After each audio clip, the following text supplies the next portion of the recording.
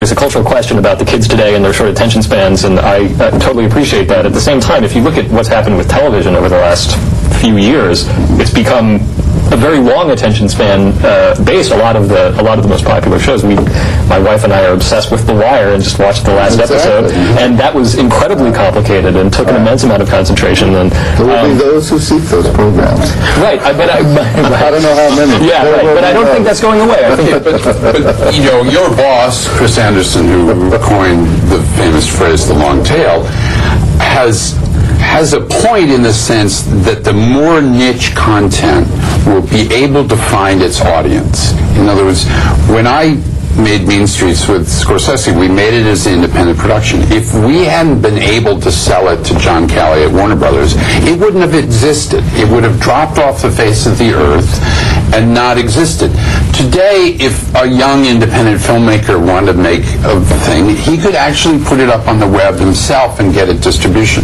So it is a more democratic forum. We do come back to the problem of how you can get anybody to pay attention to it, and that's a factor, at least Chris Anderson says, of this long tail. What is the long tail basically says that there is no extra cost to put another song on iTunes. When iTunes started, they thought 250,000 tunes, that should be plenty for every. Today there's 5 million tunes on iTunes, and the cost to put one more song on there is zip. So the point is, you can push people down this long tail. You know, the average Walmart store has 39,000 individual songs in it, so iTunes has 5 million. So because there's all that content, you can find that obscure B.B. King song that you remember because you liked that Muddy Waters tune, you know, and that allows this niche content to sit out there forever, which is a good thing. But I mean, how many more Martin Scorseses are you going to have, no matter who's making films out there? That's one of my earlier points.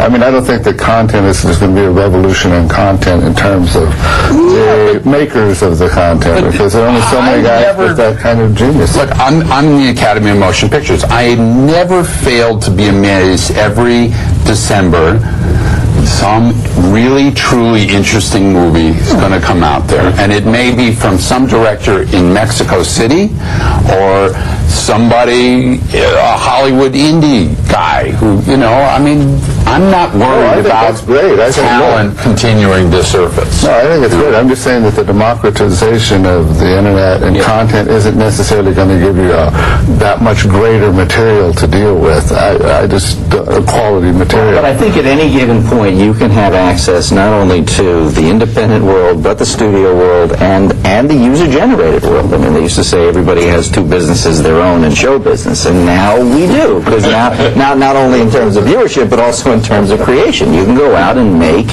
you know, if you know, student films or anything. I mean, my kids make little movies, and I don't let them put them up on YouTube, but they could. I mean, those are it's the mile wide and an inch deep phenomenon again. And the question then becomes, okay, that's entertainment as art. What about entertainment as commerce? Who's making money off of that? And so far, the model that seems to be working is the one where you attach an advertisement to it. And that's, then to go back to the beginning of our conversation. Well, and it gets to the point of what you were saying about going from the push model. You know, it's not just the model of the providers that is changing, it's the model of the audience. I think the audience doesn't think of themselves as receptors, you know, anymore. Right. They're co-creators in a lot of ways. By the way, what's really fascinating, because in my graduate class I teach a bunch of kids from Korea and China. Their tastes are changing radically, and they're much more interested in their own world. There was a time when Hollywood movies with Schwarzenegger and Stallone had 85% market share in Korea. Today we have maybe 45% market share. And that is because with cheap production tools, young Korean directors, some of them trained at USC and UCLA and also began to make movies, and people in Korea began to like to look at their own faces rather than the target audience. Yeah, I mean, and so that possibility is changing everything all the time. You know, I mean, Baywatch used to be the most widely distributed TV show in the world. That doesn't exist today. So there's a cultural component that's changing because of this. Yeah, because in every little country, people have these cheap production tools to tell their own stories. And that, to me, is a good thing. Just like African music can get distribution now, and the top 20 in Sweden is 50% Swedish, you know? So that reduces the cultural influence of our society around the world. I think we're being diffused by worldwide entertainment and access and availability and the democratization of, video cams and et cetera and so forth. Yeah, this also hit at just the wrong time for America as a, I talk about soft power a lot. Politically, you mean? Yeah, I mean, a lot of people dislike us because of our president, so it's very easy for them to shun our entertainment products as well. Now, that could change, hopefully in another 9 months, but it isn't a great situation right now, and certainly, the world is looking at their own entertainment products now. Patrick, you had compared, you were quoted as saying that the atmosphere in working in new media now is kind of like it was when Fox TV was just starting. And not necessarily anything goes, but a lot more freedom for those involved in it. Well, the atmosphere at Fox in the very early days was, it was a renegade organization designed to bring in, established creative talent and let them do what they want. Matt Groening got to do The Simpsons without executive interference, despite the fact that he had never done a television program. He had James L. Brooks to help him out, of course, but that spirit, I think, exists on the internet because, among other things, you have a fair amount of user-generated content that obviously has no control by, a corporate oversight or a studio oversight, and I think that's what's one of the legacies of, I think, our 3.5-month strike was that writers used the internet to win the internet. There was a lot of YouTubing, there was a lot of blogging, there was a lot of, we communicated by email so that we could, and began to develop relationships in Silicon Valley and places where otherwise, the developers of that kind of content would be, would encourage and you see that in the presidential campaigns now as well, to a much larger extent than you ever did before. Yeah, I think you'll see it everywhere. And as opposed to when we went on strike in 1988, it actually generated, the legacy there were programs like John's, where the studios developed ways of doing content, entertainment without the traditional players, the writer. This time, the writers are developing generation of content without the traditional player of the studio and the network, and that I think is going to be a major legacy of this. I think your point about the political campaigns is really instructive, because if you look what happened in January, Obama had built an organization that was totally bottom-up, internet-centered, and so he had close to 1 million people who had donated a small amount of money online. And Hillary had built an organization that was totally top-down, a lot fewer people who had already given the maximum $2,000. And all of a sudden they realized that it wasn't going to end in February 5th, and she was out of money. Yeah, they had maxed out. Yeah, and she couldn't go back to those people, whereas Obama could go back to his people time and time again because he built this bottom-up, internet-based system. Yeah.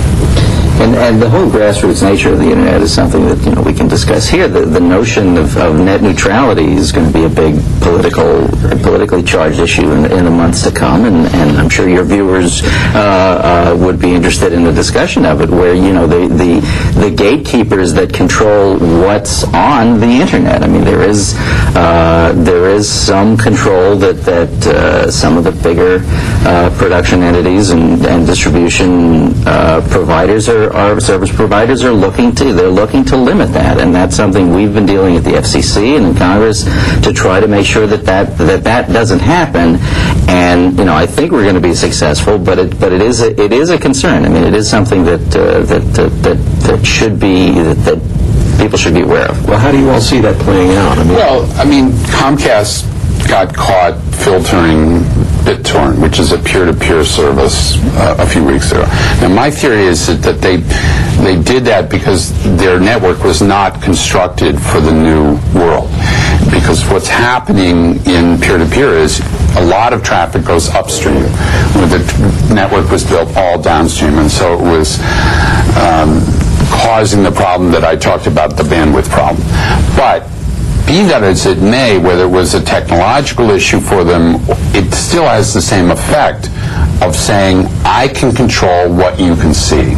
And that is not what this platform was built for. This platform was built that any kid has the same access to me as some big media organization in terms of putting up his video.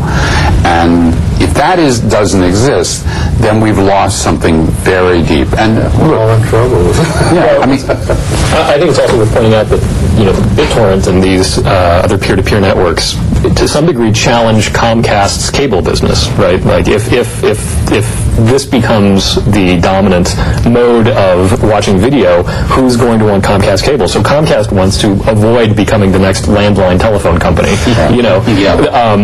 that had its sort of pipe taken away from it, or basically emptied out.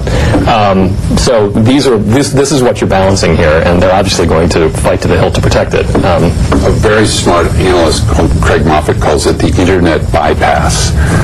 And that's something that they're fearful. And look, we have to understand that there are certain things called natural monopolies. I mean, it's not a good thing, but the number of people who can construct a wire into your house is probably going to be limited, who have the capital. And we all remember what happened in 1999 and 2000 when we thought we were going to have this plethora of CLECs, all these new carriers, and they all went bust. And Wall Street poured $2 trillion down the drain. They're not going to do that again. So we have to accept that. But then that's where, as Patrick says, regulators like the FCC have a role to play. No, I'm sure LA City View is carried by some Comcast cable providers. It's a fine company, and we're not here to, to say anything bad about Comcast in particular. No negative. All right, that's about our third or fourth disclaimer. But is it also changing, is it threatening in some ways to the industry here in Southern California? Because anybody can do special effects now, right? You can do it, you mentioned an example in New Zealand. Or, I mean, it doesn't have to be done here now anymore. But that's great. I mean, I believe in the free marketplace. I mean, as I said, we got 7, 6. I mean, when I started in this business, there were about 30, major content providers. Now we're down to 6, 7, 8, depends on how you count them. And, you look back 50 years ago, and the top media company was NBC. So they've obviously held on for a long time and will continue to. But you look back 100 years ago before that, and it was actually Western Union. So you don't think of them as a big, but over time, I think there's naturally going to be an evolution in who the players are and whether it's any one of these Maybe big 7. Can I just put a little bit of a dystopian notion out here, just the other side of this? Because we're all talking about the efficacy of advertising and supported content, and obviously since the dawn of radio, that was how entertainment got financed. But the research I see says that every individual in the United States gets hit with about 4,000 to 5,000 advertising messages a day. You're driving on the freeway. You may pass hundreds of billboards and so on, and you don't even see them. It could be that there will be a movement afoot to try and protect yourself from advertising, or somehow. And now I don't know if it can happen, but I've heard some friends of mine say that they're just using Facebook Mail as their only mail client because they only want to get mail from people they know in their network.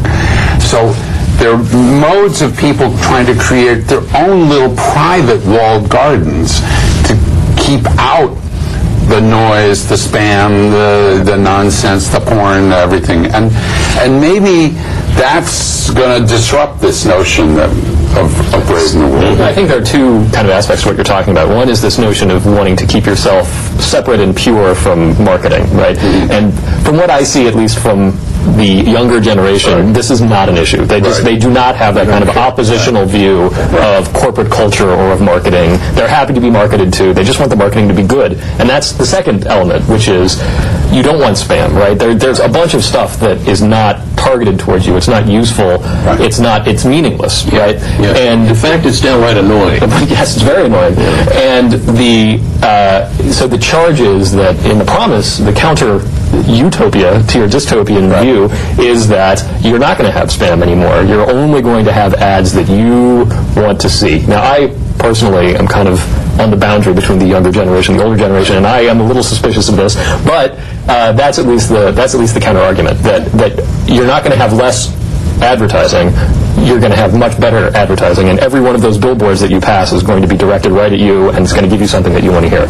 There's also this, to speak of dystopian advertising, this notion of product integration that's becoming a difficult thing for writers. We dealt with it tangentially in our negotiation, but for actors particularly, the idea that you because people are speeding through the commercials, they now bake them into the programming itself. And it's one thing to have a bottle of bottled water on the table that you see the name and they paid for promotional consideration, and there's even a disclaimer at the end of the show. It's another thing to actually then have the actor or the writer write a line that says, "Wow, this is crisp, refreshing Arrowhead water." I mean, that's an advance on the advertising intrusion into the way that content is created, and that is becoming a real dangerous sort of corollary of how advertising is insinuated into the content, and that's harder for the viewer to police, other than just to turn it off, because you can't speed through the commercial. You just stop watching that programming if it becomes advertainment. But again, I think that certain populations are more sensitive to this than others, and if you look at what's happened to hip hop, for instance, over the last, I wrote a book about hip hop. If you're watching this, go to Amazon and buy it, please. What a great way to promote that. Yeah, this is great. All of a sudden, rappers started taking money to rap about Courvoisier or whatever it is, and nobody cared. We're going to have to wrap it up there. I really appreciate it. We've covered a lot of ground, though, and thanks to all of you. Appreciate your insights and for taking part in the program. And we want to thank you, the viewer, for watching. Until next time, for all of us here at LA City View, I'm Dave Bryan. Thanks for being with us.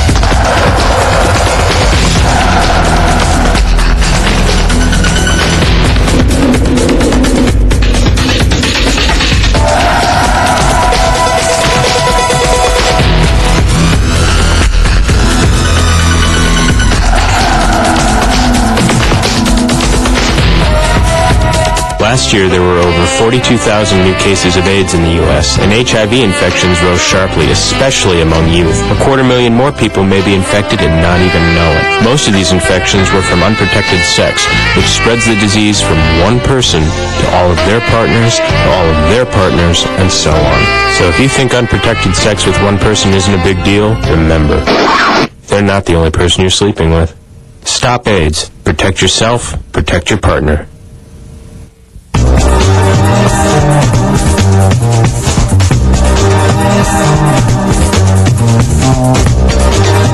LA City View Channel 35. Your city, your channel.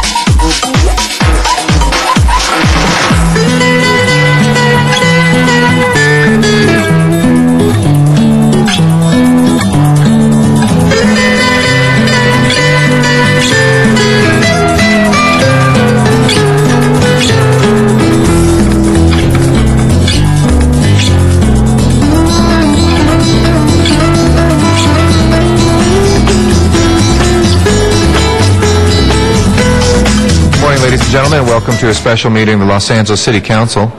We are here in John Ferraro Council Chambers. We have 8 members here. We're waiting 2 more members, Council members Alarcon, Gruhl, Huizar, Weiss, and Wesson. We need you to join us right away so we can begin the meeting. Mr. Cardenas is expected at 9 o'clock and Mr. Smith is excused. Again, that's Council members Alarcon, Gruhl, Huizar, Weiss, and Wesson. If you please make your way down as soon as possible, we can begin the special meeting. Thank you.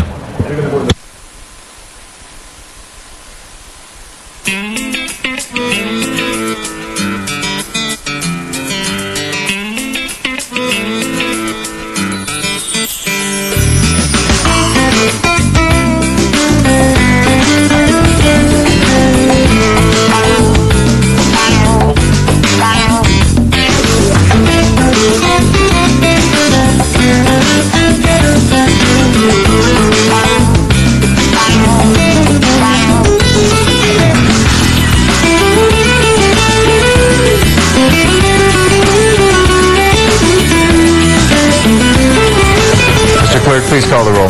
Alarcon, Cardenas, Gruhl, Hahn, Weasel, Labange, Parks, Perry, Reyes, Rosendahl, Smith, Weiss, Wesson, Zine, Garcetti. 10 members present and a quorum, Mr. President. Okay, we have for the special meeting 2 items. We have one does not require public comment, the other we have had public comment on. Is there any motion to reopen the public comment from council members?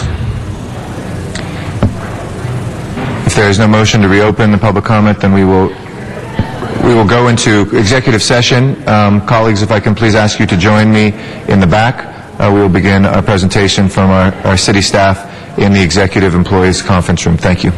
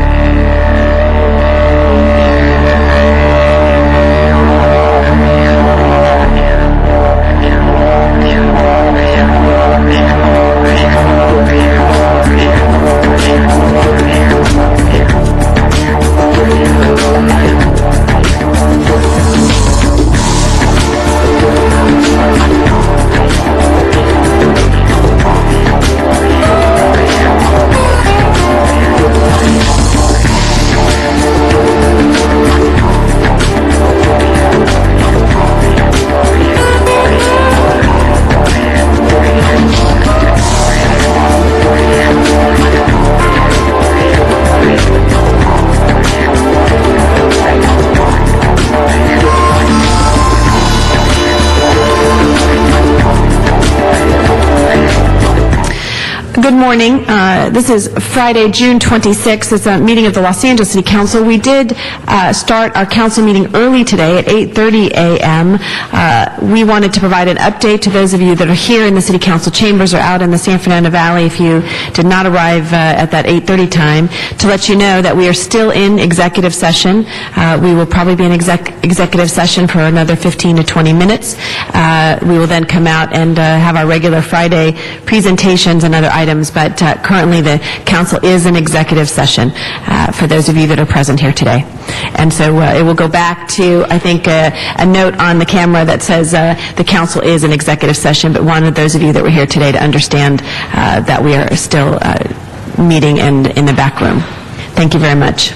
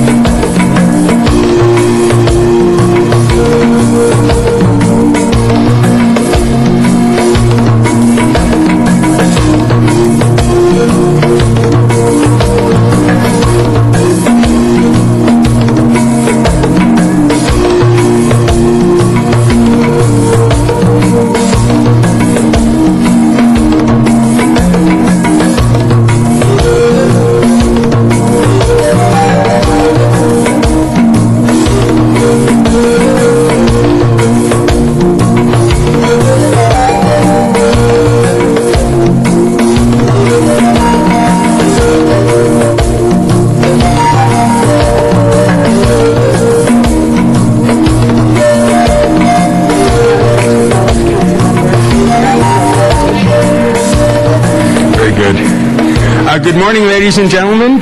We are beginning our presentations on this glorious Friday, June 26, 2009, in the City Council chambers. I'm Acting President, Councilman Bill Rosendahl. Our first presenter is my colleague, Jan Perry. Thank you very much, Mr. Rosendahl, and it's with great pleasure that I stand here today to recognize Mrs. Emmy Yamaki, a woman whose life has been spent in service to others. Mrs. Yamaki is a tremendous community leader and an advocate known for her spirit of volunteerism and great generosity. She married Joe Yamaki, a veteran of the famous 442nd Regimental Unit, and they enjoyed 63 years of marriage, had 3 children, 4 grandchildren, and 1 great-grandchild. Mrs. Yamaki has a long history of service to the community. She has worked with the Parent-Teacher Association and the United Way for 25 years, the March of Dimes, and the American Heart Association for 15 years, the Boys and Girls Club for 10 years, and volunteered with numerous Board of Education committees, as well as Roosevelt High School's College Corner for 10 years. She worked as an educator and helped support a number of community organizations during her long and distinguished career. She worked as a reader assistant for Roosevelt High School, a part-time secretary bookkeeper for All People Christian Church, a social services coordinator at the Japanese retirement home, and currently is the director of the Koreisha, now correct me, Chushokukai, a nutrition program for the elderly. In 1996, Emmy Yamaki was named Woman of the Year by State Assembly person at the time, Louis Caldera, and at the Women Making a Difference in the Heart of Los Angeles Awards ceremony. Yesterday, Mrs. Yamaki was recognized for founding the Little Tokyo Senior Nutrition Services, which has been offering low-cost, nutritious meals to seniors for the past 33 years, and all of that was brought together and highlighted and organized by Darlene Kuba Fujioka, who really put her heart and soul into making the event a tremendous success. Mrs. Yamaki is a shining example of how one person can make a difference in the lives of many. Her generous spirit and willingness to devote her time and energy to others sets her apart as a true community champion. She is a phenomenal woman whose dedication and service has improved quality of life, not only in the 9th District, not only in Little Tokyo, but for the entire city of Los Angeles. She is a strong woman who is committed to the community and will continue to be an advocate for those who are in need. So I'd like all of us to join in giving her a heartfelt round of applause that is well deserved.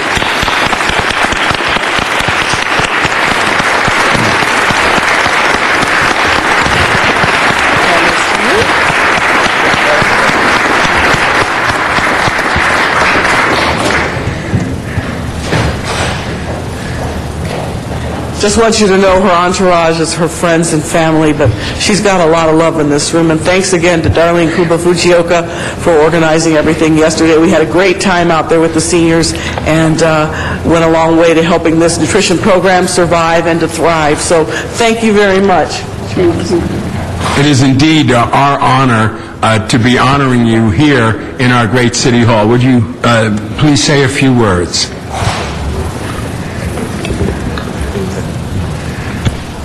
Thank you very much, Ms. Walters. Well, I did serve at the community and the hot lunch program for 30 years, but it was a lot of work, but it was so much fun, and I'm certainly glad that I had the 30 years.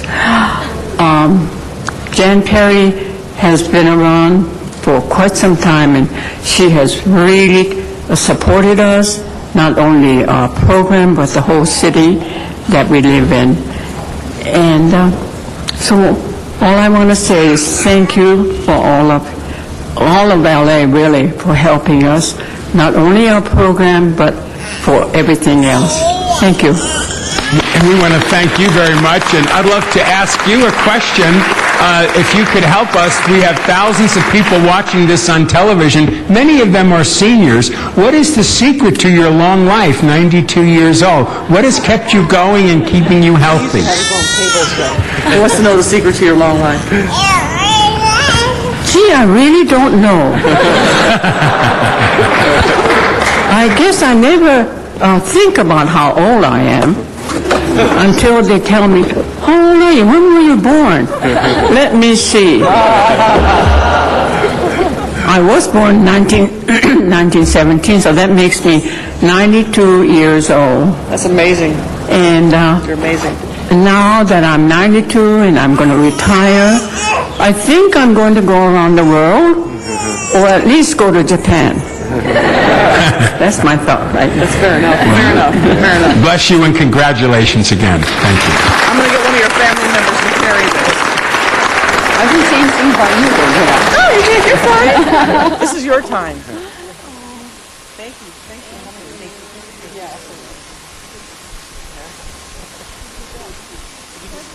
Yeah, that's why I wanted to take the pictures first. So you guys didn't have to wait around. I'm going to give you an envelope for this.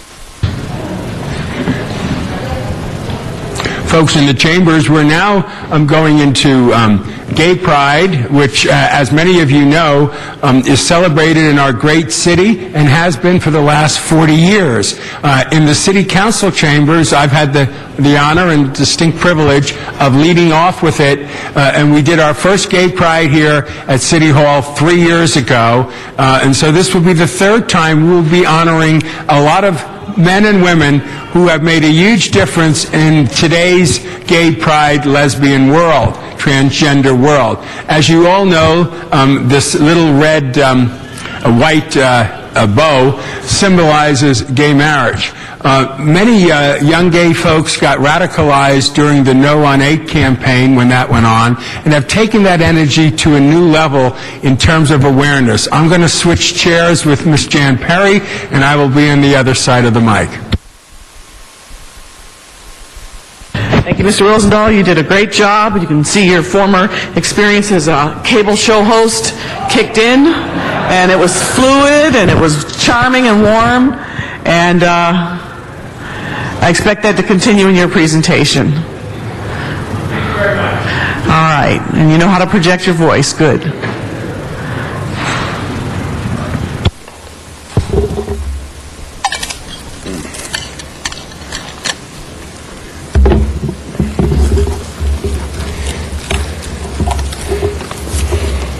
If I could ask those folks in here for this presentation to come on, stand up, and many of you get behind me so you can all be in the cameras and everything else as we go forward with this. There are many folks we're going to honor today.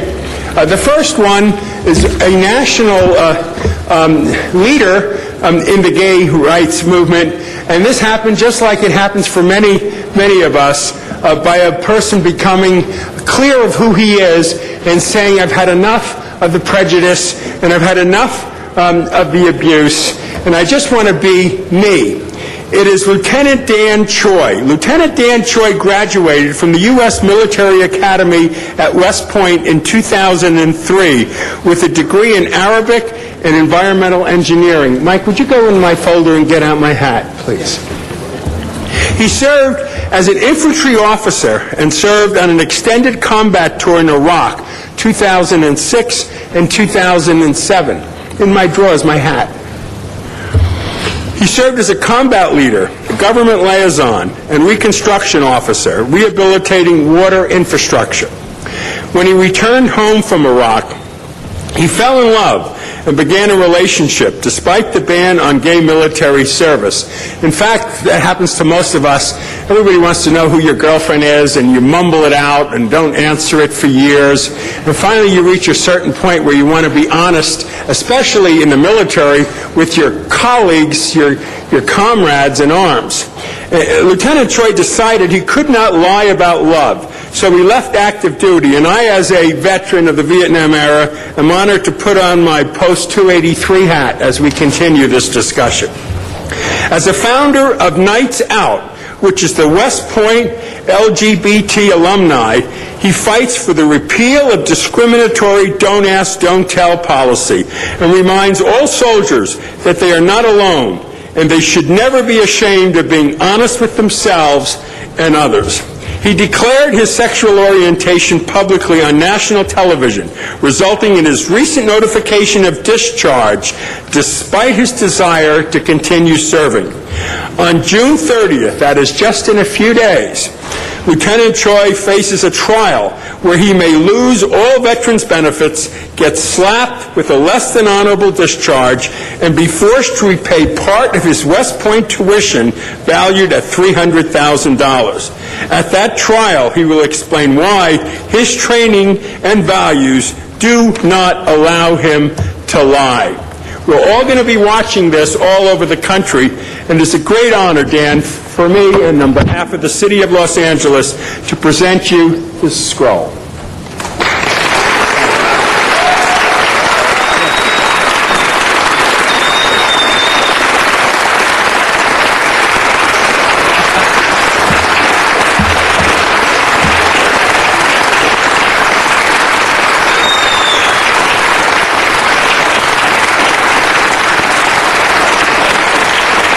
Lieutenant, say a few words. Well, when I would talk to city councils and councils of sheikhs in South Baghdad, I would start off a little bit like الخيل والليل والبيضاء تعرفني وسيف ورمح وقرطاس وقلم أنا الذي نظر لعمل الشعر وأسمعت كلماتي من به صمم. But I won't tell the entire poem. I'll just say thank you to the city of Los Angeles. Thank you to groups like the Courage Campaign. Thank you for your courage to stand for all of our troops, to support all of our troops, and not just some of our troops. What we do, and what a lot of people would call the gay rights movement, I want to correct. It's not a gay rights movement. It is an American movement. It is a responsibilities movement. It's an American responsibilities movement.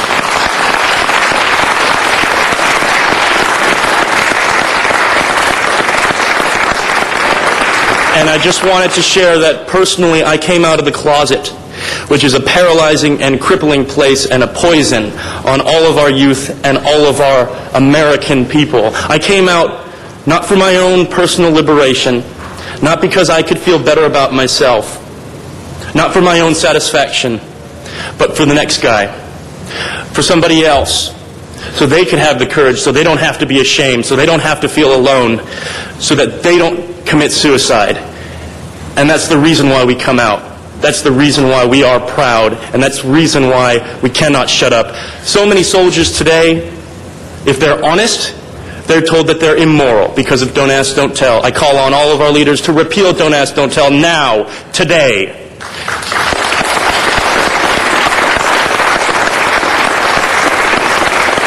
And that we finally put an end to the investigations that tell a soldier because he tells the truth that you have a right to remain silent. I tell you very clearly today that in the face of this injustice, silence is not a right.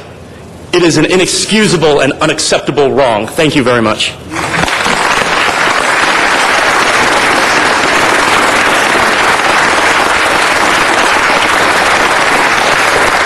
I might also add, when I was in the military during the Vietnam era, it was not an issue.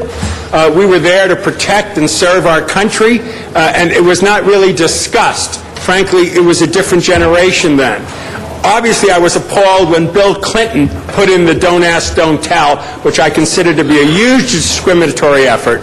And I say to Barack Obama, follow through on your pledge to us and get rid of Don't Ask, Don't Tell now. Thank you again, sir. Have a seat right over there. Right up front next to Mike on the other side. Can I keep this? Yeah. As you can see, Mike Bonin is coming up to hear me right now. Mike, come over here for a quick second. I'm going to honor him at another point. Mike Bonin is my chief of staff, who happens to be gay, and there are many city staffers here right now in the room who work for the other elected officials and serve in various significant parts of our city government. They are chairs of departments, they're executive directors of this and that, they're on commissions. But for us council members, some of the backbone of our energy comes from our staff, and a lot of our staff members are openly gay. Mike Bonin is my chief of staff, and he organized this today because I basically said it's time for the next generation of gay leaders to assume their responsibilities, to be in the limelight, and to provide hope and leadership for the rest of the gay community, not only in Southern California, but throughout the nation and the world. And when we talk about the world, though we're arguing and fighting here for our basic civil rights, and to use Cleve Jones's statement, we're going to Washington on October the 11th, and we're going to go, why? That's right. We want equal protection under the law in all matters governed by civil law in all 50 states. That's going to be the theme. So even if we have gay marriage overturned in California, it doesn't solve the problem, because most of the discriminations against us are national legislations that have to be changed. We need to separate church and state. We need to give gay people the basic civil rights and human rights that everyone else takes for granted: inheritance, IRS issues, health issues, Social Security issues. If your partner's from a foreign country, the opportunity for that person to become a citizen. The same rights that committed hetero couples get, gays should get as well. So we're going to be there on October 11th, and Obama, you better listen and you better start acting. We're getting tired of it all. Okay, again, thank you, Mike. The next person we're going to honor is Lisa Powell. Lisa is the heart and soul of a dynamic new grassroots training.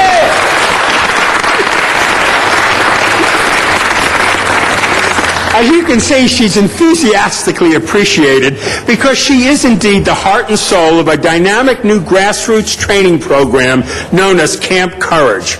Modeled after Camp Obama trainings that built the grassroots army of field organizers that elected a president, Camp Courage is training hundreds of new activists to repeal Prop 8 and restore marriage equality. Lisa is the lead facilitator of the program, guiding people to find their voices as leaders and organizers.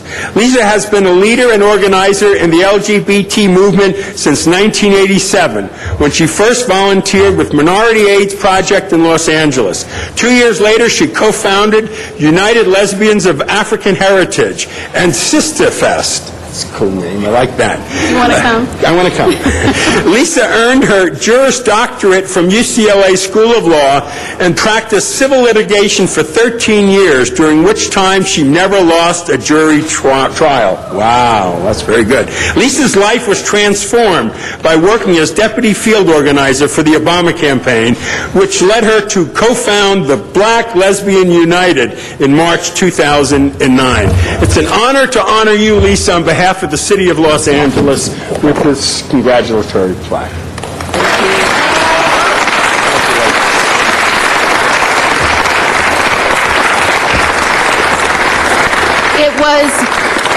It was 1990, and a group of us in a newly formed Black lesbian organization decided we were going to march in a Black History Parade. Not gay pride. It's a Black History Parade. So here we were, coming down the street. The streets were completely packed. All of the bands were playing, people were clapping, and as we approached the bleachers where our name was going to be announced, they announced our name, United Lesbians. And when they said lesbian, the streets went silent. The clapping stopped. Parents started covering their children's eyes so that they would not see our contingent. We continued just waving, cheering, and went right on through the silence. Well, that was 20 years ago. And in January of 2009 of this year, a contingent of Black lesbians and proud Black gay activists marched in the Crenshaw District Martin Luther King Day Parade. And guess what happened? This time, we were greeted with cheers, applause. I tell you, I broke out in tears when I saw an elderly Black grandmother struggle to stand up from her lawn chair to give us a standing ovation. What a difference 20 years makes. And I'll tell you, that is the arc of justice bending. And who would have known that after the election of Barack Obama and after our defeat at Proposition 8, we would enter into a whole new movement where it's not just about gay rights and getting something for us. It is about all of us standing together, knowing that America can do better. So this time, it's not just us. It's not just this little group of black lesbians who thought, okay, let's march in the Black History Parade. We're standing with friends, families, allies, faith communities, unions, everyone, to transform this movement. It's simply about doing what's right. So thank you very much, Councilman Rosendahl. Thank you, City Council. Thank you, Los Angeles. And I say one thing, yes, we can. All right.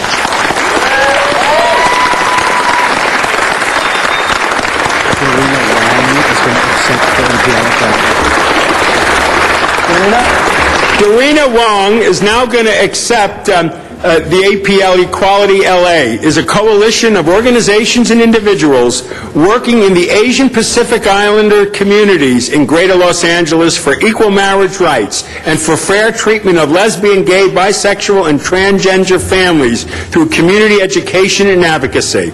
From its founding in 2005, Asian Pacific Islanders Equality LA has bridged the LGBT community with civil rights and other social justice communities, united by a common understanding of the parallels between past misunderstandings and current marriage equality struggles. The organization's actions have included phone banks in English, Mandarin, and Cantonese, calling Asian Pacific Islander voters from up and down the state, but particularly in Southern California, urging voters to oppose Prop 8. Tabling at festivals including the San Gabriel Valley Lunar New Year Festival in Alhambra, the Thai New Year's Songkran Festival in Thai Town, the Festival of the Filipinos Arts and Culture in San Pedro, the Lotus Festival in Echo Park, the Indian Independence Day Festival in Artesia, and the CSW LA Pride Festival, and many more. Working with the API ethnic media in educating reporters and ensuring full representation of the LGBTQ community by providing the API LGBT spokespeople to do op-eds, letters to the editor, and personal stories, even more articles, doing research work for the Asian Pacific American communities with the Christians and Buddhist communities. So much of this is about educating people, empowering people, helping people understand us as we are. We are everywhere. We're part of every culture. We're part of every religion. We're part of every ethnic group throughout the great planet. Congratulations for your fine work. Thank you. Thank you very much. You want to say a few words? Oh, sure. Yes. Well, thank you, Councilman Bill Rosendahl. First, I want to congratulate all the awardees for all who have contributed so much to the civil rights of the LGBT community. It's truly a privilege to be up here alongside so many other remarkable people. So on behalf of API Equality LA and as one of its co-chairs, I am really grateful to accept this honor for our work fighting to defeat Prop 8. We appreciate your recognition for our work to garner support for marriage equality in the API community, and also your recognition of the great diversity within our LGBT movement. We've grown tremendously since beginning in 2005 from a handful of activists to dozens of community activists and a listserv of over 1,500 supporters. And because API Equality LA is primarily volunteer-driven, we've been able to be successful in our efforts because of hundreds of volunteers who have devoted thousands of hours to as all those activities that Councilman Rosendahl just listed, and for the last several years. It's been thousands of hours to educate the API community about marriage equality and also about the needs of the LGBT community. Our success has been due to Also to the dedicated, our community organizer, Kat Komarath, our wonderful steering committee, and as I said, our energetic and passionate general members, some of which are right here behind me to support me. We've tried to change the hearts and minds of API voters by reaching out to religious leaders, community members, limited English-speaking immigrants, and building bridges with other communities of color. Personally, I have not enjoyed working more with another community-based group than API Equality LA because of the talented and smart and inspiring individuals that have made API Equality the effective, well-respected organization that it is. And it has truly been a group effort, which is why there's not one individual recognized, because all of us have poured, many of us have poured our energies and our resources into building political power for the API LGBT community. And to raise our visibility within the API community, within the LGBT community, and within the mainstream community. So we've tried to provide a voice linking the struggles of the LGBT community to the struggles of other underrepresented minorities who have also lost their rights at the ballot box. So, though we have a lot of work ahead of us, we recognize that, it's events like this that re-energize us and reinforce our commitment to reaching full equality for our community. So again, we want to thank Councilman Bill Rosendahl, his staff, Mike, and all of the LA City Council members and the City of Los Angeles for this great honor. And we promise you, we will not rest until we win back marriage equality for all California LGBT community.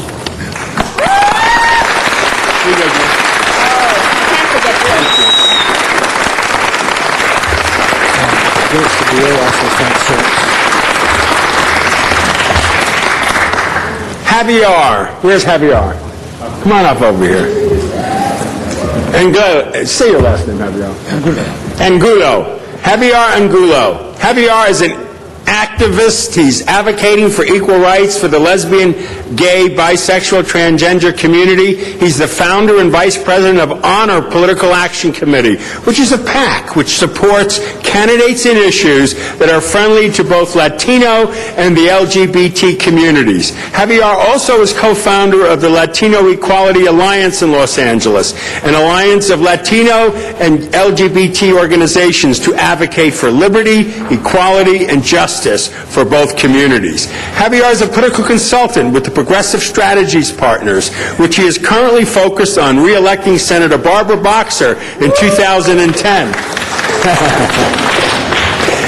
And in electing Hector de la Torre for the California Insurance Commissioner. In addition to managing and volunteering several campaigns, Javier serves as Deputy Political Director for the No on 8 campaign. Javier has an extensive background in Latino civil rights and advocacy, including the Congressional Hispanic Caucus in D.C., the Mexican American Legal Defense and Education Fund, MALDOF, and the National Association of Latino Elected Officials, NELO. In 2008, Mayor Antonio Villaraigosa appointed Javier to serve on the Los Angeles East Area Planning Commission. Javier is also serving as an appointed commissioner for the Los Angeles Neighborhood Council Review Commission in 2006 and 2007, and served as an elected member of the Lincoln Heights Neighborhood Council. I might say also he has, as has some of the others, all of the others, have received a plaque from Senator Gil Cedillo up at the State Assembly, also honoring and recognizing it. But at this point I'd like to mention we've talked about African Americans, we've talked about Asian Pacifics, and we've talked about Latinos. There's several messages that happen in this presentation today.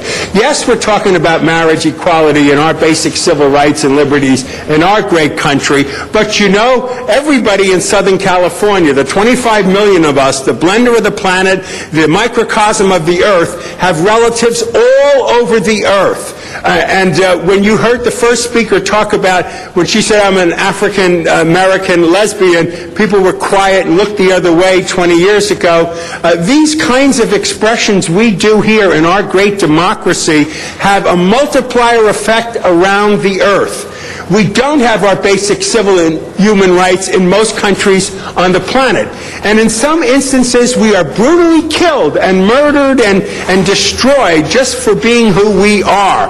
We did a special presentation here about being in Iraq with 130,000 American troops and spending billions of dollars, and young Iraqians are rounded up and murdered right in our midst because we happen to be gay. So we send messages not just to Californians on Prop 8 or to our great nation to separate church and state, but also to everyone all over the planet, that our gay brothers and sisters throughout the earth need the same basic and human rights that we are fighting for here in America, but we need it all over the earth. And this is a serious commitment that all of us bring as we stand here in this great city, which is the blender of the planet. On that note, it's your turn.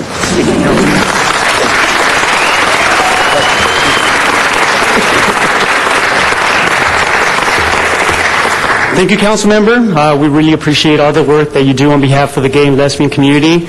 And in 2005, the Honor Political Action Committee was founded because we needed to break the silence. We needed to break the silence in the Latino community because there are gays and lesbian brothers and sisters, there's uncles, aunts, and there's a lot of community members that really live a life in the shadows. And the goal of the Honor Political Action Committee is to bring our community out of the shadows and support local elected officials that represent and that fight for gay and lesbians and the Latino community. It's not an exclusive issue. I've worked in civil rights for about 8 years and continue to do civil rights. And the transition from Latino civil rights to LGBT rights is seamless. We're talking about the same issues. We're talking about basic human rights. And we're talking about living a life full of happiness and with the respect and dignity that all people deserve. Definitely, the work in the Latino community is not done. We cannot do it overnight. We cannot do it in one campaign. And we need to invest and continue to work in the Latino community so that we can win marriage equality. The Latino community is growing. We're the fastest growing ally. And we need to make sure that we continue to support the efforts in the Latino communities. And I look forward to working with the City of Los Angeles to do just that. I also want to thank my colleagues at Progressive Strategy Partners, which dedicated their time in 2008 to defeat Proposition 8.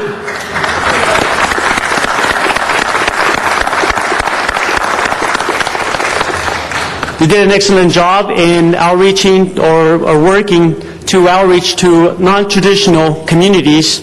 But we understood and we learned that it's not an overnight thing again, and we need to do a long-term effort.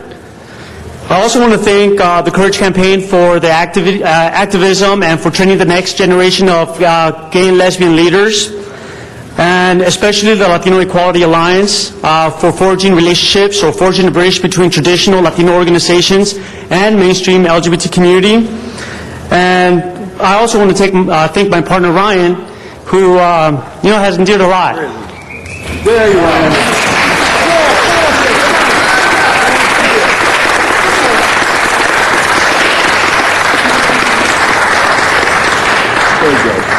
Thank you. Partners are usually the ones that have to carry the heavy load, not necessarily being at home and working long hours.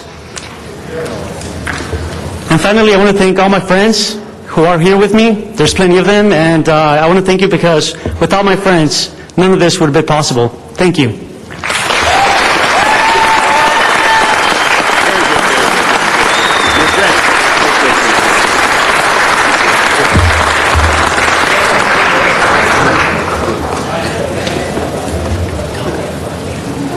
Dalia Ferlito. Come on up, Dalia.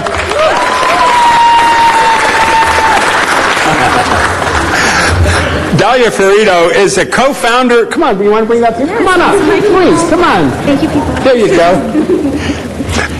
Is a co-founder of Equal Action, which focuses on youth engagement in the battle for our rights.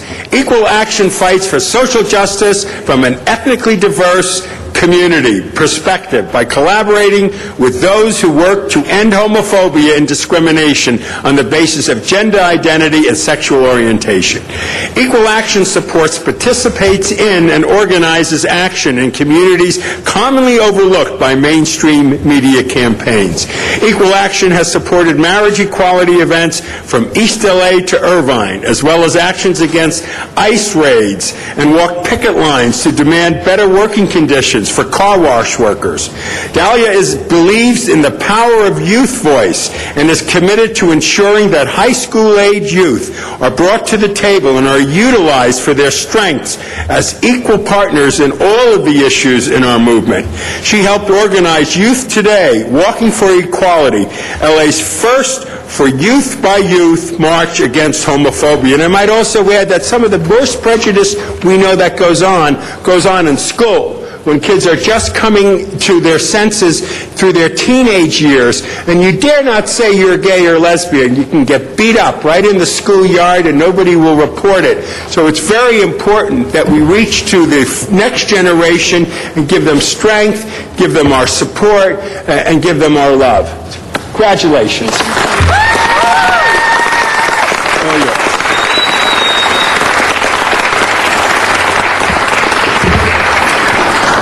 Well, I'd like to thank everybody. I'm usually not the speaker. We usually leave the speaking up to these wonderful people, Richard and Ariel, so I'll try to do them justice. I would like to extend my gratitude to you, Mr. Rosendahl, for having an award that recognizes the hard work in our community. And I want to extend also my gratitude and thanks for raising awareness about the torture of gay Iraqis and having the will to take a stand and making Los Angeles be accountable to the torture that's happening in Iraq. So thank you. And I also want to acknowledge all of the recipients. I think I've seen all of them either on the streets or exchanged emails, and a lot of them I've never seen their face until today. So, or some of them I've only seen their face and never knew their names. So it's nice to put everything together today. So thank you, everybody. And also, this award goes to Equal Action. And this is my lovely Equal Action family, Stephanie, Kimler, a couple people that couldn't be with us, Daniel and Antoinette. And I also want to acknowledge the most amazing youth that anybody will ever come across ever in their lifetime. And that would be two of them I have with me, Ariel and Richard, right here.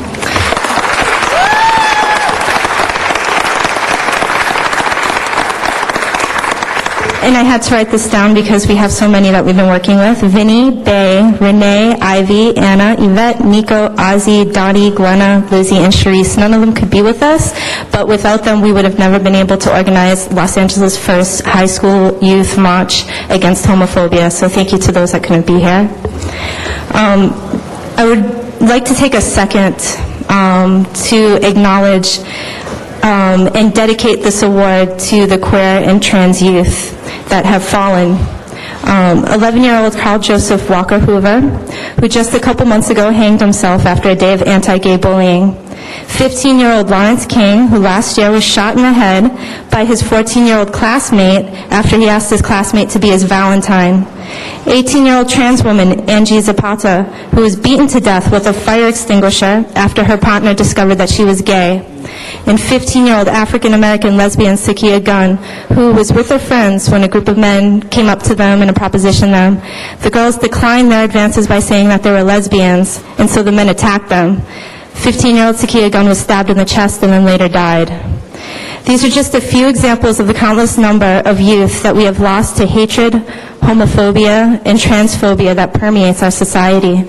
I would love to see the day that we can coexist and others see us for our strengths and beauty, rather than judge us, fear us, or hurt us because we're different from them. I would like to say something to all of the LGBTQ youth that are struggling at home, at school, and on the street. We haven't forgotten about you. Councilman Rosendahl hasn't forgotten about you. The City of Los Angeles hasn't forgotten about you. Equal Action hasn't forgotten about you. You are all very strong, and you're all strong soldiers of love, so please keep on fighting, because we haven't forgotten about you, and we won't rest until you're safe at your houses, at school, and on the streets.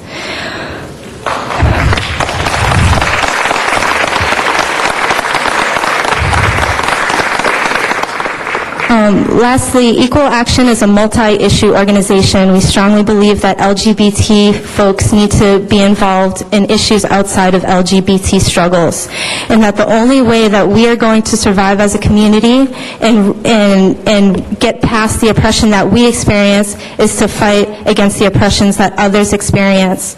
So I would like to take a moment of silence to honor those that have been silenced by being killed and kidnapped in Iran while fighting for democracy. So if I can please have a moment of silence.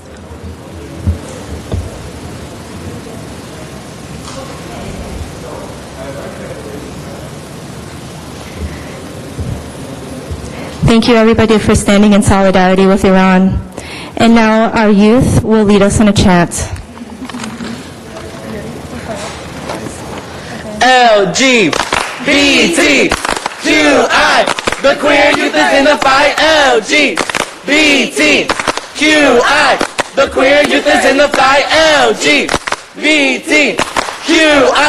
the queer youth is in the fight. Woo!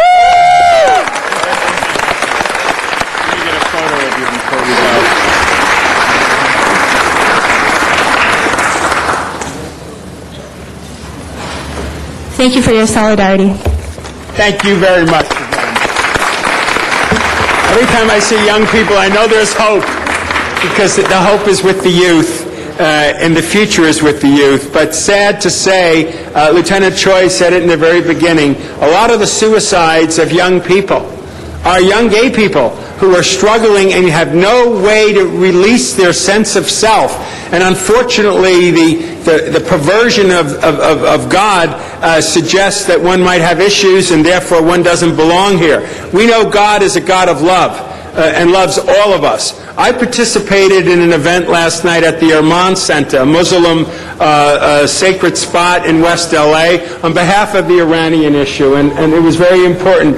I kneeled down and I prayed, and then when I spoke in the mosque during the middle of the prayer, I talked about Allah and I talked about Muhammad, as well as I did Moses and Yahweh and Jesus and all of Christianity. There's one God and we're all God's people, and how we get there is our own spiritual quest. And we all should be treated with respect and dignity. And it didn't go unnoticed by the Muslim community that I am an openly gay guy. I don't make it an issue. But it does impact them just with me praying with them and getting up and speaking with them. And it says over and over again to everyone, just love thy neighbor as thyself. Show respect and be grateful that we happen to be here on this earth. The next person we're going to honor is somebody I've known for a bunch of years. His name is Vincent Jones. Vincent is one of the leading lights of the new LGBT movement. He is the founding member of the Barbara Jordan Bayard Rustin Coalition, an African-American LGBT organization. He's a member of the Los Angeles Steering Committee for the Lambda Legal and a trainer at Camp Courage. Lambda Legal is the organization, the legal arm of us that gives us the understandings of the constitutions and our rights and fights for us indefatigably all the time, and we love Lambda Legal. Vincent has played a critical and crucial leadership role in recent months in bringing the LGBT leaders together on a landmark poll for marriage equality and in organizing and facilitating a statewide leadership summit following the Meet in the Middle rally in Fresno. Vincent Jones began organizing in 1992 when he led the effort to keep the peace at his high school in wake of the civil unrest following the Rodney King beating trial. He has been bringing people together to overcome challenges or achieving shared goals ever since. Currently, he's a senior program officer at Liberty Hill, where his major change is the future of grant making in the areas of economic and racial justice and the LGBTQ justice. You know, this is a great group, Liberty Hill. They sprinkle their money all around in groups throughout the region that make huge impacts and a multiplier effect on social issues. Environmental justice, especially to organizations led by people of color organizing in communities of color. It's an honor to honor you, Vincent Jones. God bless you for all you do for all of us.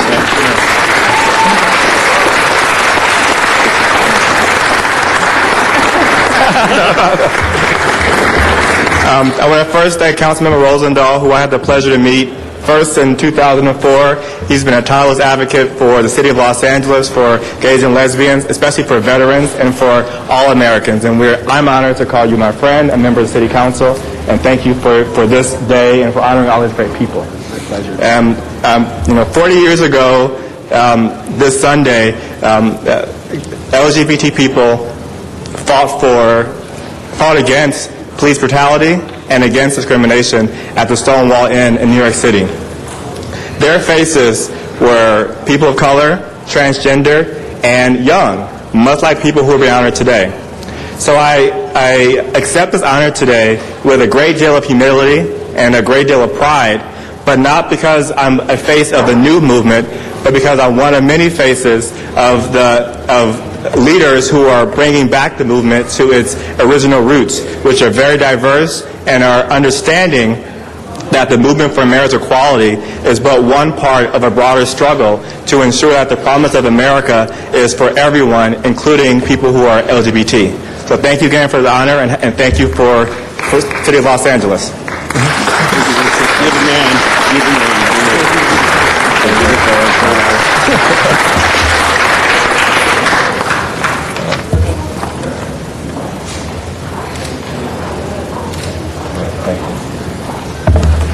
Showbiz, folks, you know the photo ops. Keep the smile.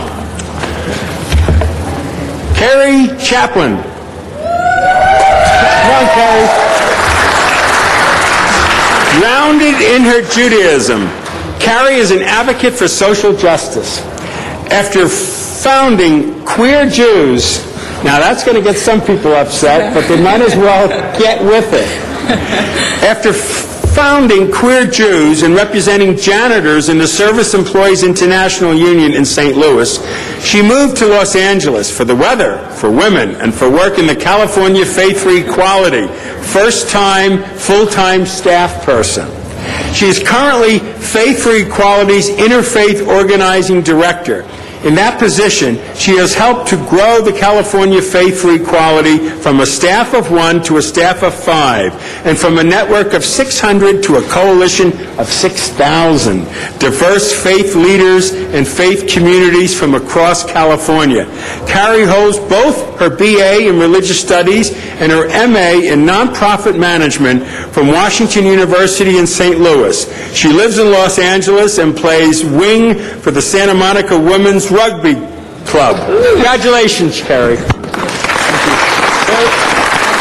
Sir, thank you for doing this again.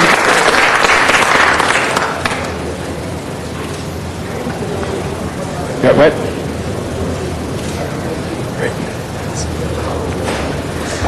My parents are here from Florida, so would you guys come up?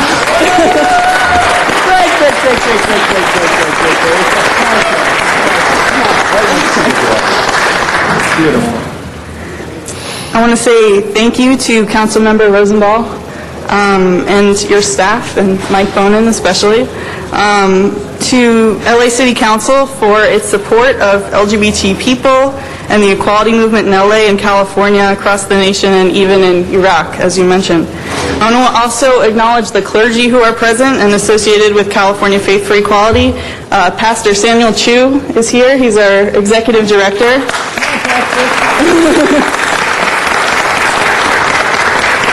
Reverend Susan Russell, who's standing up here at the front, and Rabbi Alan Freeling I saw in a couple rows back. Hey, come on up, Rabbi. We love you. Come on over to the family. When I called my grandmother to tell her about the award, I asked her what I should say during these 3 minutes, and she said, "Tell them you deserve it." A few months ago, she and I were on the phone, and I said, "Grandma, I have a date tonight." And the first thing she said is she Jewish? She might not have liked the answer, but I love the question.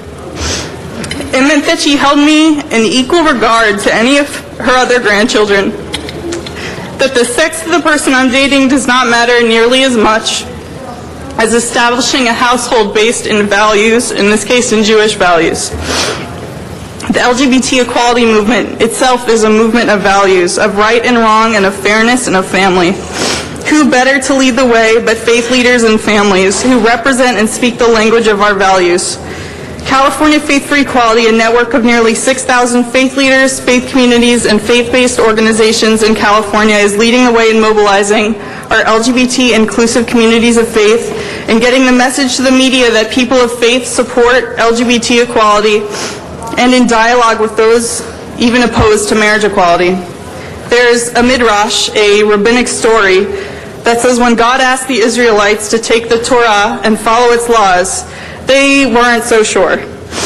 They did not actually accept the Torah until God lifted up Mount Sinai and held it over their heads. They looked up and said, yeah, we'll do this. This is cool. This is a story about decision-making motivated by fear versus that motivated by love. We can do what we do because someone is holding a mountain over our heads, or we can do it because it is the right thing to do. In our movement, love, not fear, is our core value. Love between two people, love within families, and spiritual love. My grandmother, who wants more than anything that her granddaughter should be happy and be safe, chooses to be motivated by love. She knows that equality is about values, and I think Angeline knows. In our hearts, we know that too. And next time we get a chance to vote on equality, we'll vote the right way. Oh, beautiful. Oh, you're just great.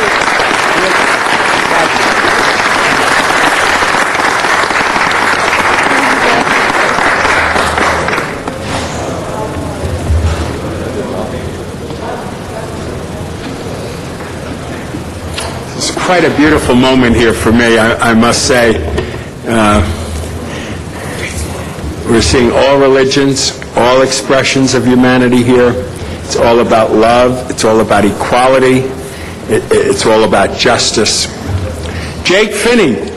Hey, Jake. Hi. How are you? Good. How are you doing? Good. Jake Finney is a transgender man born and raised in Los Angeles area. Give me another round of applause. Come on. Jake has been managing the LA Gay and Lesbian Center's Anti-Violence Project for the past year and a half, where he advocates for victims of anti-LGBT hate violence and addresses police misconduct against the transgender community. Jake provides transgender cultural competency training for service providers, law enforcement, employers, colleges, and community groups. Jake serves on the board of the Gender Justice LA and is co-chair of the West Hollywood Transgender Task Force. Jake Finney, congratulations to you for being a true leader in our community and for serving us all. Come over for a photo, please. It's all yours. Thank you very much. I'm very appreciative and honored by this award. I'd like to specifically thank Councilman Rosendahl and the City Council, Mayor Villaraigosa. And I'd also like to thank you all for setting aside time today to recognize Los Angeles' vibrant LGBT community. And it's a privilege and an honor to receive this award along with the other folks gathered here today. Everybody is truly shining today, and I'm really proud to see everybody out here. I've had the privilege of meeting many of these folks while working out on one particular issue that's been a paramount concern to everybody, and that's same-sex marriage. As you might guess, that's what I'm thinking about. And for those folks I haven't had the chance to meet yet, I hope to meet with you before we leave today, because it's rare that we have an opportunity to have so many upcoming leaders in the LGBT movement, as well as the leaders whose shoulders we've stood on, gathered in one space and able to speak and share thoughts. And one thing I want to mention, as a transgender man, I'm frequently asked, what are my thoughts about how does the T fit into the LGBT? Does the T really belong in the LGBT? Or sometimes I hear, do I feel the T gets marginalized? Well, my answer to that every time is that there are unique issues that impact the transgender community, which we work for with Gender Justice LA and the LA Gay and Lesbian Center. And those things are including access to health care and having medical treatments covered by insurance, or an exceedingly high level of unemployment for transgender people because they've chosen to honor their identity and start transitioning from one gender to another. From some folks, it's simply just trying to go to a public restroom without trying to be ejected from a restroom or to face violence. That's a daily issue that transgender people face in this community and across the country. But without a doubt, there are common threads that do tie our communities together. Discrimination based on gender identity and expression shares its roots with discrimination based on sexual orientation. In my work at the LA Gay and Lesbian Center, it's clear that hate violence, employment discrimination, homelessness, HIV and AIDS impacts people who come into our office, whether they are transgender, lesbian, gay, bisexual, or queer identified. It affects everybody. And it's essential that we all work together to build those gaps between the L, the G, the B, and the T. And to everyone here representing an organization today, I encourage next time you have a staff meeting or a board meeting, look around and think about how you can bring in other folks from the L, the G, the B, or the T if they're not already at your table. For example, ask what you can do to strengthen your alliances with transgender groups, or ask how you can reach out to more people of color or people with disabilities, for example. And then when we reach out, not just once, but continuously, then we can really learn from one another and build power for this community. As I look around today, I'm amazed at the diversity of our community here and our allies. This is truly a sense of empowerment when folks from all walks of life can come together and dedicate their blood, sweat, and tears for the advancement of LGBT civil rights. And more power to all of you and to all of us. I'd also like to introduce my co-chair for the West Hollywood Transgender Task Force, who has helped me significantly on a lot of these issues. Her name is Karina Samala.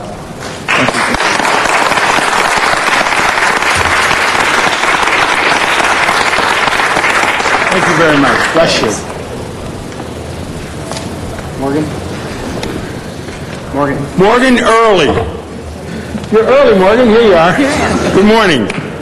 Morgan Early is a key activist with children of lesbian and gays everywhere.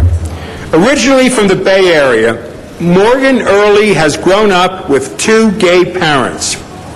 Her father and his husband have been together for 35 years, and her mother is a lesbian. When she was a kid, Morgan got involved with organizations such as Children of Lesbian and Gays Everywhere, mostly to make friends and share stories with other kids. Soon, however, she found herself doing interviews, even now and then, and leading the GSA at her high school. Since the election that passed Prop 8, Morgan has thrown herself into activism.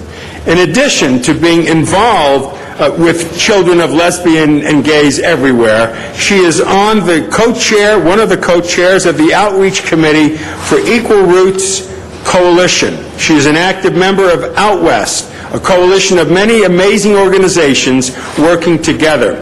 She's traveled with Camp Courage, she's met community organizers around the state, and she has given speeches at events around the state, including the November 15th City Hall rally and Meet in the Middle in Fresno. It's a great honor to honor you, Morgan.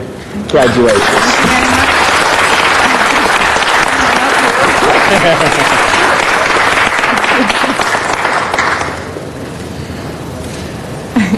Thank you.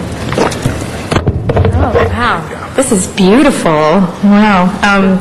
Thank you very, very much. It is such an honor to be here, and it's very emotional to be honored like this, and it's an incredible experience. I know that I'm never going to forget standing here. I wanted to tell a short story. A few weeks ago, a friend of mine within the movement, a fellow activist, text messaged me that there was a really heated debate going on Facebook on one of these links where people start discussing everything, and she said, they're talking about kids with gay parents, get on there, go, sign on.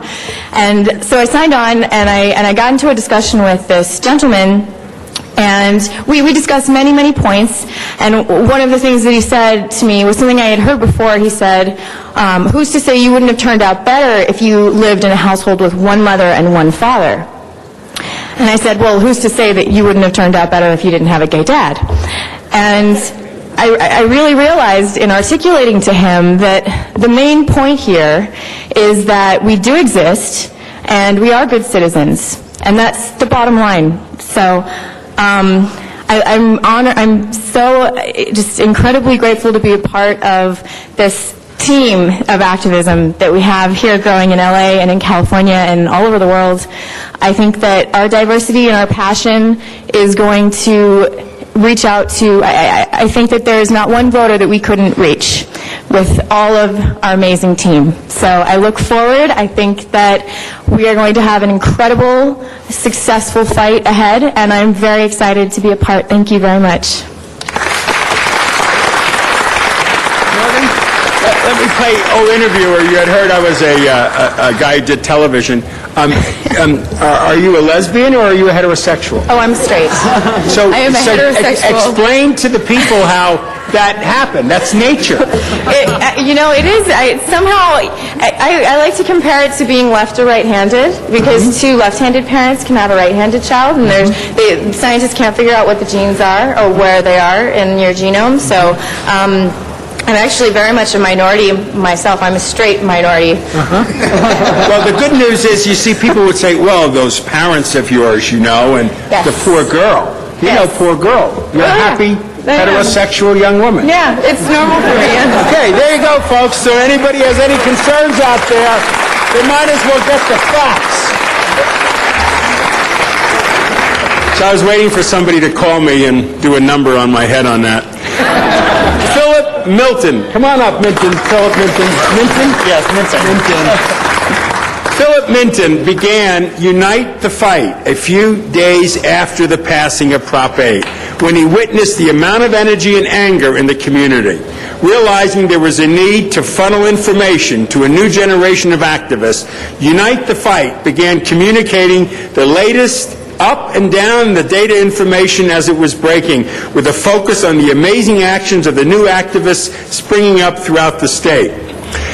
At first focusing on California and marriage equality, Unite the Fight expanded its scope as the equality movement spread past the Golden State to the rest of the nation. The blog now covers the different struggles for equality throughout the country and different parts of the world, including the torture and murder of gay men in Iraq, while still keeping to its mission statement of informing the LGBT population about the news and providing action steps that can perform to help gain their full equal rights. Most recently, Unite the Fight had the privilege of being the official blog for the statewide rally, Meet in the Middle for Equality in Fresno, California, where the blog, with the help of many fellow activists, was able to broadcast the event live throughout the internet, tape backstage interviews with the speakers, and provide live blogging posts for those unable to attend. Unite the Fight, a member of the Grassroots Coalition of Out West, will continue to work with the different organizations and individuals by providing a way to communicate to the LGBT population in an effort to further the cause for equality. If you ever want to talk about an empowerment, grassroots, leveling the playing field in the world today, it's the internet and every aspect of the internet. And when somebody really has it down, they can turn out tens of thousands of people to absolutely anything. And we want to thank you for doing that kind of organizing, for all of you. Take a photo, folks.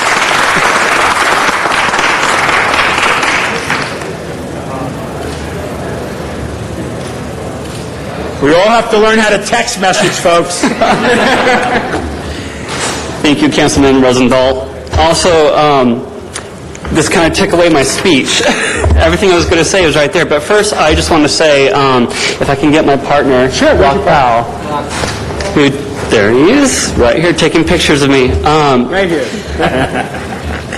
The night that Prop 8 passed, me among millions of other LGBT and allies were really, really upset. And I felt so frustrated. I didn't know what to do. And I, of course, talked Locke's ear off all night long. And he says, you got to have an outlet. You got to, what you're saying is important, but at the same time, stop talking to me and write it down. I'm a writer. So a couple days afterwards, I did start writing. And at the same time, I realized, as the bio says here, a lot of the community members were frustrated because they didn't know where to go for the protests and the demonstrations and the marches. No one knew what was happening. So I was running around, going everywhere, talking to everyone, trying to figure out what was happening next.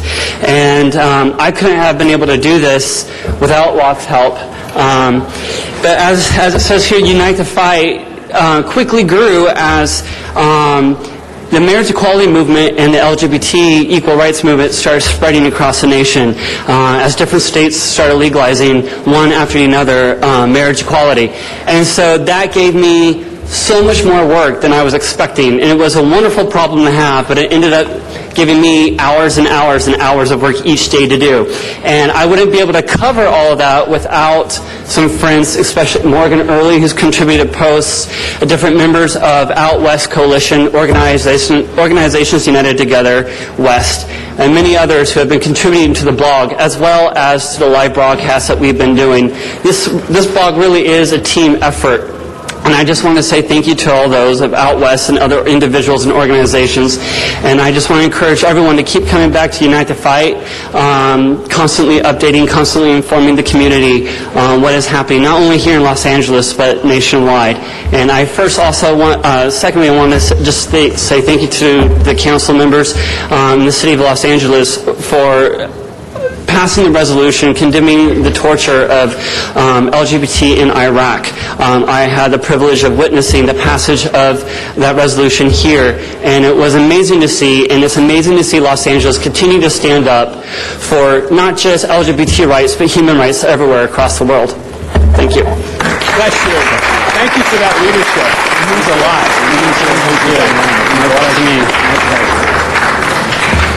Yeah, so folks need to realize that if you don't know how to run with the internet and text message, you're missing the next day, and it's really happening big time now. And so people need to appreciate the fact that there are ways to communicate and connect that didn't exist just 10 years ago that are having a huge impact on the political process. We want to honor Eddie Martinez, but Richard Salvador is going to come up, and Eddie's mother, Maria, is going to come on up. Come on up, Maria. Okay. Eddie Martinez is the co-founder of the Latino Equality Alliance and is the associate director of the Walls Los Memoriales Project, which is a nonprofit HIV/AIDS organization located in the northeast community of Los Angeles. Before the November 4th elections, Eddie spent his 2 weeks of vacation time to volunteer with the No on 8 campaign in East Los Angeles. He organized a vigil and a street rally for No on Prop 8. After the election, Mr. Martinez felt it was time to take a leadership role in the equality movement. Along with several other community activists, he helped form the Latino Equality Alliance. The Latino Equality Alliance finally gave the Latino LGBT community a voice in the movement.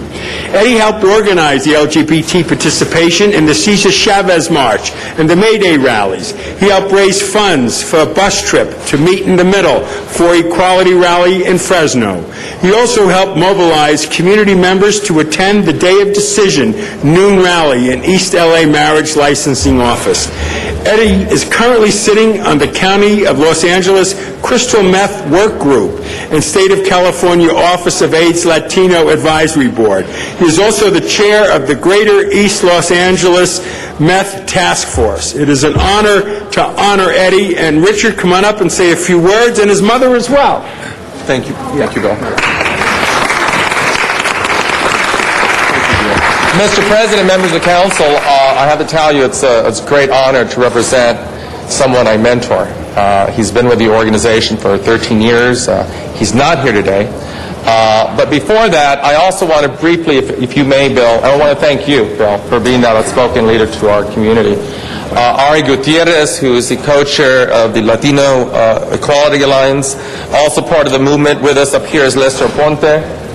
I also want to acknowledge Freddie Ceja, who's just hired on, openly gay man with Senator Gil Cedillo. Here's Freddie. Hi, Freddie.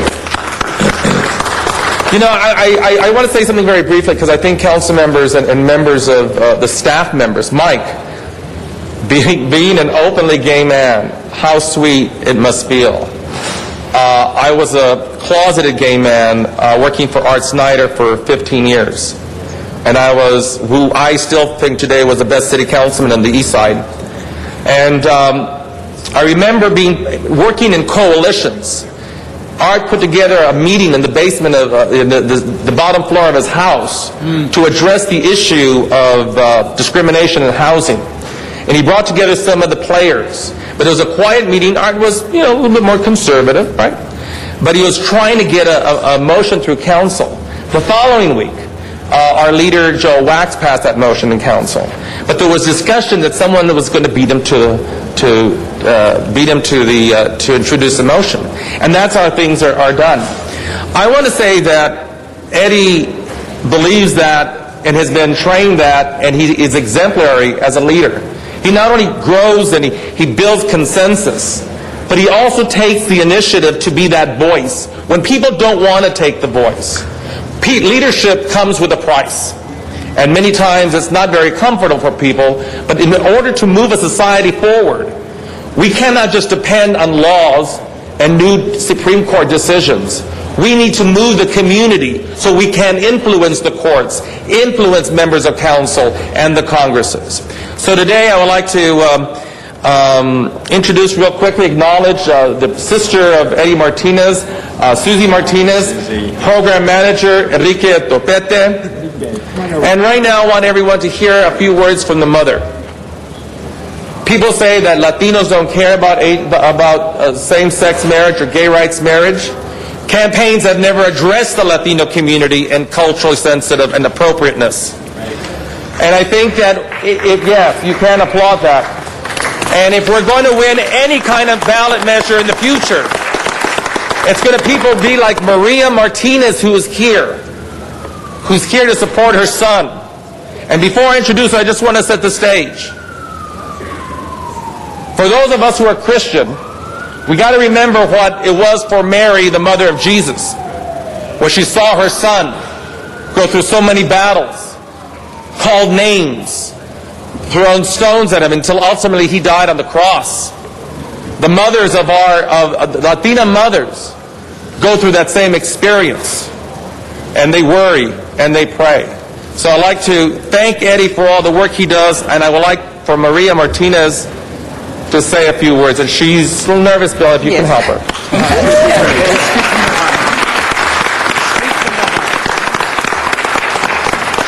Hello, everybody. I'm mother from Eddie Martinez, and I'm very proud for my son. And I wish he can be here now. I be with him. Can I talk? Sure. Okay. Sure. Nosotros, todas las madres de los latinos, de la comunidad latina, siempre estamos muy cerca de ellos y ayudándolos para que ellos sigan con esa fuerza, con esa pasión y esa fuerza adelante y haciendo más grande la comunidad latina. We are always there supporting them so they can continue with full force and with vibrance so that they can continue helping the Latin community.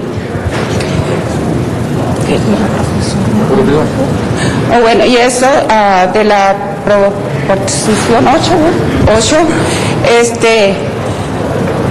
de todas maneras, si no, ahorita no está pasando, ¿cómo se dice? O va a pasar. O va a pasar la futuro. Sí, en el futuro, de todas maneras, acuérdense que son hijos, children de God, en la principal ID for one couple, gay or lesbian. The love is the first. Very good. Thank you.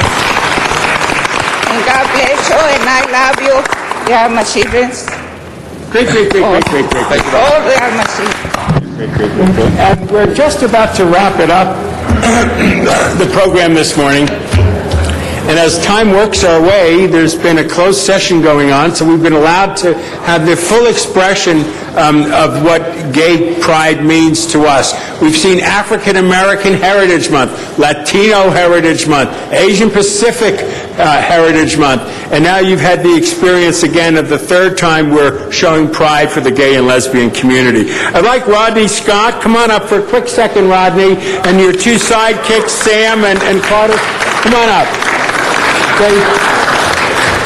I just want folks to know that Christopher Street West is an opportunity for gays and lesbians throughout this great Southland to have a festival, to be empowered with each other, to enjoy each other, and to bring their family and friends there to see.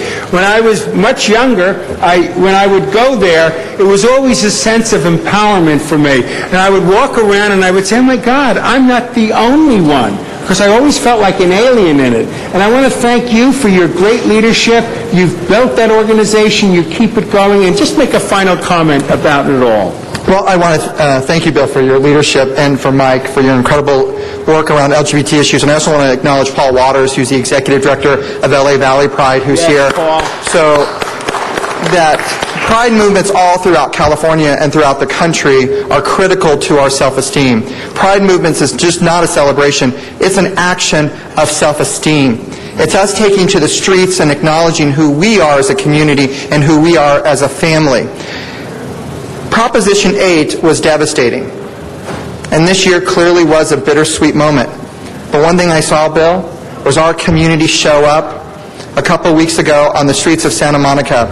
Hundreds of thousands, families together to celebrate who they are as a community and celebrate our pride. So I'm so grateful for the City of Los Angeles. I'm so grateful to our council member for his leadership, and thank you for everything that you do. Thank you, Rodney. Appreciate it very much.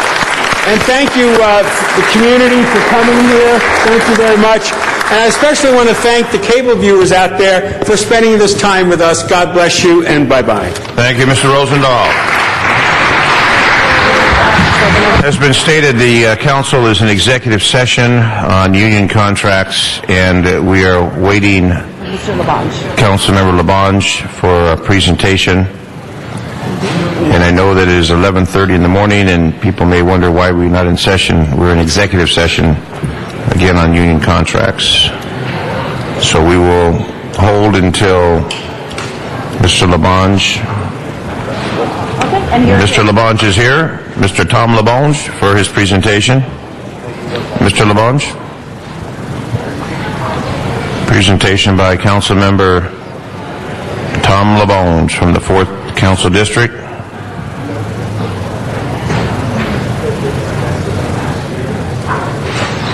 There are other presentations this morning, and those council members will make those presentations on a rotating basis while the executive session continues on the union contracts. Mr. Labange, it's all yours.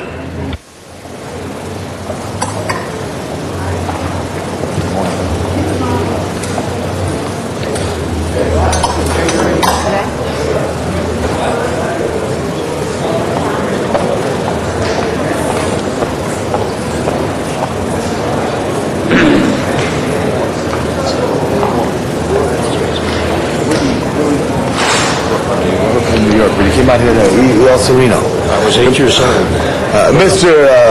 Mr. President, members of the council, and our distinguished council chambers, our guests, Manny Morton is getting an accommodation today for over 50 years of greatness in his profession, and I would like to read a commendation. Born in Brooklyn, New York, came out here at 8 years old, lived in the Boyle Heights, El Sereno City Terrace, went to Woodrow Wilson High School, home of the Mules. 1955, he receives a master's in civil engineering from Caltech in Pasadena.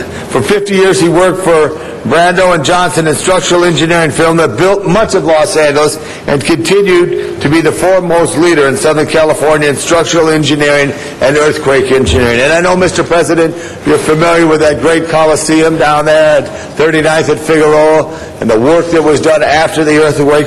All the impacts that have taken place over the years related to seismic matters and engineering, this man had a part in.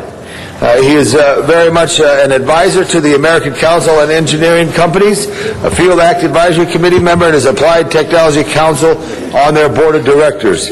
He's ensured safety of many of Los Angeles' landmarks, including LAX, the Bradley International Terminal, the Central Library, Richard J. Riordan Library, our Convention Center, Kaiser and Woodland Hills, the West Angeles Cathedral, the Space Shuttle Challenger testing site in Palmdale, as well as the NBC site, Universal site, and all those attractions up there in Hollywood.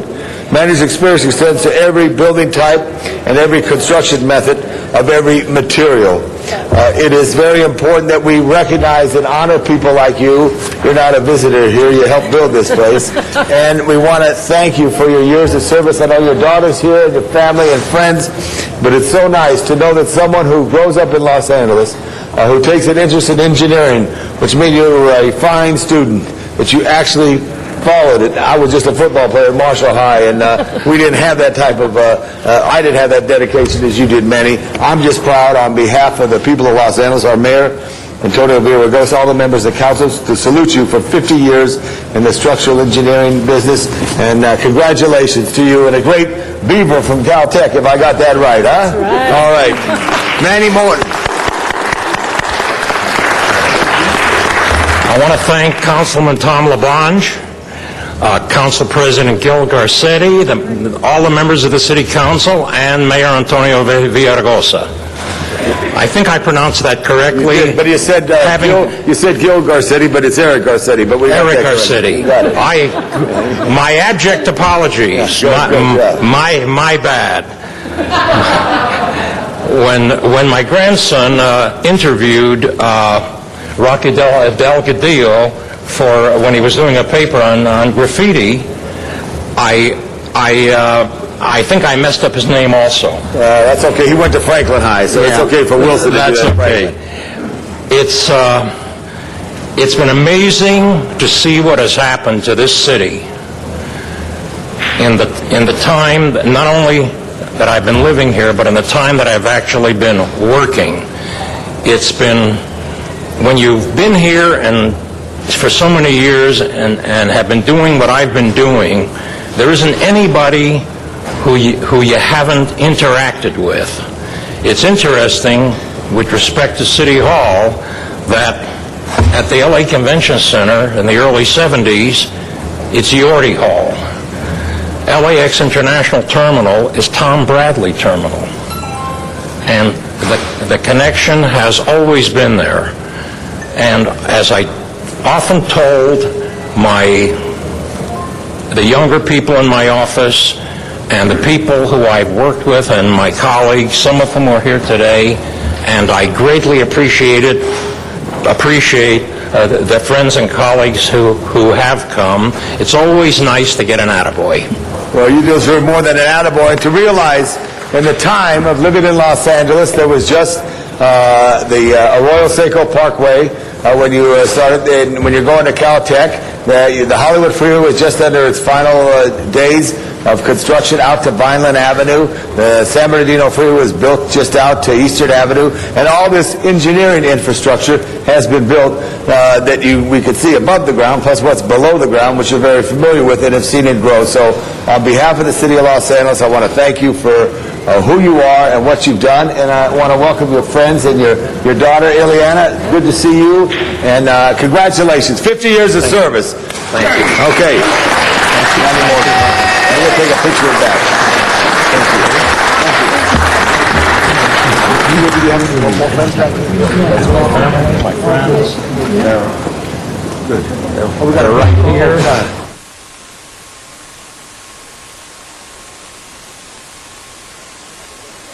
Mr. LaBonge, you're going to chair the meeting while I do a presentation. A very famous presentation. People of Los Angeles have been waiting for this for a long time. So, Mr. LaBonge, and I will do the next presentation. Mr. Tom LaBonge.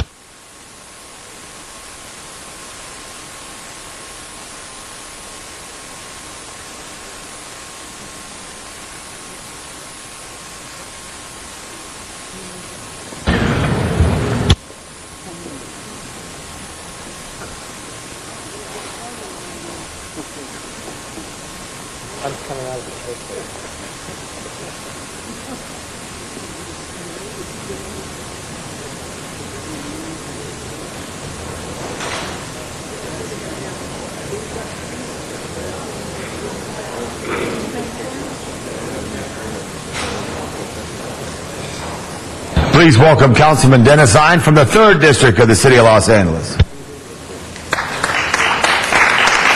Thank you. I'm I'm going to be joined by Council Member Jan Perry, who is going to be relieved from the executive session in a moment. And joining me for this presentation is Roy Mangera. You're not Roy. You're Mark. What happened to Roy? Come on up here, Mark. Who do we have here? Roy can make it today. He's our chef. So it's, okay. This is the skull. That's Mark Mangera. Mangera? Mark Mangera. Mark, that's you? Yeah, that's me. Who's Roy? Roy's our chef. Roy's not here? Yeah, Roy's not here. Okay, so Mark's here. And Carolyn Shin Mangera, that's your wife? Yeah. Come on up here. Give her a big hand, please. How about Natasha? Natasha Pan and Alice Shin. Okay, now people may wonder, what is Mark doing with these lovely ladies? Now, Jan Perry is going to join me for this. Some of you may have heard of Koji Barbecue. Koji Barbecue, I saw on the news, on local stations, and I said, what is Koji Barbecue? Mark and his group decided to start something unique. We've got catering trucks that go around the city. Koji Barbecue was established November 25th, 2008. These are the founders. They have one thing in common, and I share that common interest. We like food. We have a great passion for food.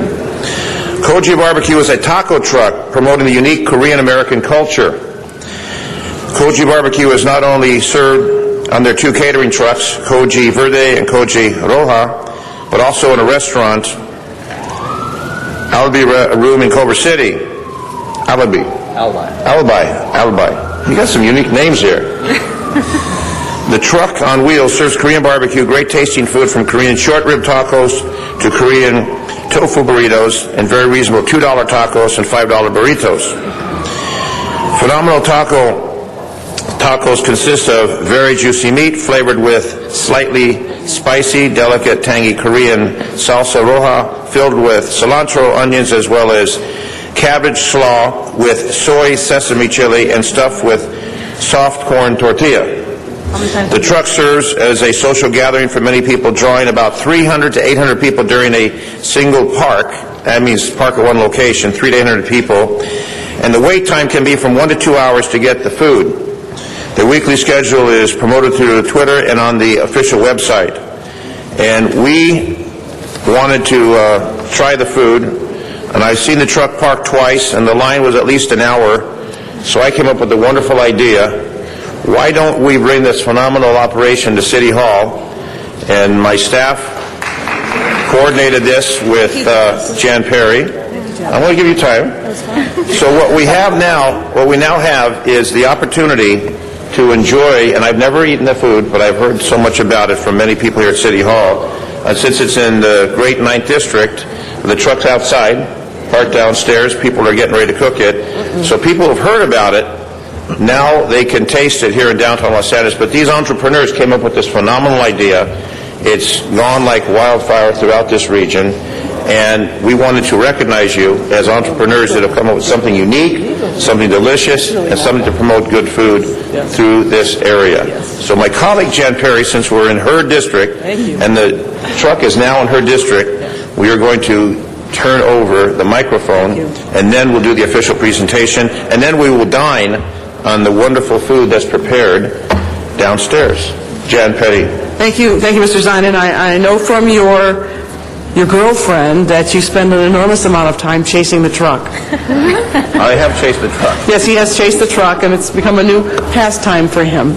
I don't know if he's following it on Twitter too, but I know that I've seen the truck outside of the Japanese American National Museum, and yeah, the line was really long. It was amazing. So you obviously have created a concept that's creative and it's entrepreneurial, and that taps into people's desire to enjoy really good food food at a reasonable price, and it really does reflect the diversity of our city in one of the most basic ways, which is to enjoy food, and the fusion of food from different cultures is a great way to do it. And so I wanted to join in with Dennis and congratulate all of you, and I will join your Twitter list too, so that I don't have to chase it aimlessly. But I do know you go from Venice to Silver Lake to downtown, and the word is spreading, and what better way to grow your business than by word of mouth. And the greatest thing about the food is that people can get together and hang out and just talk and get to know each other.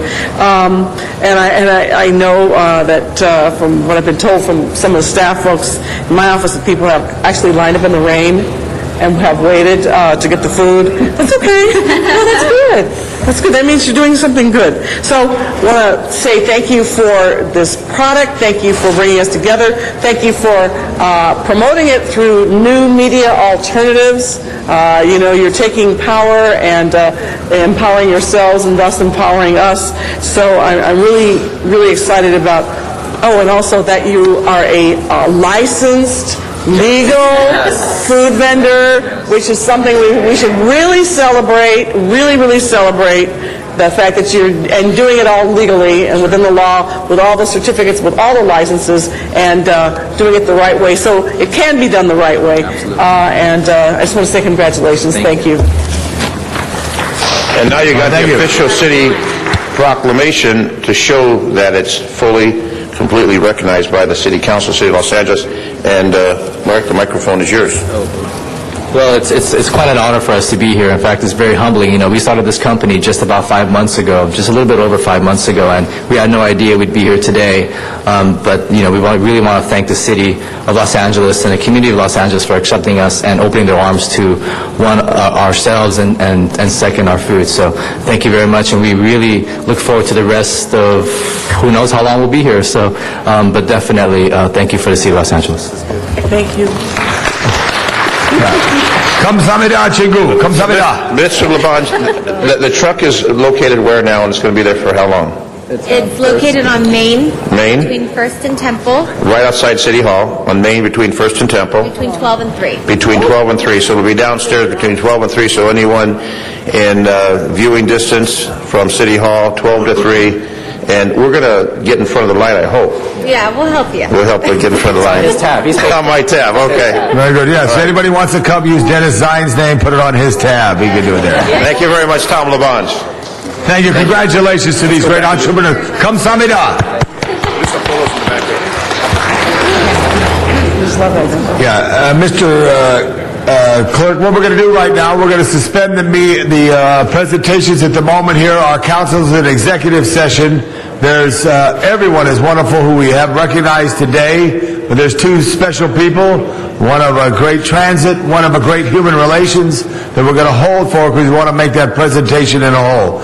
You're free to walk around and get a little fresh air. If you want to step around, this meeting is on suspended time for some moments. Thank you.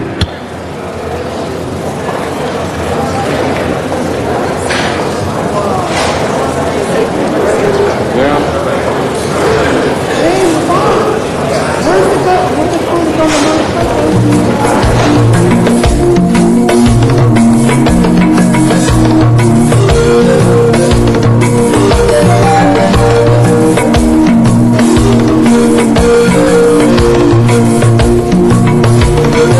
you.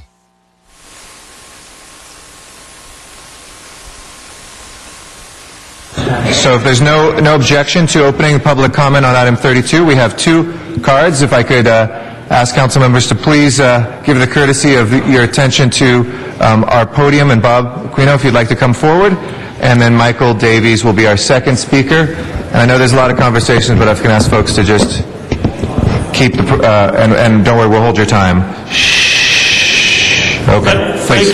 Thank you, Mr. President. Thank you, council members. Yesterday at 3:45, we were handed an ERIP program that we hadn't seen before. We now know that a small group of city unions was involved in negotiating it, but at least 6 city unions, civilian unions, were not involved in negotiating the program. That in itself constitutes, at least in our council's mind, an unfair employee relations practice.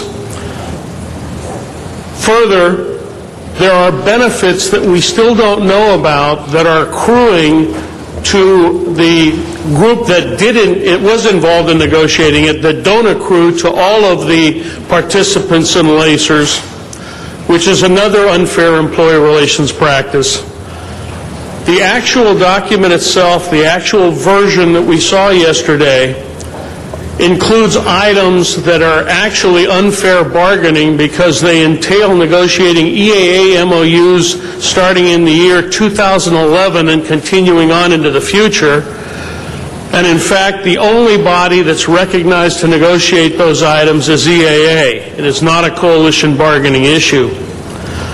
I believe that the council for the city has advised you of this already, because one of the items in the iteration we saw yesterday is a legal waiver that wants us to waive legal rights and establishes some type of a mutual gains bargaining to adjudicate legal issues, and even specifies that if damages occur, our members are supposed to repay those damages. And to put it flatly, that isn't a legal request either. We're in an unusual circumstance because we weren't involved in developing the document. Had we been, we would have advised the council of the areas that needed to be fixed.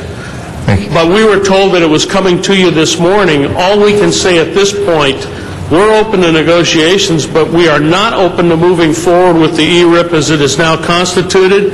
If the city goes ahead and decides to implement it over our objections, we're left with no venue except the courts to establish damages and collect damages from the city. That's not a course we wish to take. Thank you, Mr. Quinn. But if you decide to go ahead and implement the ERIP as it's now constituted, we have no other recourse, and we will exercise it.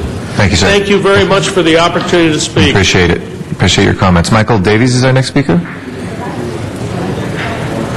Did Mr. Davies leave, Mr. Aquino?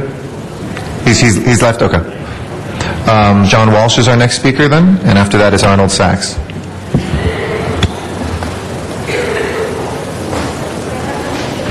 Good afternoon. Good afternoon. You drew the short straw because there's no school today. My employer of 25 years, no job today, but I'll be back next week. Ladies and gentlemen, Eric, you've done a terrible job of negotiating. Why If didn't I we could just ask allow you to address the council as a whole, please. Thank you. constant interruption? The other guy gets up here, you don't interrupt them, because I make you nervous. I make you all nervous, okay? I make you all nervous because I speak the truth. I'd just like to say that the unions are right. Why didn't we have the mayor negotiate? That's what he does best of all, isn't it? Besides dating members of the press, the best thing he does is negotiation. And he stood outside and let the unions twist. And I'd just like to say, I'm not mentioning a name, but the council president and I had a bet that the mayor wouldn't run for re-election. Now, you know we did. You said he would, I said he wouldn't. We didn't bet any money. You lost, I won. You were Mr. Know-it-all. The speaker should address the whole council, please. Is that true? It's a type of... He did run for re-election, sir. Thank you. Thank you, and he did run for re-election. Arnold Sachs is our next speaker.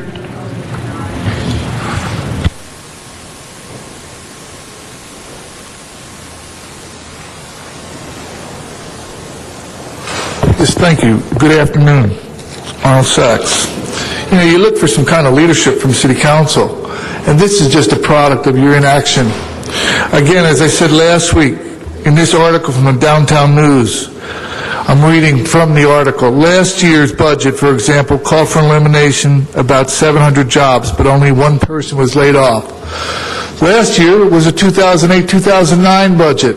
So somewhere around the end of the 2007-2008 budget, it was decided that the city was not going to be able to, it was going to look at layoffs. And you failed to take any kind of responsibility to move in that direction. Nobody wants to see anybody lose a job. Public section, private section. But you have a responsibility. Take the step and earn the responsibility. You got elected for some reason. It can't be for this show of irresponsibility and non-action just proves that you're a council that leads from behind. You're setting another new precedent in lowering the bar. I will close our reopened public comment on this item. Colleagues, if we can reconvene. I'm sorry I don't have a card for you, but you can come up, Ms. Vogler, if you'd like to speak. We make sure to fill out a card, though. We don't have one for item 32 from you. Yes, so. I did speak. Okay. I put a card in for that. Okay. I just spoke to my rep for engineers, architects, 501. You guys are giving us, you're all crooks, and you're trying to swindle out the whole city workers. At the same time, you're trying to do it to the retiree, too. So you're not going to get away with the crimes here, because they're going to go to court and do something about this. Okay? You can't make people pay back what you've done for 15 years. I thought it was just a little percentage of the pension, but you people are going to do some other things that you're going to make them pay dear for paying back the city all this money that you lost in the stock market. Bill Antonio and all the rest of you are going to go to court, and you're going to have to face God in the court of law and face up and pay back all the money that you have taken from the city. Furthermore, you need to have no salaries paid for what you have done, cheating the city, the public, and the city workers. And DWP, furthermore, and LAPD and fire are getting a short end of the stick here, too. You're not being fair with the unions here. You're not playing fair ball, so they're going to have to be tough, because you want to give early retirement. You want to have this city taken care of right. Then you need to do what's right yourselves, not take it out on the average day mom and pop who are trying to make a living here day to day, doing their jobs. You're the ones that sign on the dotted line. You're the ones that make all the financial decisions. So therefore, I can't support this if you're going to put it on the backs of the city workers and you guys just get off scot-free. Our next speakers are in Van Nuys. Zuma Dog is our next speaker, and then Matt Dowd. Yes, thank you. We're talking about the furloughs. I believe the city's getting sued. Here's the problem. First of all, I'd like to bring to the city's attention, and regarding this, the city is borrowing $1 billion, 1.1 to be exact, against future revenues. Problem, first of all, the city will not be hitting those revenue projections. As we know, property taxes, a lot of people going out of business, it's not going to be what the city thinks. So that only means they're not going to be able to pay their loans, and eventually they won't be able to get any more loans, and that means things were going to be liquidated. We're talking a 1 or 2 year scenario for that. Now, also I need to bring to the people's attention, 65 cents of every dollar will be going to the pension bailouts. The mayor, excuse me, that's right. For every dollar, 65 cents will be going to the pensions. That means 35 cents. I'm not good at math.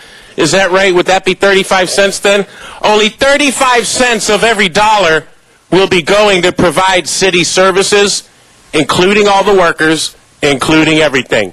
So just so we know, we're dealing with the city that has lost $7 billion in pension losses after I was sitting here and warning you all along about the problems and that it was happening and you did nothing. And now we're in a situation, only 35 cents of every dollar will be going to city services. And this was created by Mayor Villaraigosa because he was overly generous and making promises to everybody that we couldn't afford. He wrote a check we couldn't cash because he thought he was going to run for governor, and that's what you have to do. So then as soon as he was elected mayor, he's like, oh, gee, now we can't do it. And look at this situation. Where is the federal government? Barack Obama, you better get down to City Hall. We need people locked up. We need you to take control of the city. It's spun out of control by irresponsible, greedy, corrupt politicians, and you better come down here, Barack. We're in big trouble. Take over the city. Take over the city. Matt Dowd is our next speaker.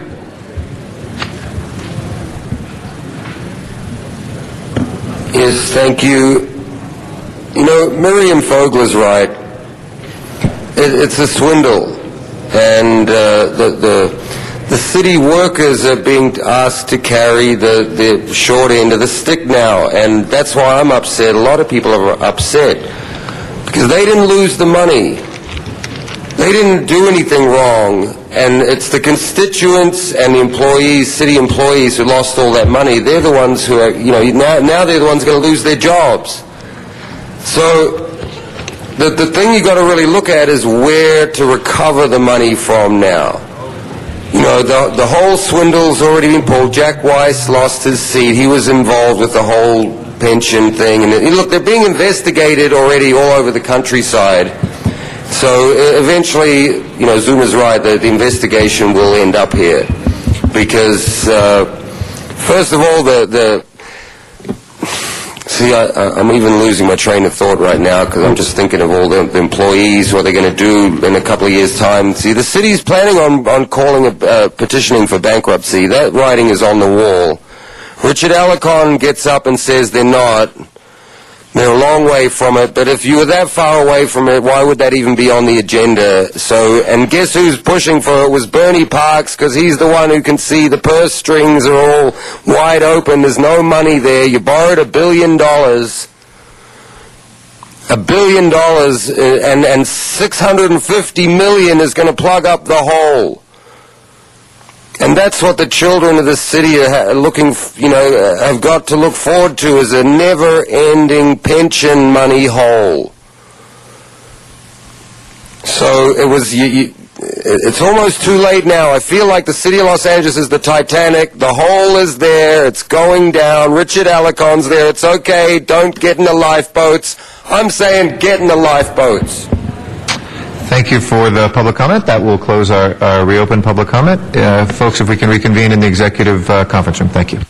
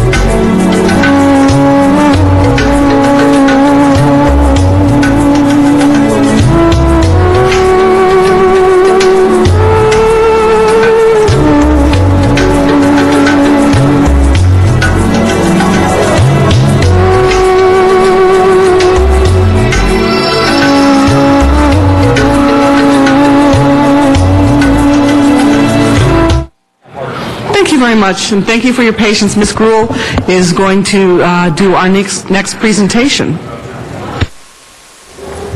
Mr. Labange.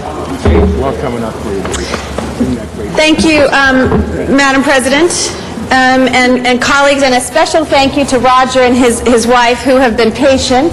I came out to tell him, you know, we're still going to be in executive session for a little bit longer, and I said, you need to go somewhere, and he goes, I'm retired. I said, well, then you could stay all day with us. But I want to thank you, Roger, and I have some points I want to make sure that I outline, but primarily I wanted to thank Roger Snowball for his leadership as head of the MTA. He has led this organization during a very exciting and challenging time, and came to the MTA in also a challenging time. He served as Chief Executive Officer from 2001 to 2009. Are you the longest serving one? Yes, longest serving, because I said usually they don't last that long, Roger. During his time as CEO, he accomplished many feats, thereby changing the way transportation and metro works in the city and the county. He co-founded the Mobility 21 Transportation Coalition, which brought together more than 500 stakeholders to develop a regional approach to address congestion and expand public transportation in Los Angeles County.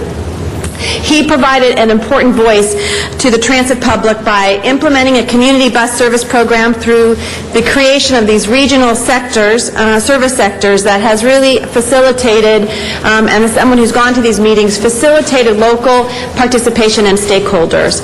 He successfully expanded the Metro Rapid Bus program within 25 corridors, 24 of which are located in the city of Los Angeles. This alone has allowed bus riders to achieve, to reach their destinations up to 25% faster than local bus service. During his time, he oversaw the opening of our now award-winning Metro Orange Line Bus Rapid Transit Project, which efficiently has served residents in the San Fernando Valley, and I think particularly the naysayers that were out there. They demonstrated that it could be a successful bus service in the city of Los Angeles and San Fernando Valley.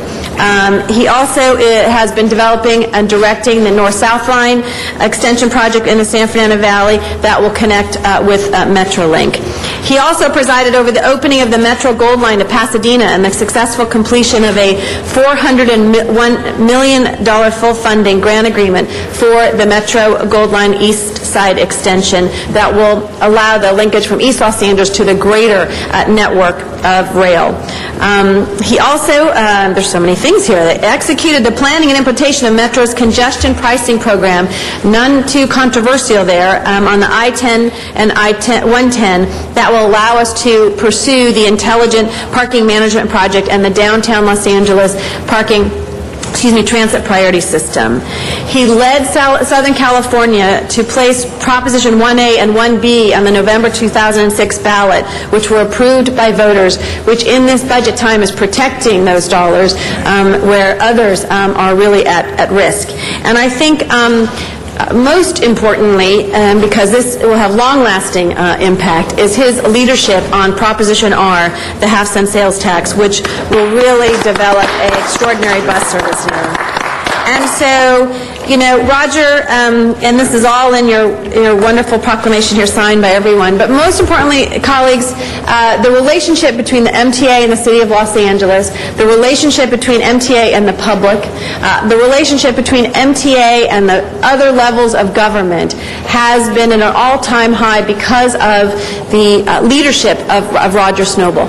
He was truly dedicated to this entity. He served that 8 years, longest ever serving MTA chair. He was the consensus builder amidst county and city, which is no, easy thing to do, to really bring transit here to Los Angeles. It has really been my distinct honor and pleasure as chair of the Transportation Committee for the last 4 years to have served with him.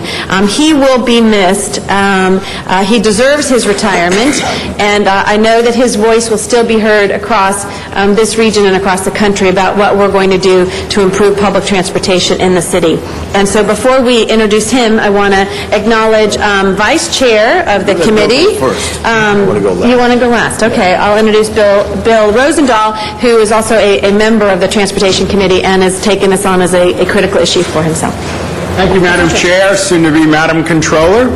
Roger and I are about the same age, so there ain't no retirement, Roger. It's just one door closes, another one opens. Take it from me, I closed one door at 59 and started a new one at 60, and I hope to stay here a while. I got to know Roger in my capacity on the Transportation Committee, and before that, when I did a television show, and I had him on the show to talk about the gridlock in Southern California and how do we get out of it. L.A. County is a massive gridlock. It's 10 million of us, and we on the west side have it the most difficult these days. As Roger would come on the show, he would outline ideas and plans and programs. He even would do dinner parties and gatherings at people's homes that I was part of to explain what he would do. And when Ms. Gruhl talked about consensus and coalition building, to those who don't know, MTA has 13 members. The mayor comes on with 4, each county supervisors as a member. That makes it 9, and then 4 more come from 4 regions within the county. So it's a lot of political heavyweights sitting in a room, and to get them to agree on things and make things happen becomes part of the task of the executive director, to be fair, to have integrity, to be able to give people a sense that he's looking at the big picture for everyone. And he did do that, and I must say the last year that I was able to work with him on it was Measure R, and we all worked as a big team, and that Measure R does put $40 billion into play over the next 30, 40 years that will really get us out of it. I want to thank you, Roger, for putting the blueprint in place that your successors and others are working on. Congratulations for everything you've done for all of us. Thank you, Mr. Rosendahl. Thank you. Madam President, I'll be brief. Kit and Roger Strobel were great residents of the 4th District and the Los Feliz District. I appreciate all the extra involvement in the community, as well as the Los Angeles Zoo Association, etc. What I will say about Roger Strobel, and Wendy, you did a great job in covering everything. You were Mulholland-like. You helped make a difference in this city. Yes. Whether it's the Orange Line that absolutely got built under your watch, whether it is the expansion of the Gold Line, all these projects, and Prop R left Art Leahy the opportunity to now take it even higher, which is so important. So I personally want to thank you for what you've done. Prop R was so key. And also, when I was on the MTA board, you helped give me the advice that led the way to get the study done that allowed us now to think subway again in Los Angeles. You really did a great job, Roger Strobel. Kid, I thank you. And along with the resolution, I want to present you this loaf of pumpkin bread, because you're angels in the city of angels. Thank you so much, Kit and Roger Strobel. Ms. Gruhl, before you continue, Mr. Weezer would like to say a few words. Sure.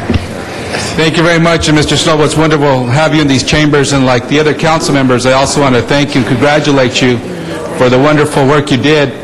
And I wanted to also say that because of your hard work, in El Sereno, we have a new bridge that will be going up so that people there no longer have to wait for gridlock, and it's going to stop the horns that people wake up to every night when those trains are going by late at night. But I'm using that as just one small example of how you not only paid attention to the wider regional transportation needs of this county, but even looking at some of the things that affect local neighborhoods, being attentive to them, alerting council members and cities that we've been taking too long to get our fair share of money in there to move that forward. You made that happen, and that's the type of overall leadership you provided. So thank you so much for your leadership. Thank you of all the time you spent. We know that these types of roles take a lot of time from your family. So, Ms. Strobel, thank you as well for loaning Roger to us to the public for the public good. And we look forward to hearing more from you. Whatever retirement you're going to do out there, we want to hear from you. This is not the end. Thank you, Roger. So, with that, before you speak, we'd like to present to you and your wife, because I agreed to her sharing you with the rest of us, this resolution to Roger Strobel for your years of service here in the county and city for us, Los Angeles. Thank you so very much in the different things. You guys want to stand right here and let them take a quick picture? Okay. Billy? Right here. Billy? Good job. I'm going to go like that. I look at Sherry first. Mark? Lisa, good job, right.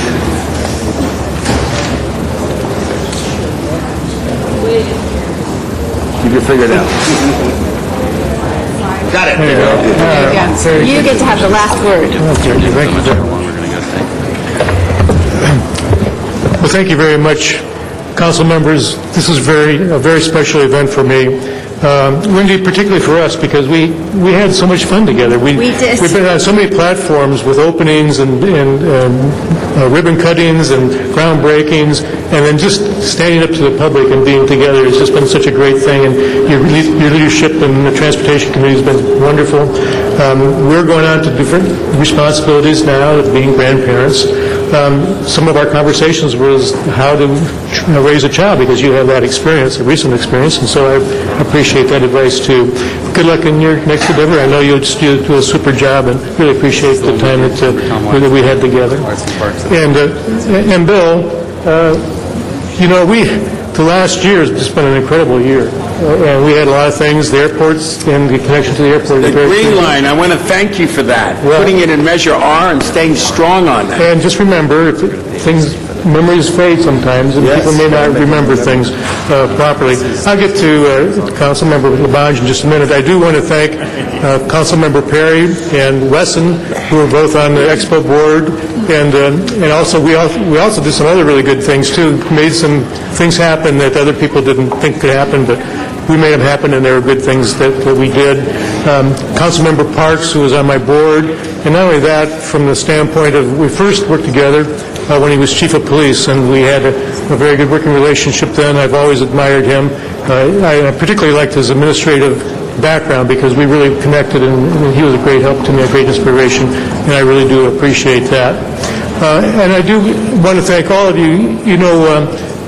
Years ago, when I was growing up in Ohio watching Dragnet, I always saw this building and just fell in love with this building and thought, what a fabulous building.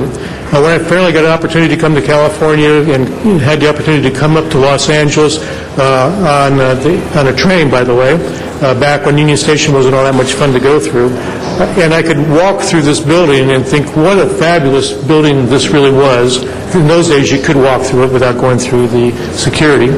And then when I actually had the absolute privilege of being able to work here, I realized not only is the building such a magnificent building, but the work that goes on in this building is just incredible.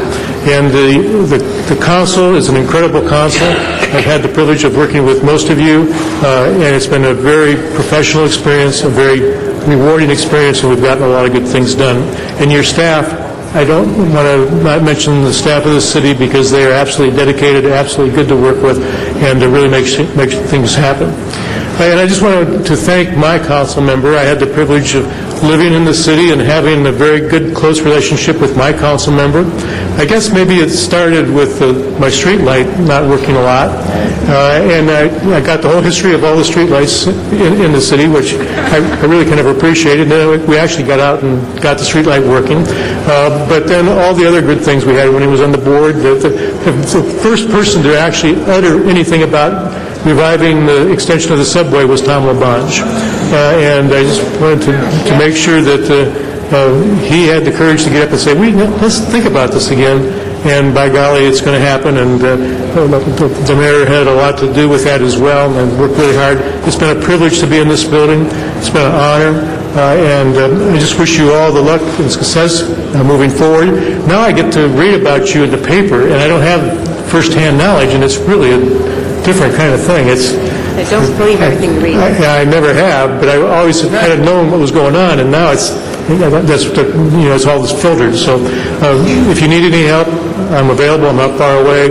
I really do love this city. I really do admire the work that you've done, and just keep on working hard. It's all well worth it. Thank you.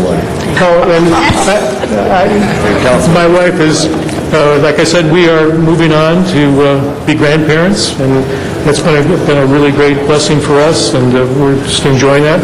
And we're busy. Retirement is not quite what I thought it was. We're busy all the time. We're always thinking of you, and our hearts are with you. So keep up the good work.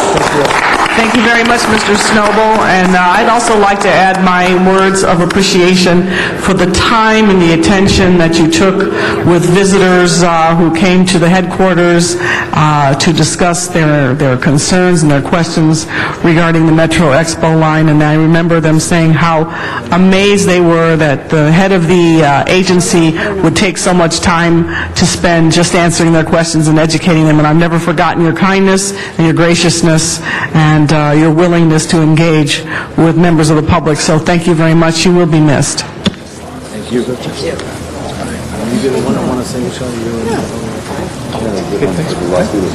Thanks for get a single shot of it. Ms. Hahn and Mr. Cardenas, do you have a presentation? Thank you for bridging up for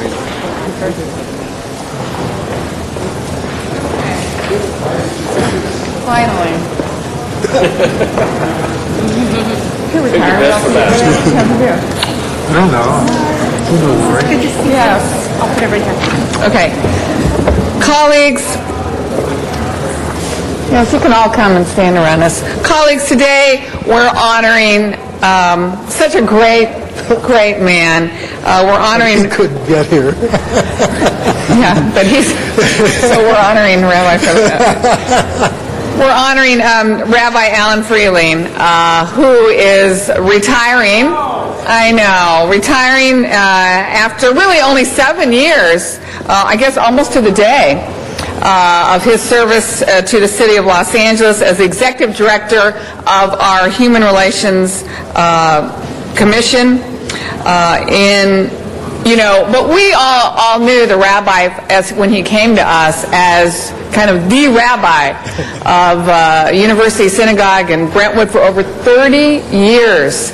And we felt so fortunate to have him here. He was placed in this position by my dear brother, Mayor Hahn, at the time. And you have so many, your resume is incredible, and you have devoted your life, really, to the cause, to the people cause, of ministering to people, helping people, healing people, bringing people together.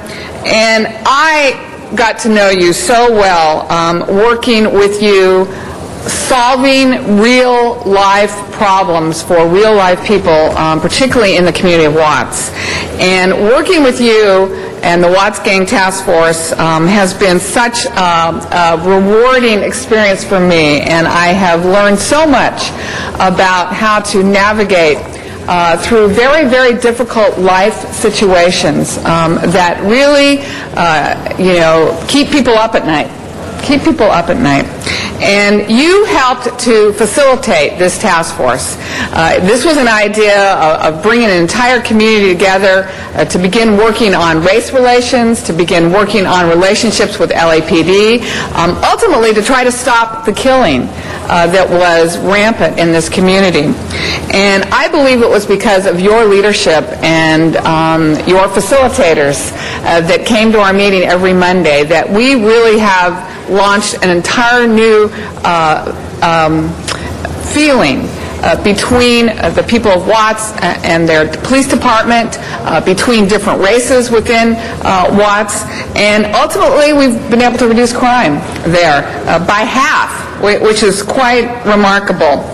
And this Watts Gang Task Force has become a model, I think, thanks to your leadership, not only just in the entire city, but we recently learned that Attorney General Eric Holder got news of this task force and has requested the opportunity to come visit us when he next comes to Los Angeles. So it is no small thing that I'm able to say that you truly helped to create peace in this and other communities, and it's clear to me that that is really your commitment, is to achieve peace throughout the city of Los Angeles. You've been an incredible person. Off the resolution, we list a number of things that you will be known for. You served as the president of the Board of Rabbis of Southern California and a board member of the Jewish Federation Council. Your involvement in countless community organizations, from the city's task force on diversity of families to the county's commission on mental health. You've chaired the county commission on AIDS, and you co-founded the California AIDS Leadership Committee, which has allowed hope to come to so many people and their families. You've shown an unwavering commitment to education, cultural relations, and have chaired more organizations than most people can name. You have been listed as who's who of pretty much everything there is to be who's who of. And Rabbi, want to thank you so much for what you've done with me in the community of Watts, what you've done when you've gone onto the campuses of our schools, whether it be in a reaction to a violent uprising or to have a continued dialogue with teachers and students. We will truly miss you. The void that you are going to leave in this city will never be filled in my mind. You are a unique, special person who has always kept your cool. You have an amazing temperament. You are thoughtful. You are articulate. You are passionate. You are so smart in the ways of human nature that I think we have been blessed and benefited so much. So, Rabbi Feierling, on behalf of the City of Los Angeles, thank you for these short 7 years of service that you decided to give to the people of Los Angeles. We are better for it. Thank you, Ms. Speaker. Rabbi, before you speak, you have several admirers, and myself included. And I think first we'll call on Mr. Cardenas, Mr. Zine, and Mr. Rosendahl. Thank you, Rabbi Feierling. You're leaving too early. You should continue to stay here because the issues that you've helped curtail, the issues that you've helped thwart, and the things that you helped grow are continuing in this city. For us to consolidate those departments is one thing, but for us to not have you lead those new departments now that they've been consolidated, I feel is a mistake by the City of Los Angeles. And I hope and pray that we continue to figure out a way to utilize your skills, your abilities, and the gifts that you have been giving us for these few years. I think it's important for people to understand that I praise you not because you spent a lot of time in my district. I praise you because you have spent a lot of time educating and nurturing what needs to be happening in this city, in this state, in this country, and in this world. And that is to take a deep breath and say, you know what, maybe we should focus on the good that is surrounding us, rather than spend all this time talking about what's bad or what we don't agree with or why I hate you or I think I should hate you, etc. It's that kind of dialogue and activity that you have been bringing throughout the City of Los Angeles. And again, I think it's unfortunate that we have allowed ourselves as policymakers to cut your department over and over and over again. And as of last year, for example, for some reason, your department was targeted with the highest percentage cut of any department within the city. So to me, it's very important that we be honest with ourselves and honest to the public. We are going to be at a loss without you. We will continue, of course. We have good people who will continue to work for the City of Los Angeles, but we're not going to have you on a day-to-day basis to lead them and to nurture them and to grow them. And I know this for a fact because I've gotten to know you. I've seen your work. I've been with you in the community. But on top of that, I actually hired somebody that you helped grow and you helped nurture, and that's Michael De La Rocha in my office. He is a tremendous asset to us in my office and to the community of Los Angeles, in large part through your leadership and your mentorship. So once again, I want to thank you before everybody that it is not appropriate that you be leaving us at this time, but in the nature of your life and who you are, I guess you just understand that's not within your decision. But I know what is in your heart and your decision, and that is to continue to contribute in any way that you can to this city And I am trying to do what I can to make sure that we enlist that and that we harness that and that you continue to assist us. Thank you for all your wonderful work. Thank you, Mr. Cardenas. Mr. Zine. Thank you, Madam President. Rabbi, you have been instrumental in bringing peace to many communities of Los Angeles. The notification that you sent to our offices regarding situations at the schools, you went into the schools when there were problems, you resolved it citywide. And I know your dedication to the people of Los Angeles. You're a rabbi who believes in God. You're a rabbi who's reaching out for people. Doesn't matter what community they're from in the city of Los Angeles. And your work has made an impact on many communities of Los Angeles. I want to acknowledge what you've done. You have been a general manager who realizes not only work for the mayor, but work for the council, because we've had meetings, discuss issues, concerns, and I know budget cuts, consolidations have been one of the issues that obviously affect your department, Human Relations, but you have made your impact on the city, and I know with the religious community you've made great impact. I want to acknowledge all you've done. The work that you've done in Los Angeles has affected thousands and thousands of people, so I want to congratulate you for your accomplishments. You should be proud of what you've accomplished leading the Human Relations Commission here in the city of Los Angeles, acknowledging that, and all the people of Los Angeles who don't know all the wonderful work you've done, because you've done it behind the scenes in many, many cases, but to acknowledge and to bless you and your family in the many years ahead, because you know how to bring people together, all religions, all nationalities, for the good of the cause of the people of Los Angeles. So best to you in your future endeavors, and the city of Los Angeles always has you in our best thoughts and wishes. So thank you, Rabbi. Thank you, Mr. Zine. Our next speaker is Mr. Rosendahl. Thank you, Madam President. This is not a happy moment for me. When I saw you in the audience earlier, I thought you were there for the Gay and Lesbian Pride Day. And He was there for that. There was a quick shout out for you by everybody, because you've been one of the early believers in basic human and civil rights for gay people. And when the epidemic came and AIDS assaulted and holocausted us, you were right there. You were there in a comforting way and in a leadership way. When you were the head of University Synagogue, it was the most open, progressive, engaged synagogue in the city. We held all kinds of meetings there, but it was always your leadership and your generosity of the spirit that gave an ecumenical sense to everyone who went there. When we had the Oakwood situation the other day, what did you do? You came right to the hotbed of anger and frustration and screams and brought a calm to the room. You're able to get people to relax in the spirit. You're able to give people a sense of self. You're able to help people find their dignity and their love for each other. You are an amazing man.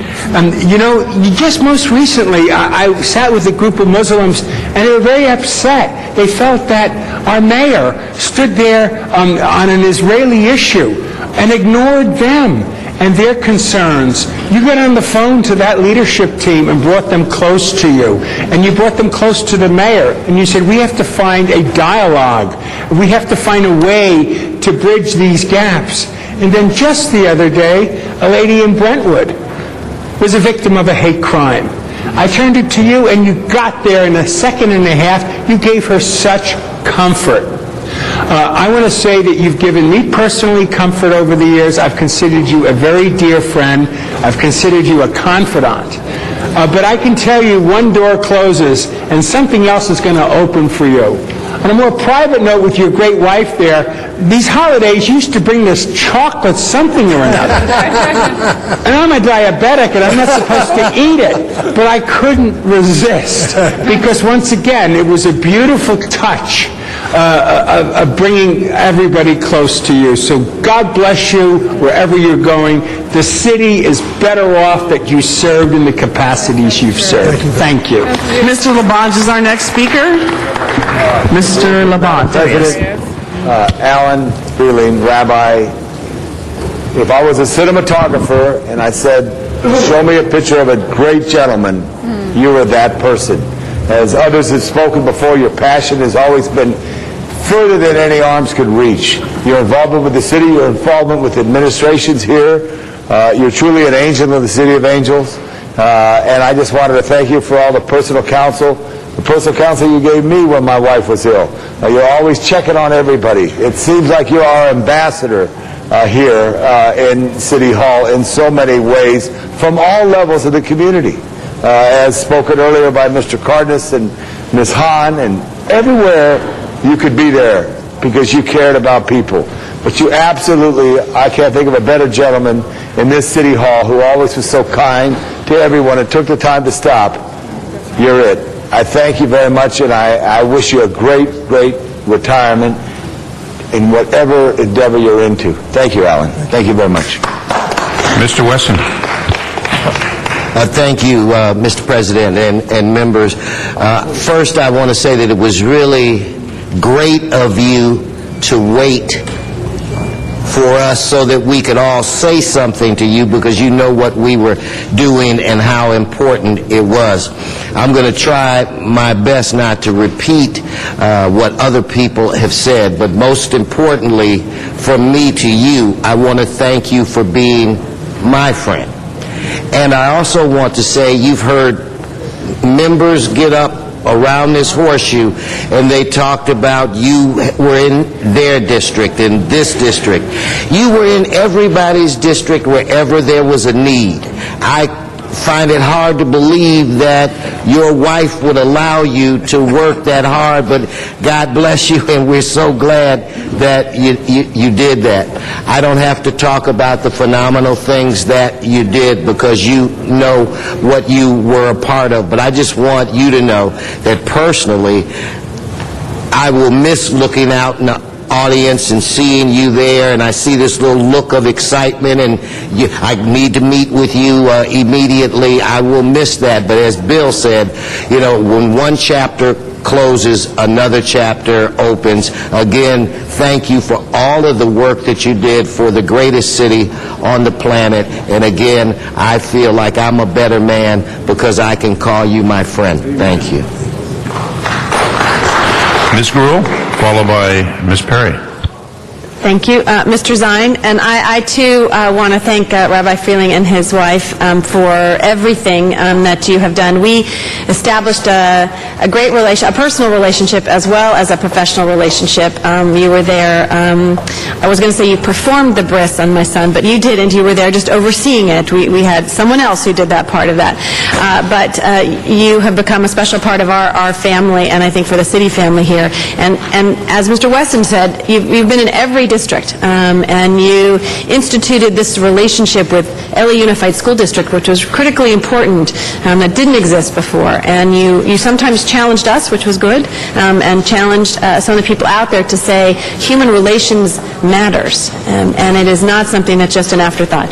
It is something that in our everyday lives we have to work with, and I just want to thank your staff too, who on numerous occasions would go out to neighborhood councils or even come out to our staff and train them on human relations issues, because we have to deal with that in our communities, and I just want to thank them, and I know that they have respected you and appreciated what you have done there as the executive director, and so from the bottom of my heart, from Dean and Thomas and me, thank you for everything.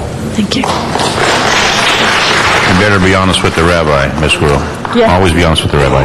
Ms. Perry.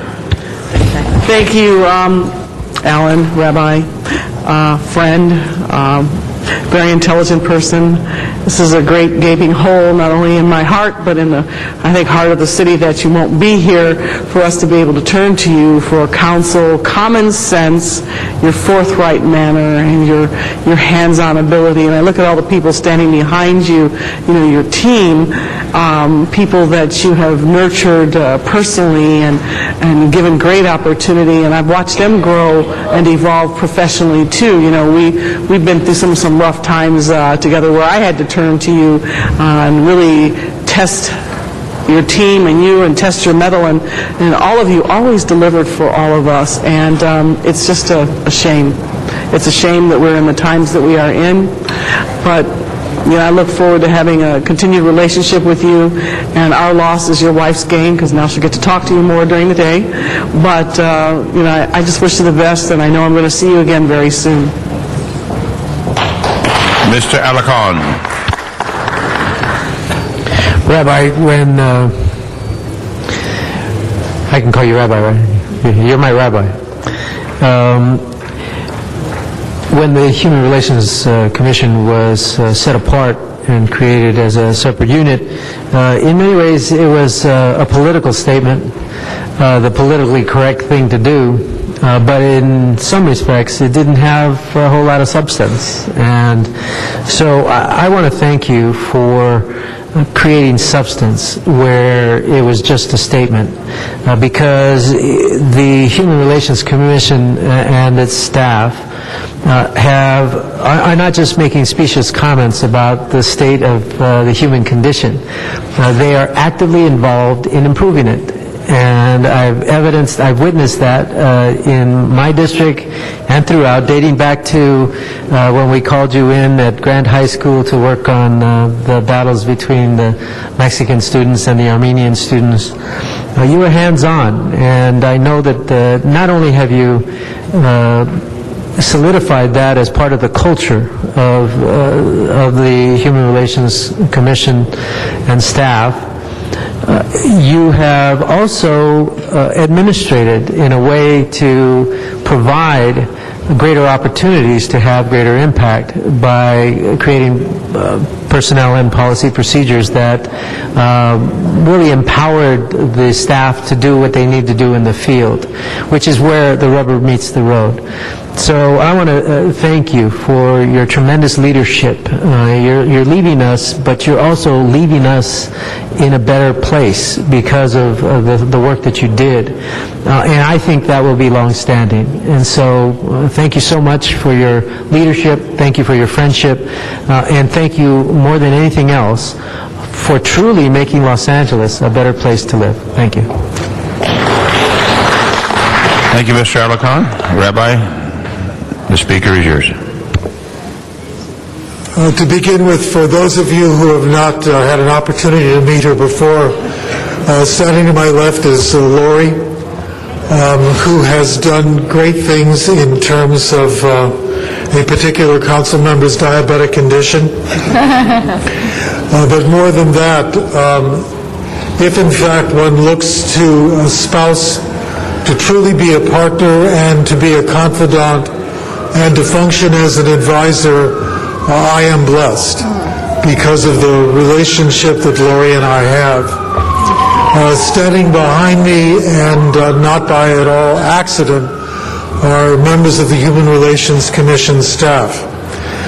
The wonderful thing about the English language is that there is no singular, there is no plural for the word you, it is just you. And as each of you has spoken so eloquently, and I deeply appreciate having an opportunity to hear my eulogy long before I die,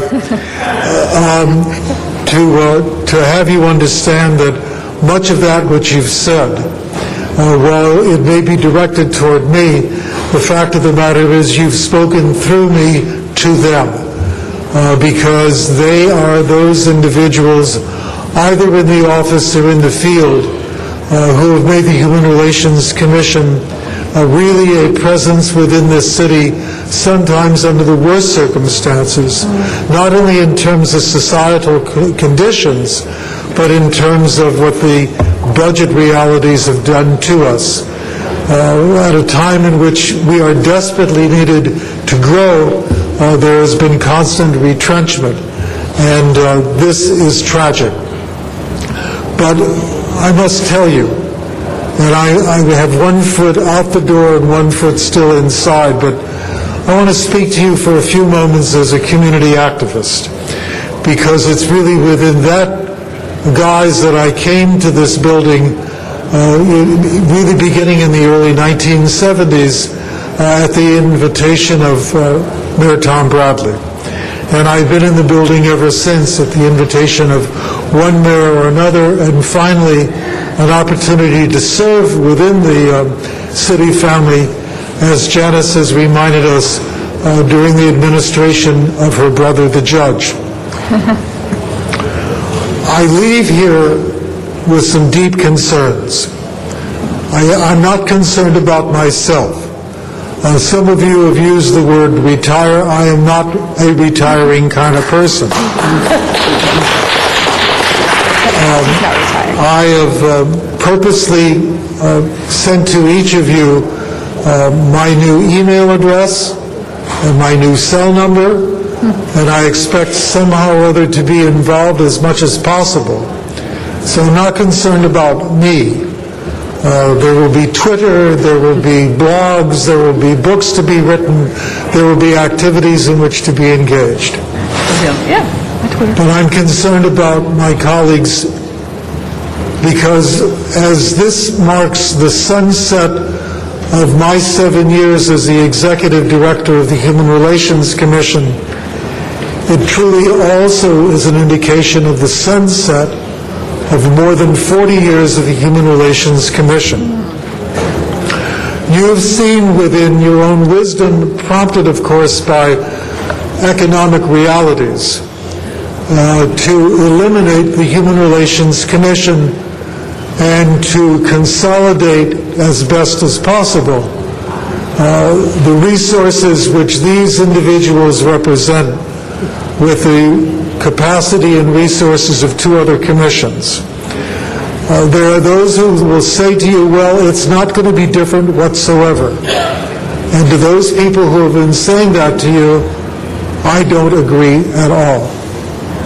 I would hope that as the economy begins to improve, not this year and perhaps not even the next year, but as soon as possible, that you see it within your hearts as well as within your souls and minds to restore the Human Relations Commission. As has been pointed out by some, this will be the first large city in the United States not to have a Human Relations Commission. What a tragedy. At a time in which these people are desperately needed to do what they can do, to build communities and improve intergroup relationships, the budget has said, no, we can't afford to do that. My contention is you can't afford not to do it. And I will tell you that I will come into these halls not as a staff member of the city, because that all ends at midnight on Tuesday.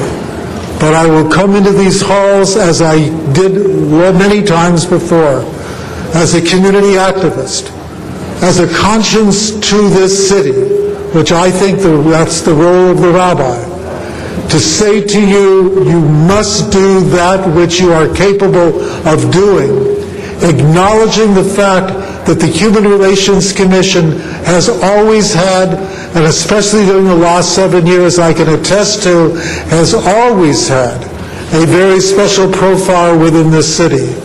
Not speaking for the people in Brentwood, not speaking for the people in Bel Air, but speaking for the people in South Los Angeles, who have often said to us, one way or another, it is the Human Relations Commission staff which provides us with a voice, which provides us with eyes within City Hall, which provides us with a presence when in fact for too long a time we have felt ignored and abandoned by our city. Do not let these people return to that feeling of abandonment, but do everything you can to provide my friends who stand behind me. And in many ways, they stand behind me not only physically and emotionally, but allow them to do that which they are superbly trained and skilled to do, because these are the peacemakers. These are the people who can make this city whole. And if you disallow them to do that which they do so well, then the onus is not on them, but the onus is on you.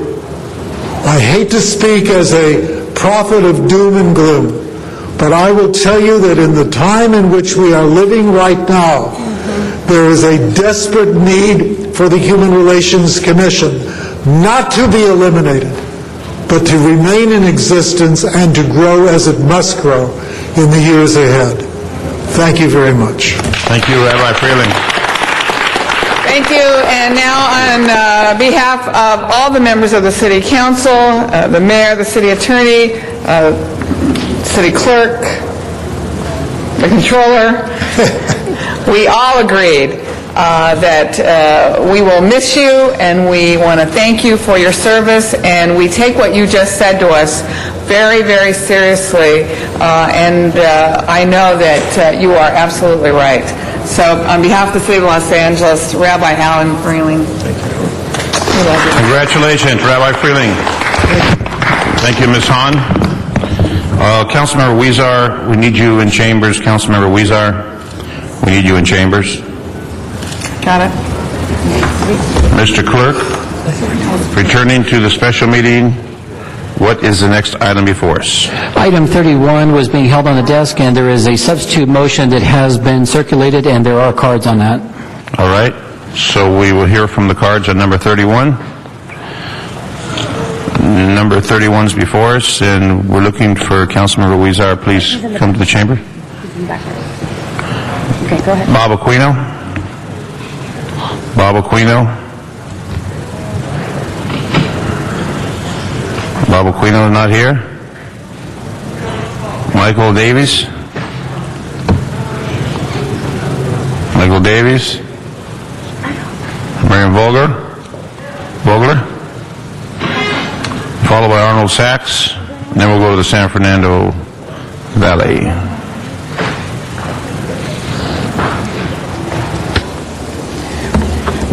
Yes, good morning. I spoke to a number of people, and I found out that the EAA is not affiliated with the coalition unions, and they're having some problems with their legalities. Now, as far as our coalition here is concerned, they, from the people I've spoke to, there's no legal issues here because they're all intact, and sounds very good. So I'm hoping that the people will get on board and help the unions and come with this to ratify this thing, and I look forward to seeing it through. And I would like to see that the city starts acting fiscally responsible to make sure that the coalition's part has been fulfilled. We expect the partnership here with the city doing their part too is to repay back all this debt that the mayor has made a mistake here, putting all our money on in one basket, all our eggs in one basket, which was the wrong thing to do. And there needs to be somebody paying back the money back to the city here, that's for sure. And it's not going to be just the public; it's going to be all of us here. So you guys are going to have to be accountable for all this. And I like some of you people, but you got to pay back here. This is, this is our city, and we have to be part of it here. God's watching us, and if we don't be accountable for our actions, you're going to answer it later on. So I'm for this, all these retirement and everything here, and I'm looking forward to seeing that the plan carries through and it's fair. Thank you, and I support the coalition. Arnold Sachs, you're going to wave through. Thank you. Let's go to the San Fernando Valley. Zumadog and Matt Dowd to the San Fernando Valley. This is a special meeting, so this doesn't count toward the minutes. What we're talking about here is the pensions and early retirements. The city really did create a terrible situation. What happened was when the mayor was running for election, he decided to be overly generous and extend way too many benefits and perks and things that he knew the city couldn't afford. Then he got reelected. Then he came out and said, gee, we can't afford any of this. Not only that, we're going to have to fire people. So I'm here to say the city, they just had to borrow $1 billion on future revenues to help with the budget, to help things like payroll and services. But I'm here to tell you people, first of all, the city is not going to be hitting the revenue projections they expect with, tourism's the biggest thing in LA now. and we all know tourism's about to go down, plus property values, plus things are foreclosing, plus we haven't even got started yet. So first you take $1 billion, you're not going to be able to pay it back. So at that point, you're not going to be getting any more credit anymore, and then you're going to lose liquidity, and they're going to have to start selling off city assets. And so now what happens is, I want people to know, on the budget that starts, I believe, in July, 65% of that $1 billion will be going to the pension bailouts to try to make them whole, and we can only pray to God that these people that worked all their lives are able to have their pensions that they worked for and promised that they get them. And we have to ensure that. And I don't know what that takes, but damn it, I can't believe the mayor put this in this situation. Do you know that only 35 cents of every dollar that the city has is going to go to run the city? Only 35 cents starting in July will go to services to run the city. The city is sinking. It cannot operate. Obama, step in. Obama, step in. Matt We need help. Dowd, you're up. Thank you very much, Matt Dowd. Yes, thank you. Let me explain. I talked about this a little on Wednesday. I don't believe it's in anybody's interest to take early retirement, because they're promising to pay your pension if you take it by a certain date and you retire. But I don't believe that. I believe that you should hold on to your job, fight for everything right now. If you're a city employee, because this is what they'll do to you. Once you leave the job, then they're not going to look out for you anymore. They'll promise you it, but when liquidators come through and the city of Los Angeles is unable to meet its debts, its debt obligations, that's when they're going to pull the rug out on all the pensions. And then you'll say, oh, but you promised that we'd get our full pension, and then they'll turn around and say, well, it's out of our hands now. That's what they do. They make it all look good, all the presentations, everything, but in fact, I want to shout out to Mr. Freeling, because that's my kind of guy. See, an activist, he's coming back. We were right about the stock market. We were right about all these things, but this city council is too smug, pompous, and arrogant, and that's just on their performance I'm talking, to notice that things were happening in America. See, America is not in as good a position as Obama or anyone will tell you right now. People really need to take notice at this point. Mr. Parks.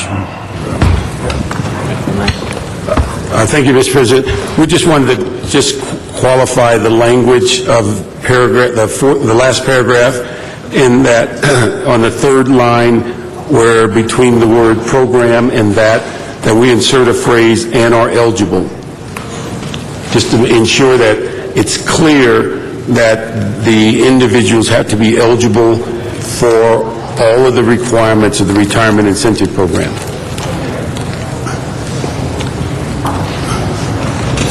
Thank you, Mr. Parks. As a friendly amendment, we will accept that. No objection. All right, that matter is now before us. Open the roll, close the roll, tabulate the vote. 11 ayes. Thank you very much. Next item, please. Mr. President, do you wish to adjourn the first special meeting Yes. and go into the regular meeting? Yes. Alarcon, Cardenas, Gruel, Hahn, Weezer, Labange, Parks, Perry, Reyes, Rosendahl, Smith, Weiss, Weston, Zine, Garcetti, 11 members present and a quorum, Mr. President. Very well. First item up. Is approval of the minutes. Approve. Commendatory resolutions for approval. Approve. Mr. President, do you wish to go through the agenda right now? Yeah, well, we've got some folks waiting. Yeah, we have to go through the agenda. The agenda, then we'll go to the folks waiting? Yes. Go ahead.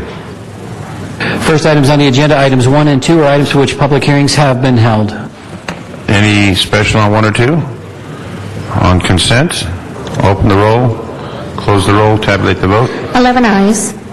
Very well. Next items 3 through 30, are items for which public hearings have not been held. 10 votes are required for consideration. 3 through 30, any specials on 3 through 30? Any cards on those items? Yes, Mr. President, there are a number of cards. Item 3, 6, 8, 9, 10, 21, 22, 23, 24, 27, and 28. Okay, those items we will call special. Mr. Labange? On behalf of Ms. Hahn, Ms. Hahn? item number 29, continued to Number 29, continue to? July July? 29. 29. That'll be... Please. That'll be the order. Other than those cards and that continuation, no other items called special. Open the roll, close the roll, tabulate the vote. 11 ayes. Very well. And the ordinance on number 4 will go over 1 week. Yes. Mr. President, do you wish to recess the regular meeting and go into the second special meeting? How many special meetings we have today? Okay, let's do that. Ms. Gruhl, you have a question? Yes, I'd like to, Mr. Zine, I'd like us to suspend the rules there are motions that were signed and introduced when there was some confusion whether we had gone into regular session or not gone into regular session. Some of those members have had to leave. And so if we just suspend the rules, we will accept those motions for individuals who were not present during that time.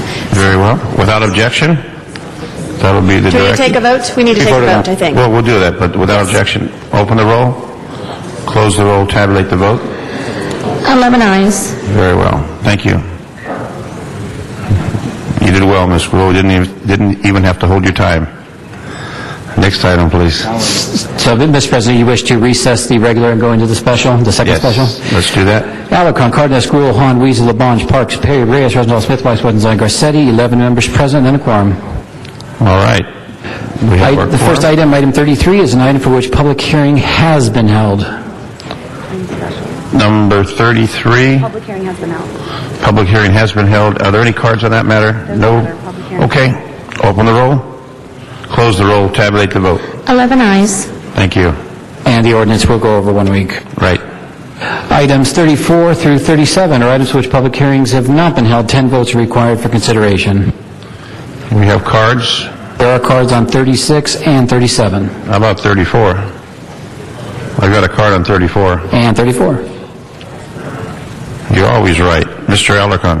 I request that 36 be taken out of order. That'll be the directive. Thank you. Okay, Mr. Clerk. That would leave item 35. 30. Mr. Alarcon, was 35 out of order? No, 36. 36. Open the roll. Close the roll. Tabulate the vote. 11 ayes. Very well. And wish to stay in this meeting to take up item 36. Yes. Forthwith on which item? Everything's going forthwith. I'm so sorry. Everything's forthwith. Thank you. So take up 36. Take the card. Okay. So, Mr. Clerk, we're at 36 now? Yeah. All right, we've got cards on number 36. A number of cards on number 36. Andrew Edelman, followed by Dr. Williams, followed by Arnold Sachs. Those are our first three on number 36. Mr. Edelman?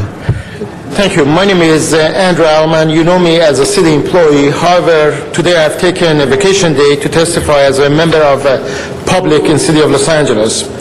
I'm here to support the resolution on the human rights in Iran. Specifically, I want to share with you a few of my family's experiences in human rights violations in Iran. The way Iran is now treating the Baha'i religious minority parallels the way the Nazi Germany treated Jews in Iran in years leading up to the Holocaust. I'm here supporting the resolution on the human rights because my family and I have personally been victim of repeated and systematic human rights violations in Iran. In 1903, my great-grandfather was put to death in the most brutal way for the sole reason of being a member of the Baha'i faith. My grandfather escaped death only by hiding in a 100 feet deep water well for several days. My father was repeatedly and brutally beaten up and tossed out of school when he was 10 years old. In 1980, my grandfather was imprisoned for 1 year, again only for being a member of the Baha'i faith. In 1980, 7 other members of our close family friends, including my father's best friend, were put to death only again for the same reason. I can go on and on, but Iran is a country where Cyrus the Great declared the first human rights declaration 2,500 years ago. It is sad to see the current government of Iran violating human rights like this. I hope this resolution and similar peaceful, and I want to emphasize peaceful, actions will put the Iranian government on notice that the world is watching. I hope that Iranian government will adopt policies to respect the fundamental human rights and freedom of all of its people. Thank you. Thank you. Dr. Williams. Dr. Clyde Williams, 4115 Barrett Road, El Sereno. However, I have worked and lived in Iran. I have worked with a lot of Iranians in Dubai, the United Arab Emirates, over a 15-year period. Many are trying to escape from Iran because the population, unemployment, all of these factors are severe punishment for what is going on there. The current situation is even worse, but it reflects the true people of northern Iran and maybe a lot of the villagers. Freedom, however, like in Iraq, cannot be just based upon what we think of freedom, because when Bush said democracy in Iraq, that generally meant Shia. In the same way, in Bahrain, democracy would indicate Shia. And we would have to accept whatever the people in those countries want as their civil rights, their values of freedom, and their rule of law. So I support this particular issue and hope that the City Council would confirm the resolution. Thank you. Arnold Sachs, followed by Randolph Dobbs.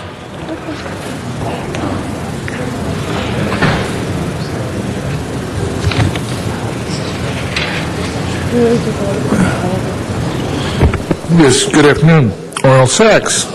It would be wonderful to be able to support this resolution if the City Council wasn't so hypocritical. The Trade, Commerce, and Tourism Committee is looking to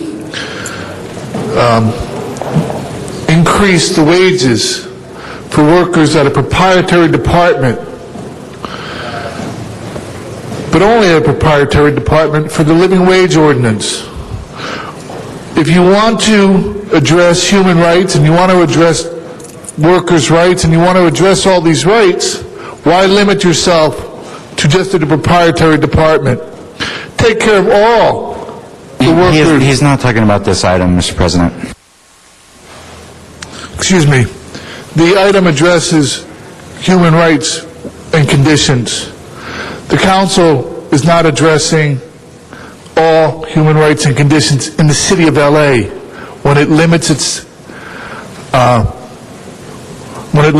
actions to a select group and Mr. President, his impertinent remarks are disrupting the meeting. He should be warned. You're being warned the first time, Mr. Sachs. You've been admonished, Mr. Sachs. The city council attorney is the one disrupting the meeting. The city attorney is making sure we follow the rules, Mr. Sachs. You've been warned. And the rules would be? You've been warned, Mr. Sachs. You know the rules. I'm not going to repeat them to you.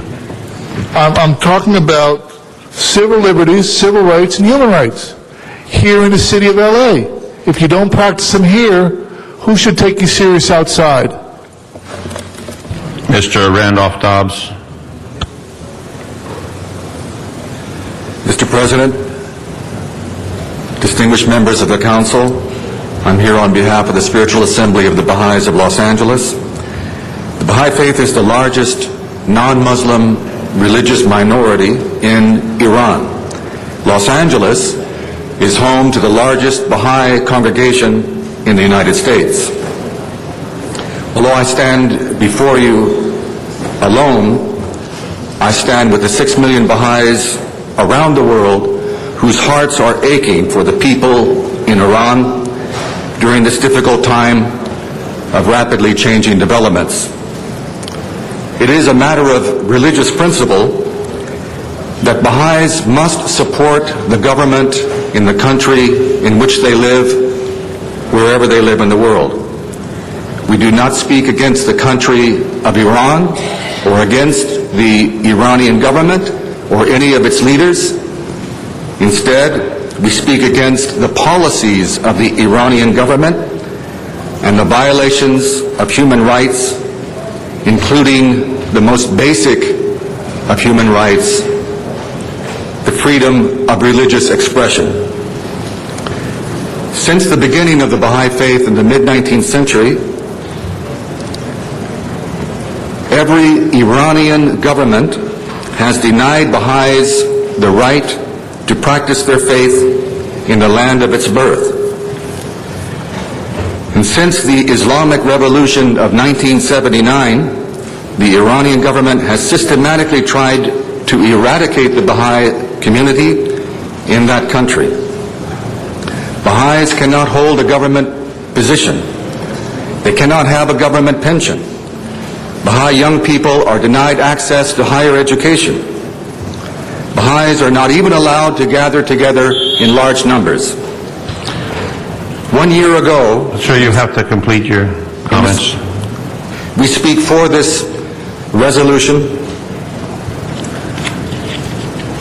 and we join with people of all good faith to call for an end to this violation of human rights. Thank you. Dr. Zandian?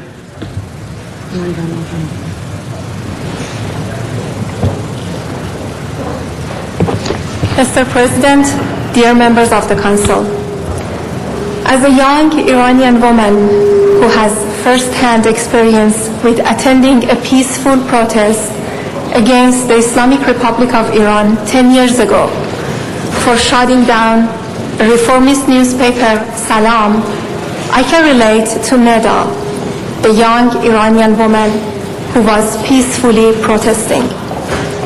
Neda was shot and killed by regime's paramilitary thugs. The calling and message Neda's death has brought us is the one I want to voice here. Like all Iranian youth, Neda hopes for her homeland to respect and recognize human rights. All humans have the right to fair treatment by their government and the right of a fair and democratic election. The Islamic Republic of Iran is denying and violating this right. In Iranian peaceful protesters, the world is witnessing the power of nonviolence. Please, don't let the indifference and the inaction of us silence the voice of justice. Thank you. Bita Melanian, followed by David Nahai. Good afternoon. For the first time in history, has the world seen and heard of the injustice brought upon the people of Iran as it relates to their basic human rights and freedom of speech. Until now, the people of Iran have been represented by its government and not by its people. We need to separate these two entities and respect and listen to the people's voices. As an individual born and raised in Iran until the age of 13, which I consider my motherland, who has been away from the country for over 21 years, who has a voice outside of that country, I beg for the world to continue their attention to this very important matter and not let it be forgotten and overshadowed by other news in the media. I thank the Council and the City of LA for allowing our voices to be heard here today. Thank you. David Nahai. Honorable members of the City Council, good afternoon. Let me start by expressing heartfelt thanks to the City Council, to you in particular, Council Member Alarcon, and to Council Member Perry for seconding the motion that is before the Council today. Our thanks are on behalf of the Iranian American community of Los Angeles and on behalf of the Iranian people. This resolution coming from this world center, this global city, this expression of support for the freedom fighters of Iran is very important. It is a very important statement. The freedom fighters in Iran are fighting for a cause that touches all humanity. They're fighting for a rudimentary, basic human right, the right to vote in a free and fair election. And their struggle, which is a struggle for humanity, is fueled by a simple truth. That simple truth being that just as the human body cannot live without food or water, the human soul will shrivel without dignity and without freedom. Iran boasts an old and proud culture, a remarkable heritage, a colorful history. It is the birthplace of many human advances. It is the cradle of the first Declaration of Human Rights. What a cruel paradox that in this glorious place, people are being bludgeoned, clubbed, and shot to death in the streets. What a cruel paradox that this noble nation is today ruled by deceivers and despots. The world must not forget the images of Iran. The world cannot forget the Twitters from Tehran. We cannot afford to forget the heart-rending video of the beautiful, vivacious young Nida shot and dying before our very eyes. That death cannot be in vain. The world cannot afford to let this pass. Thank you very much. Homa Sarshar, and then we will go two more speakers. Mr. President, distinguished member of Los Angeles City Council, we are here to speak for the men and women of Iran who fear for their lives and safety for taking only part in a very peaceful protests. We are here to give voice to those out of the street of Tehran and many other cities in Iran, to the young men and women being beaten and slaughtered for demanding nothing more than the universal right of democratic and fair elections and freedom of expression. The truth is, what we see now is just a slice of what goes on daily in Iran. What we know about this regime is the chronic, in fact toxic, systematic abuses against its citizenry, especially women and minorities. This is not a regime that values the diversity of its citizens. It is a regime that demands submission from women and acquiescence from all. It is a regime that not only dictates the role of women and minorities in the public sphere through barriers and other theological obstacles, but one that intrude in the private sphere. I implore you to act in passing this resolution, not only to show your support with the people of Iran, but for ourselves as well. We have an obligation, we have a duty, the responsibility to act, because we have these rights that the Iranian people are so fiercely fighting for. Help us to let people of Iran know that they are not alone. Help us support them in their quest for democracy. Show them that you care deeply for their struggle. Iranian people deserve to live in a free and democratic state.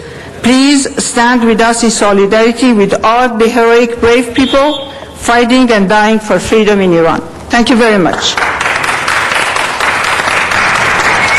John Walsh.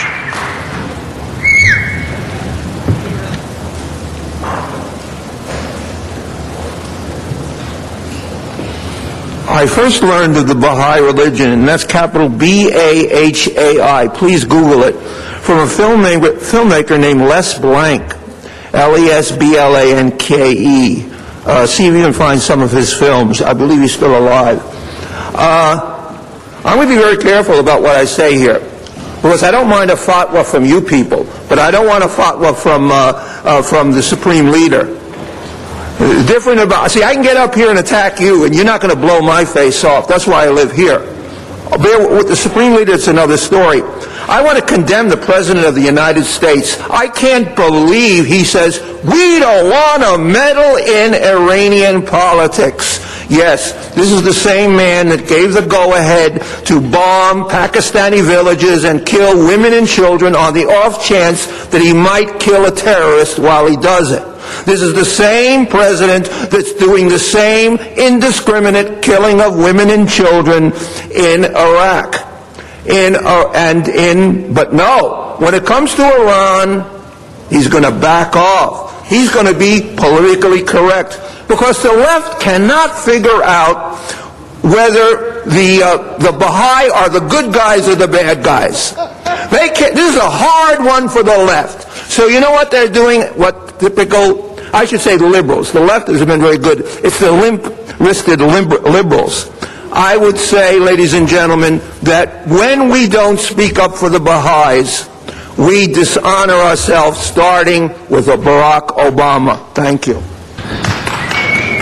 Matt Dowd in the San Fernando Valley.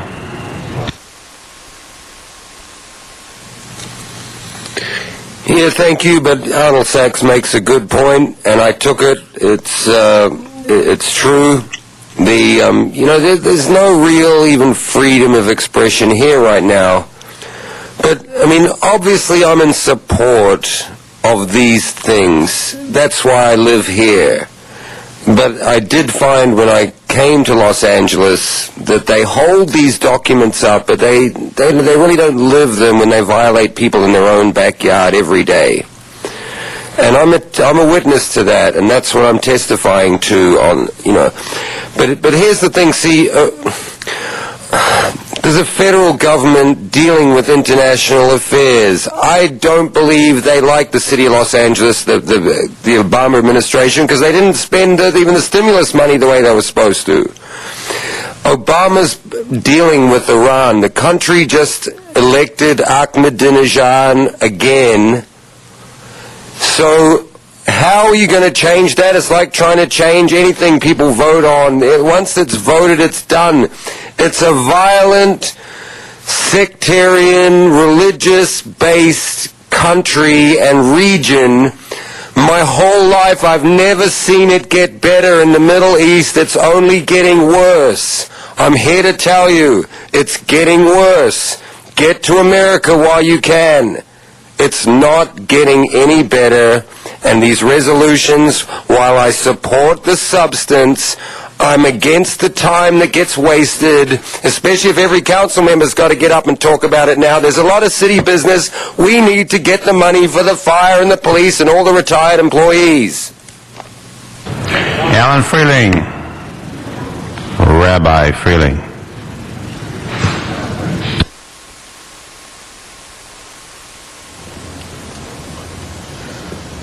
I come before you to plead the case of those people in Iran who have been denied the kinds of liberties that we celebrate day in and day out here in Los Angeles.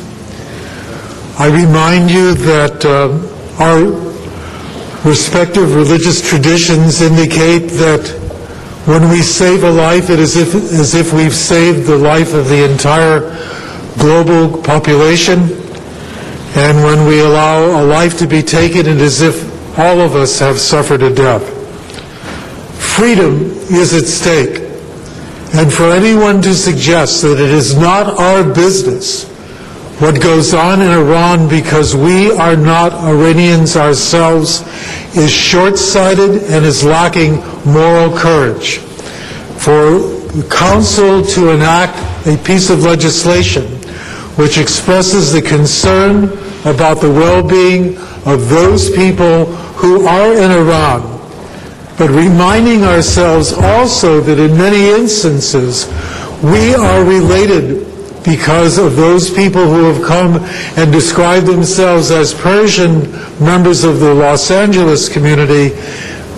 As lives are at stake in Iran, as freedom is at stake in Iran, so too are our lives and our freedom in jeopardy. Thank you, Rabbi. We have two speakers on the queue, Mr. Alarcon, Mr. Rosendahl. Members, there are those who might think that we disrespect our responsibilities by introducing motions that have to do with world affairs beyond the borders of the United States of America.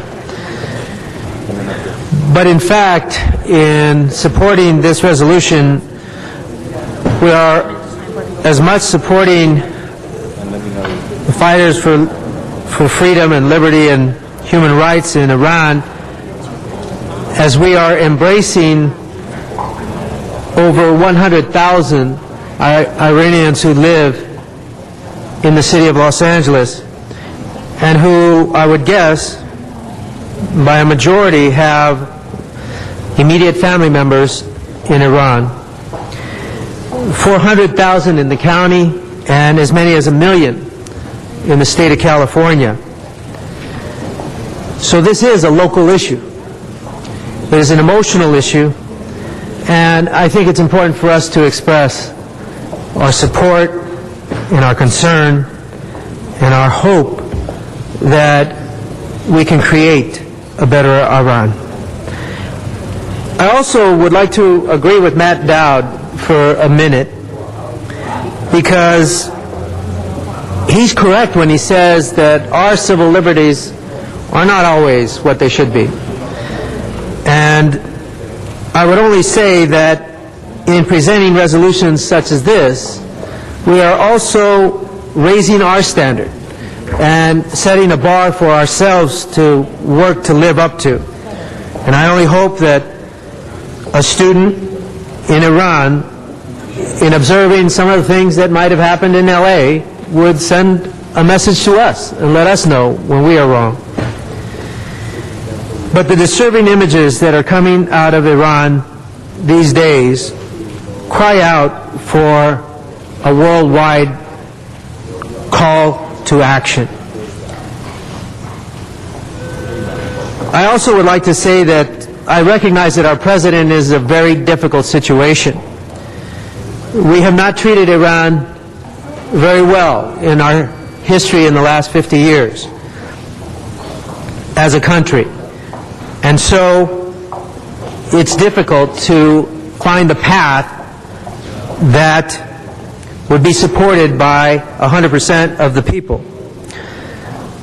But I think it is easy enough to say that we think what is going on today in Iran is wrong. It is wrong because it violates our sense of independence, of independent thinking, of individuals' independent action, human rights, freedom, civil liberties, and simply the rule of law. So let us hope that other cities will join and move this forward. We are not the first. There are many thousands who have called out for human rights in Iran. But let's hope that it continues and the voice gets louder and louder and louder to penetrate whatever barriers, social, religious, or otherwise, that are not getting the message that the world cannot stand for this kind of disgrace anywhere.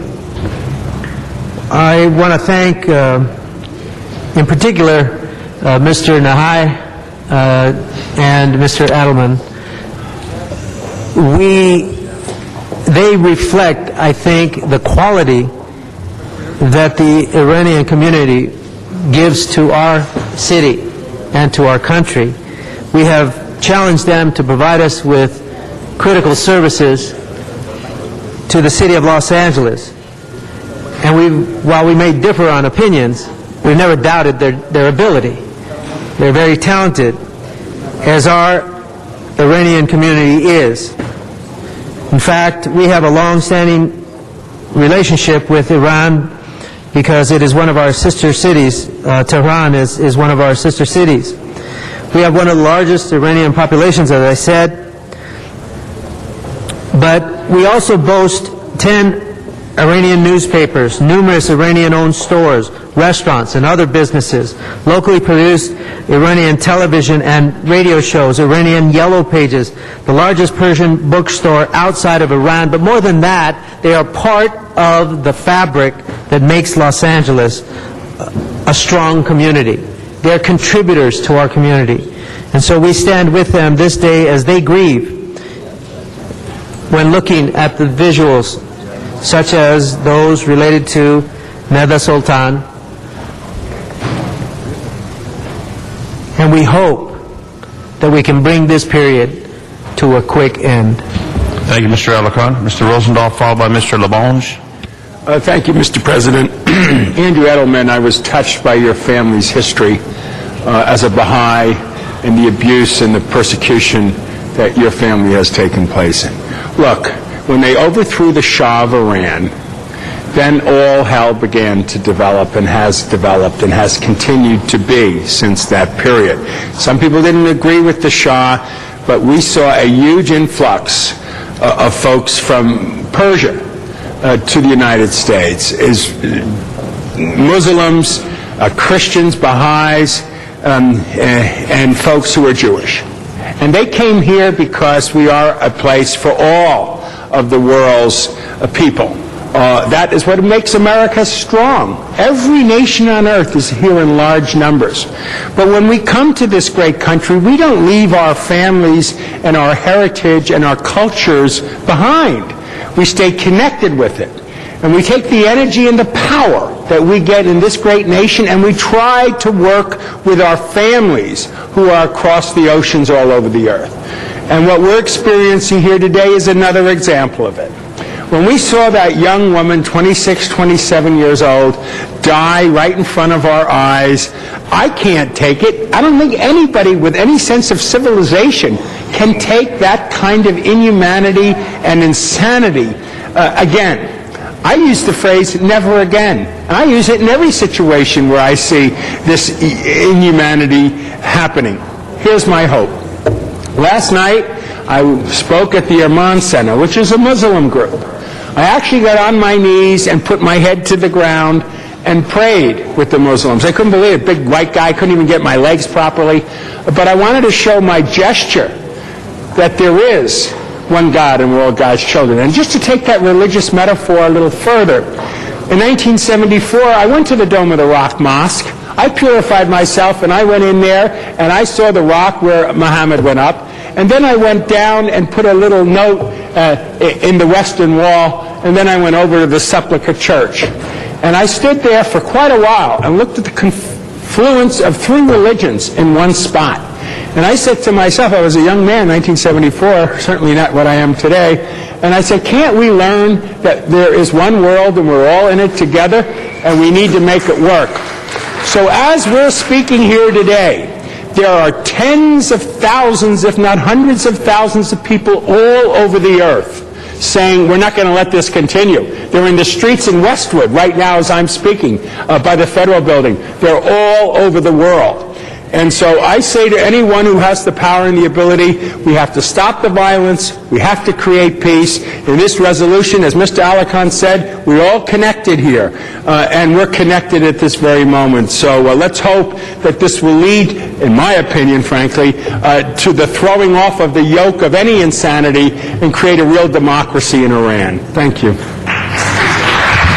Mr. Tom Labange. Thank you very much, Mr. President. Mr. Alarcon, thank you for showing the leadership to bring this forward. And your remarks, Mr. Rosendahl, as always, were on point. And I think it's always great to reflect when one travels in their younger days or in their days in their lives to see how people are. We are one people, and it's one place. And it's important here in this public hall.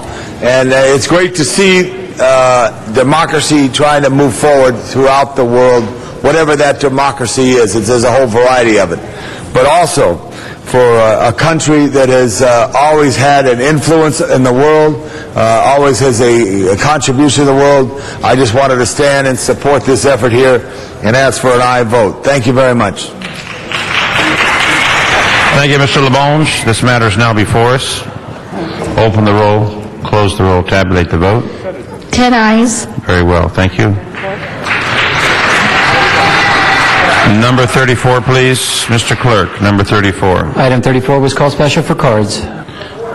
Card from Mr. Labange. Mr. Labange, everything's going forthwith. Matt Dowd in the San Fernando Valley on number 34, please. Matt Dowd in the San Fernando Valley, number 34. And we're going to be losing the quorum soon, so let's hear from Mr. Dowd. Ladies and gentlemen, Matt Dowd. Thank you. No, you know what? I'm going to waive this because you were brief on that last one. Okay, open the roll. Open the roll, close the roll, tabulate the vote. 10 ayes.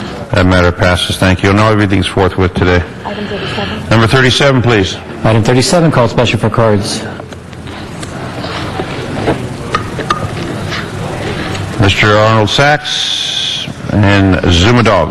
Arnold Sachs here downtown, then we'll go to the Valley for Zuma Dog.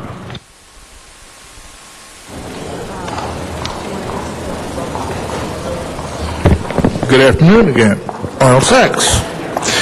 Again, Quimby fees being collected, update on usage for Quimby fees, update on projected projects for parks for these Quimby fees. Anybody home? Anybody out there? Hello?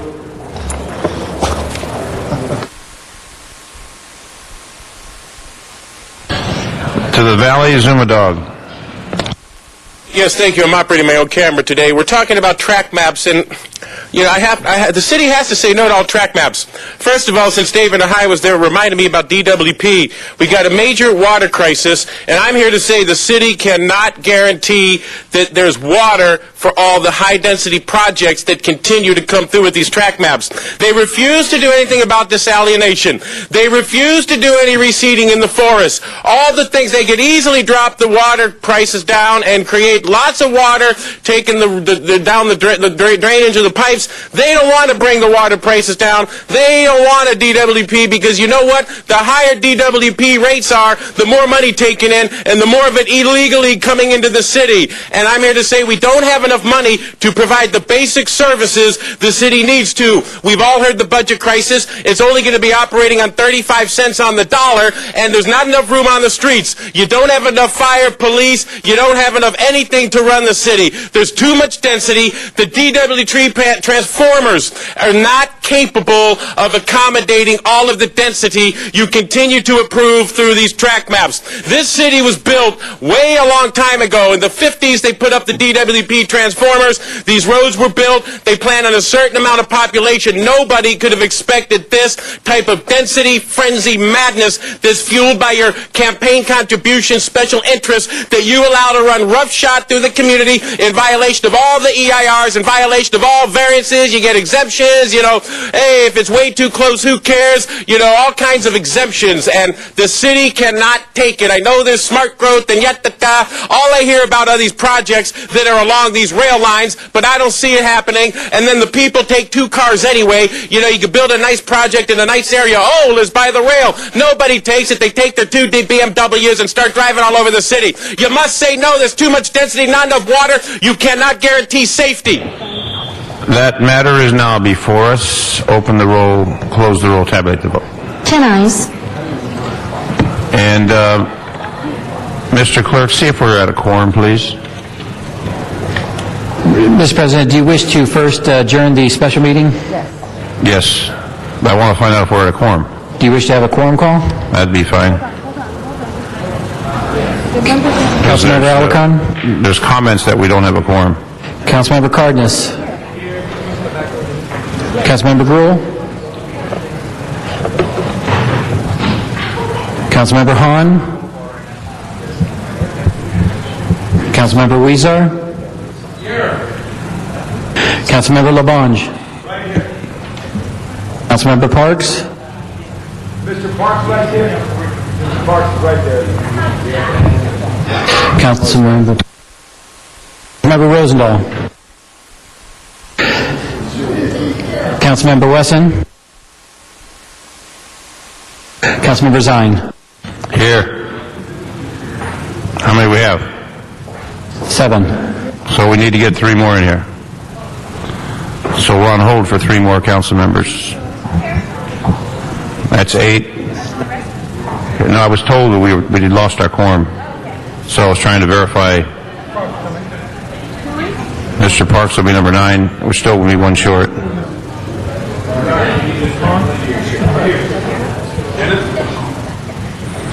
I was told we lost the quorum. I'm trying to verify before we conclude the meeting. Okay. Okay, Mr. Clerk. that does make 10 members, Mr. President. Okay, thank you. All right, next item. Okay, Mr. President, do you wish to go back into the regular meeting? Yes, we'll go back and forth, and now we're going back. Do you wish to take a public comment or the items called special? Mr. Clerk, repeat that. Do you wish to take a public comment or the items called special? Let's do the special, please. First item called special, item 3 called special for cards. I'm sorry, Mr. Weston was drawing my attention. You repeat that? Item 3 for cards. Okay, number 3, Mr. Sachs, Zumadog, and Matt Dowd in the Valley. Those are the 3 cards on number 3.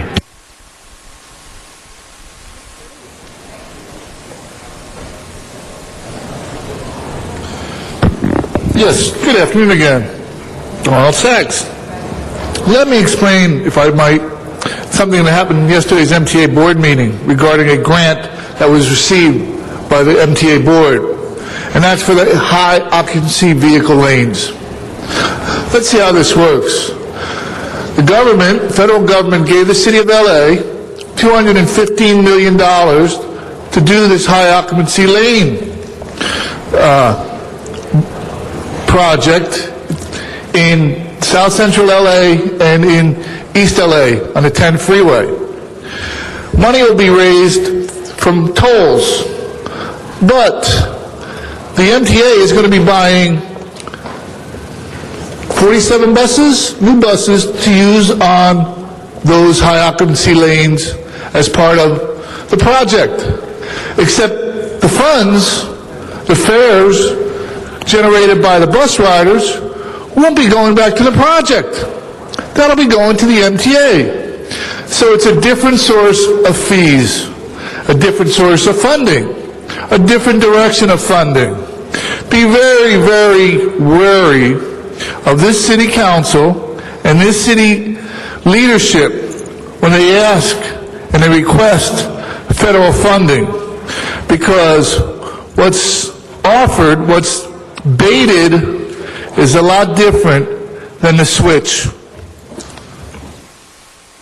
To the San Fernando Valley for Zumadog and Matt Dowd. Yes, thank you. By the way, council members, thank you for being there so we can continue to deliver our messages. We appreciate it.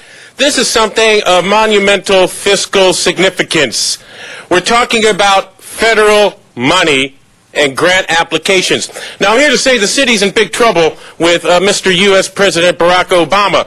I understand that the last time you applied for grants, there was some federal stimulus money applied for, and it was supposed to go for shovel-ready jobs. However, I heard through the White House, my sources, excuse me for not being in council chambers with everybody there, my sources come from Washington, D.C., and I understand that the money was not used for federal shovel-ready job creation projects, but merely dumped a little bit into DWP, a little bit into LAX, a little bit into the ports, spread the wealth around, but not in the spirit and intent that it was provided for. Barack Obama is very not happy about this. I'm here to say that it's a good chance that the federal government is watching this public comment as I speak, as LA City Council, from what I understand, is under federal investigation. So, before you put your fingers on any of this grant application money, you better be darn certain that this money is going to where it's supposed to, because we cannot keep putting the city at risk through your fraud, waste, abuse, racketeering, and purposeful and intentful deceit. And I am so happy that Laura Chick is in Sacramento now. I am so happy that Barack Obama personally called Arnold Schwarzenegger and said, before we give any more money to the city of LA with that mayor who you got running things, we need Laura Chick. And I heard that Barack Obama personally requested Laura Chick to have Schwarzenegger overlook this money. So Laura Chick, baby, I love you. How you doing in Sacramento? Holla at your boy, and make sure you don't let these people run shady with it. They're in enough trouble with Barack Obama as it is. Thank you. I'm Matt Dowd.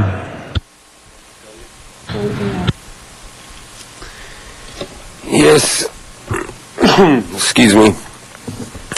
Yeah, thank you. This is big, and of course we have to get this money. What we're doing is, for people on Channel 35, the city has to apply for the federal grant money, and but like a lot of things in the city, it never ends up where they tell you it's going, and a lot of the projects, that's why the city's in trouble, and I don't want to talk about it ad infinitum, because that's where it's heading. It's so bad. I want to try and look at the future and some kind of solutions beyond this kind of money, because it's not going to be enough. But yes, I approve this. I want a unanimous. We might as well get this through now. Thank you. All right, that matter is now before us. Open the roll, close the roll, tabulate the vote. 10 ayes. Next item, please. Item 6 called special for cards. All right, we have Mr. Sachs and Matt Dowd. Let's go to Mr. Sachs here at City Hall, then we'll go to the Valley for Matt Dowd. Thank you. Arnold Sachs. Item 6 and 7 both want the City Council to take action on state initiatives. But I'm really concerned, especially based on last week's action regarding the Bankruptcy Act, where the City Council was asked to take action, only to find out that the state legislation, or the state Senate, had already voted on it. So on these actions that are before you, to be moved by the state, for you to take an action, how many of them have been voted on in the state legislation? And if they haven't been, then something so important as a Bankruptcy Act, how could you be so far behind to debate it after it's been voted on? Why don't you send the state a message about giving up the personal vehicles while the state is in such a financial bind? Do something for the public. All right, to the Valley, Matt Dowd. Yeah, not important enough. Matt Dowd passes. That matters before us. Open the roll, close the roll, tabulate the vote. 10 ayes. Next item. Item 8 called special for cards. Matt Dowd, number 8. Okay, yeah, thank you. This one is important. Anything to do with San Pedro. This is just my comments on the general situation down there. I don't believe it's a tourist attraction to the extent that the city believes.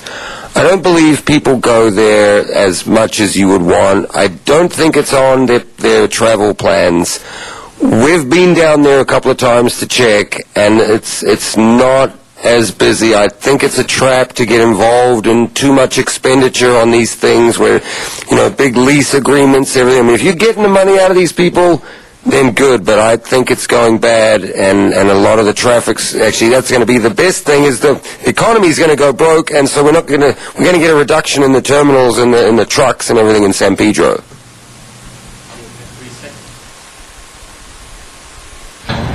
Very well, that matters before us. Open the roll, close the roll, and tabulate the vote. 10 ayes.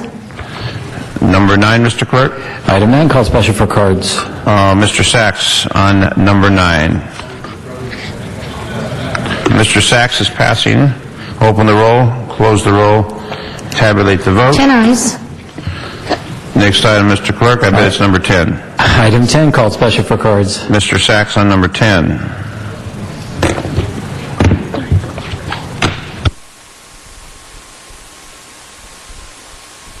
Item number 10 is regarding an EIR report for a project. So I have another request about an EIR report and a project. Where and when will be the EIR report for the bus-only lane on Wilshire Boulevard? It's only been 2.5 years since it's been discussed. This is calling for an EIR on the harbor and have it done by the end of 2010, 2011. Again, EIR, Wilshire bus-only lane. Where is that standing? Matters before us. Open the roll, close the roll, tabulate the vote. 10 ayes. I bet next one's 21. That it is. Called special for cards. Mr. John Walsh and Matt Dowd in the Valley. Number 21, Mr. Walsh first, and then we'll go to the Valley.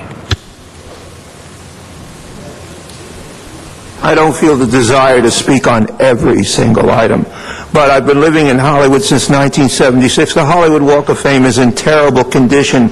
I got the LA Times 2 years ago to do a good story on the state. The Willard Waterman, a great Gildersleeve star, is cut in half. It's fallen apart. Subway tunneling has the voids created by subway tunneling has caused the boulevard to crack, crumble. Go out there. The trust is not doing its job. However, the most important thing is the last controversial Hollywood Walk of Fame star was Bugs Bunny in the 70s. The controversy was, up till then, they all had been living human beings. They hadn't been corporate cartoon characters. Since then, everybody gets a star. Newspapers get a star. Alcohol gets a star. Wine gets a star. But now we have a man named Bill Handel getting a star. I think it's absolutely why don't you give it to Howard Stern? Why don't you give it to another shock jock? How dare you give a star? I want to say right now, we will oppose Handel's star. What are we going to... Has anyone ever heard some of the outrageous things this man has said on the air and makes money? I challenge Bill Handel to a debate on why he shouldn't have a star on Hollywood Boulevard, and every time he says something that you don't agree with, I'll point out that you voted for his star. Matters before us.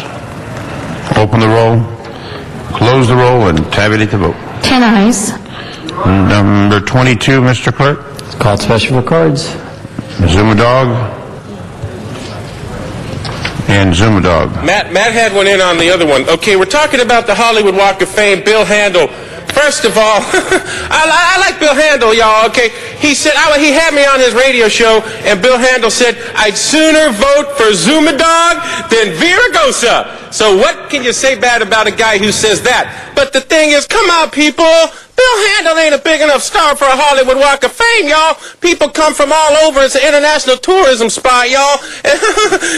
You can't be spending city dollars. Bill Handel, I love you. He's #1 local, but it's not like he's Rick Dees or anything. Okay, Rick Dees I can see. You know, my mom knows Rick Dees. But you got to draw the line somewhere on what you consider a star in the city of L.A., y'all. It diminishes the value of fame and Hollywoodism for real celebrity stars like myself and Jim Carrey and all the others. So I think you need to also impose a fee and a tax for maintenance and service by per foot traffic on this star. Thank you, and I love you, Bill Handel. That matters before us. Open the roll, close the roll, tabulate the vote. 10 ayes. To my colleagues, we have just a couple more items on public speakers, and then we will conclude the agenda. So we just hold steady at 2:30 in the afternoon. Number 23, Mr. Clerk. 23 called special for cards, and there is an amending motion on 23D as in David that has been circulated. All right. Mr. John Walsh on 23.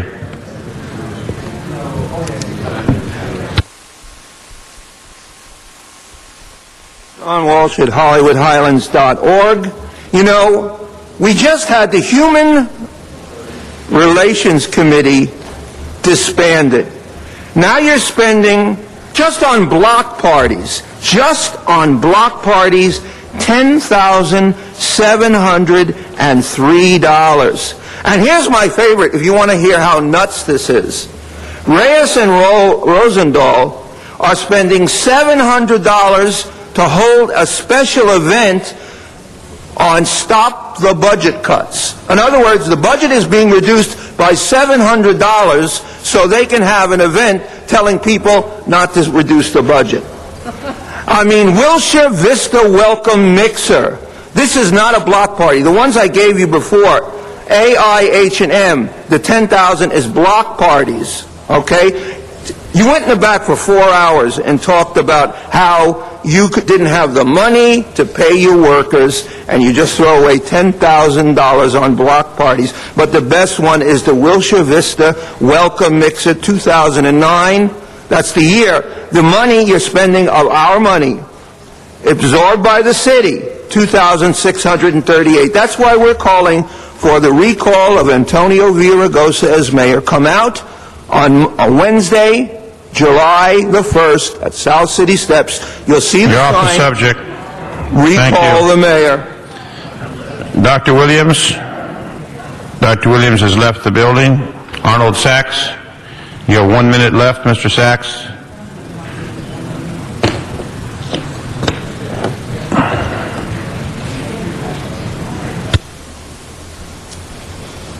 My discussion will be regarding a special event that the city sold, and that would be the LA Marathon. How much will it cost us, as Angelinos, whether through registration or lost benefits for the charities, to buy back the date in March of the LA Marathon that you so scandalously maneuvered to sell to Frank McCourt Group? Mr. President, he's not talking about any of the special event items that are on this agenda. Mr. Sachs, you're being warned. Get back on the subject, and you're at 23 seconds. Special event. Now you're at 16 seconds.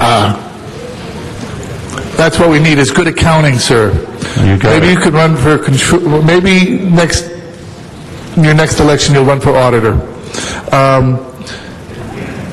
Marathon. Now your time's up. Thank you. Marion Volger. Well, I spoke against the Laker thing because you people, what happened to that $1 million contribution? I don't know, but the city and the fire department, the police and fire picked up the tab, and here we go again. And you people on July 1st won't be held accountable, just like your pay raises. July 1st, right? You're going to get your raises? I hope not. Mr. President, this speaker is not talking about any of the special event items on this agenda. These fee waivers are outrageous. You got so many on here, and you're continuing the circle of spending. The cycle of spending continues. If I have a credit card, I can't keep going ahead and using it all up, just like you're doing that here. I hope that the people who are giving that 554 million or 556 million that you on 28 item 28 are watching what you're doing with your credit here, spending the taxpayers' money, and you know this is outrageous. Continuing, it just adds up. You know, one of them is a community event, 100,000. But you know, these other things add up. Like John Walsh said, $10,000 that could be, applied towards one of the city workers. You're expending the money, and then you have to go through all this mumble crap that you're doing with the unions. It's uncalled for. It's uncalled for to go through these negotiations when you're doing all these expenses on these fee waivers. This has got to stop. And it's got to stop after July 1st, too. You can't have people coming in and asking for the city money.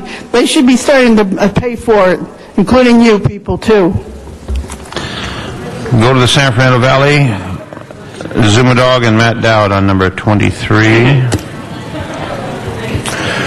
Yes, thank you, and please pay attention, City Council. It's as though you're going down the freeway and you've got the blockades all the way through, like in Smoking the Bandit Part 2, and you're going through all the barricades right off into Thelma and Louise territory, people.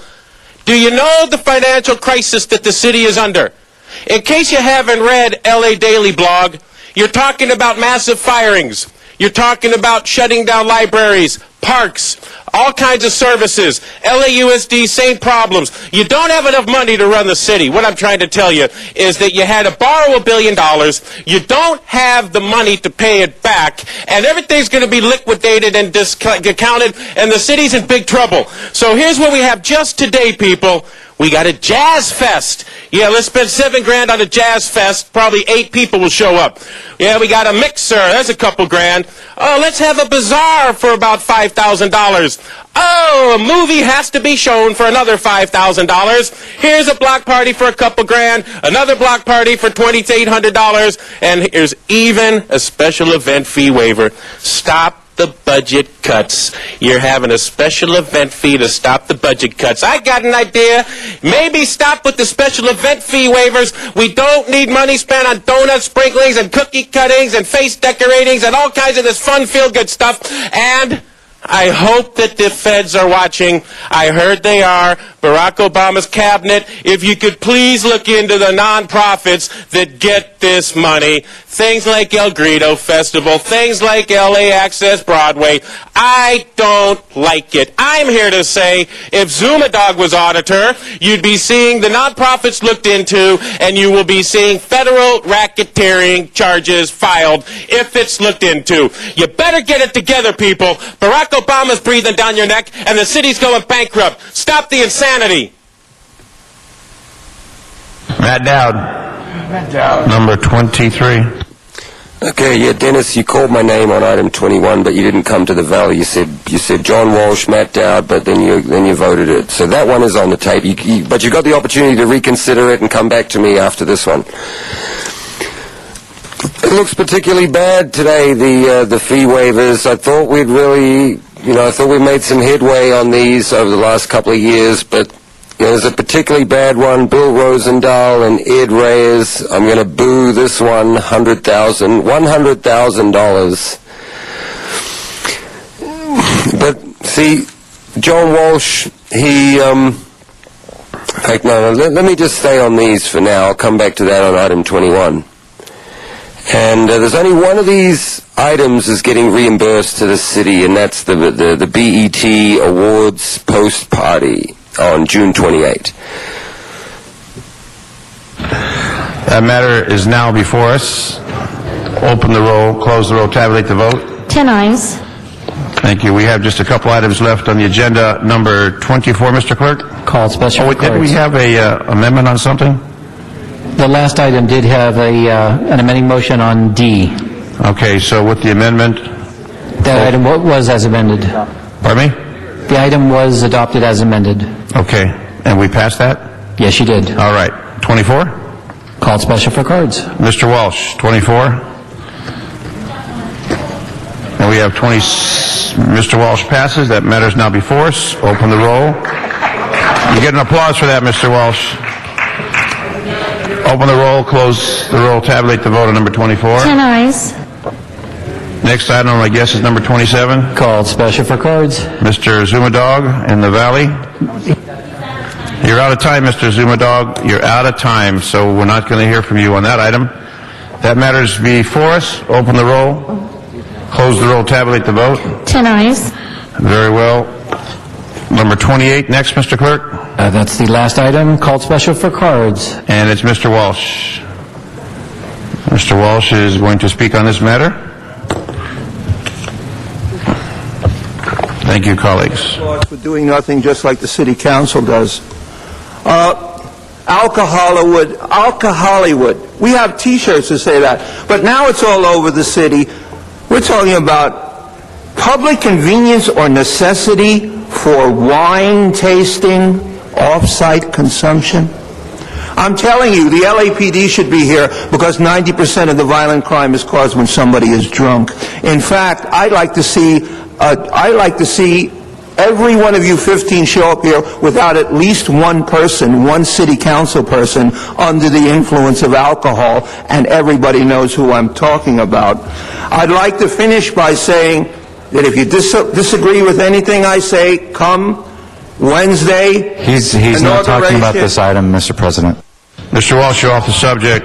Thank you, Mr. Walsh. The matter's before us. Open the roll, close the roll, tabulate the vote. 10 ayes. Mr. Clerk? Mr. President, that would leave public comment. All right, we're public comment now. Dr. Clyde Williams, not here. Bob Aquino, not here. Jeffrey De La Rosa, not here. Arnold Sachs, your time's up. But you get to speak this time, Mr. Sachs. The rules change for this. Mr. Sachs, Michael Carrion, not here. Rules. We run by the Advocates rules. of public television Here's an opportunity to address the criminal maneuvers by the state legislation and endorsed by the council, the city council. Although they may say otherwise, in the news recently in the business section, the major cable providers are looking for assistance in controlling the content of the web. They may look for some legislation to protect them. Given the fact that the state legislation lowered the bar by eliminating public access instead of requiring Verizon to provide public access like they had Time Warner did, here's an opportunity for the city council to act ahead of the curve. Send a letter, send out notice that any legislation that would ask for protection for the web would require the reinstallation of public access TV for the city of LA. Get ahead of the state legislation. Let them know how you feel. Act before they act. Bring back public access. They're going to look for legislation. Here's an opportunity to get something for something. Act for the citizens of LA instead of for the deep pockets for a change. That being said, on Wednesday, you had a nice going away ceremony for Rocky Delgadillo. Although if you read in the LA Times, the attacks, the commentary from Tuesday's meeting, and the editorial from the Daily News. So I was wondering, maybe it was this Rocky. Your time's up. Walter Bechtel, Bruce Darien in the Valley. Bruce Darien, you there? All right, we have final speakers on the queue. We have John Walsh. We're about ready to lose a quorum. We're going to go to 1 minute on the public speakers. 1 minute, Mr. Walsh. You're doing it. 1 minute. Go ahead. Everybody gets 2 minutes on the public. You're getting 1 minute, Mr. Walsh. Why am I not getting 2 minutes? You're getting 1 minute because we're about to lose a quorum. So you're using your time right now. Let's take a look at this. Remember I showed you this in February? This is the mayor with his little playmate girlfriend. Remember? The Times, the Daily News saw this. Rick Orlov asked me to see this. He was panting over it when I showed it to him. In fact, everybody knew that the mayor was fooling around. Right here, March 2009, Playboy magazine. I only get 1 minute because when I talk, I sting. HollywoodHighlands.org if you want to see the picture of the mayor with his playmate girlfriend. I'll tell you her name is Miss Carrington, and she is the playmate of the month for February. It's not just Lou Parker that he's fooling around with. Come to the Recall Mayor Villaraigosa. We're going to have a huge demonstration with a big banner on Wednesday. And next comes Recall Zine. Marion Volger. Mary Volger. Yes, sir. She has 1 minute, too. She has 1 minute. We lose the quorum, then you won't have any minutes. Miriam, you got 1 minute. Go ahead. Yeah, this is illegal, this quorum here. Okay, you should be making public comment the first time of the meeting. Not all your presentations can be done afterwards. You're burning your minute up. You're burning up your minute, ma'am. Yeah, well, I'm going to tell you, I'm taking my time because I'm going to say some of you just don't realize what you're doing is that we're here fighting for our rights still, while they're on the other side of the world, they don't even have any rights yet. And here, we're going the other way. We're going towards limiting our rights. That's what you're doing. You're taking away our rights here, and we're trying to add rights in Iran. And it's not right. We should be all equal under the law, from under the right of God to protect all of us. He gave us life, and we're here to serve Him. And you have no right to limit how much I can speak here, because my love for Bill Rosendahl, his cause, is so immense, and you won't give me that extra minute. I think this is a hypocrisy. Thank you, ma'am. We're going to the Valley for Zumadog. Zumadog. You know, you spend hours on presentations and parades and dog and pony shows. Then when it comes time for the people who sat here for hours, you cut the time in half. Well, first of all, I'd like to give my thoughts and prayers to an Encino family that means so much, probably more than anybody in the history of this city, to so many people, to Joe, Catherine, Jermaine, and the rest of the Jackson family. I mean, I am just so sad. You know, a great activist song. I consider myself an activist. Every day I wake up, and it's like, well, gee, what am I going to do today? And all you can say to yourself is to say, I'm starting with the man in the mirror. Whoo! I'm asking him to change his ways. Whoo! And no message could have been any clearer. If you want to change the world, gotta take that chance and make that change. City Council, I want you to change, please, now. Thank you, Michael Jackson. Matt Dowd. Matt Dowd, 1 minute. Thank you. First of all, Dennis Sign, you need to reconsider item 21 because that is a Brown Act violation. The Cameron Diaz, that item says approve the installation of the name of Cameron Diaz. But since you didn't do the process properly, take the star out of Hollywood Boulevard. Take Cameron Diaz's star out of Hollywood Boulevard. Do the public comment like you called it on Channel 35. And when the public comment's done and you close the public hearing without Brown Act violations, we'll put Cameron Diaz's star back into Hollywood Boulevard. Or you can reopen the public comment and I'll have my public comment. And now I'm here for hours at Van Nuys while you go through all that dog and pony shows and then you cut the public comment down to 1 minute and I've got to spend it all correcting the violations of the meeting. Our next final speaker for the day, Yvonne Autry. And that'll be the end of our public speaker and the end of our agenda.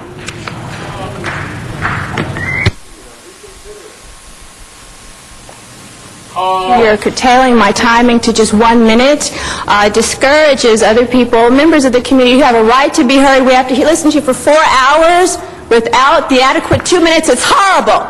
Let me tell you, America is under a curse. It's because you are violating our civil rights with no consciousness. Okay, I'm a Christian by experience. God is a God of love, righteousness, and truth. Satan controls the flesh. Love is generative. Love brings forth life. You are confusing lust and life-giving, generative, agape, filial, or even erotic love.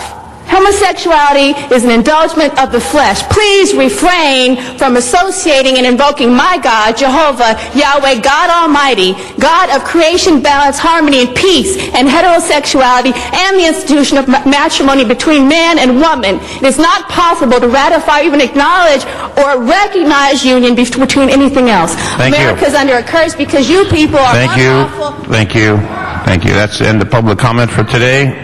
Mr. Clerk. Council has motions for posting and referral. Posted and referred. The desk is clear. Very well. Announcements, Mr. Rosendahl. Motion. We're doing announcements first. Oh. Then adjourning motions. Any announcements?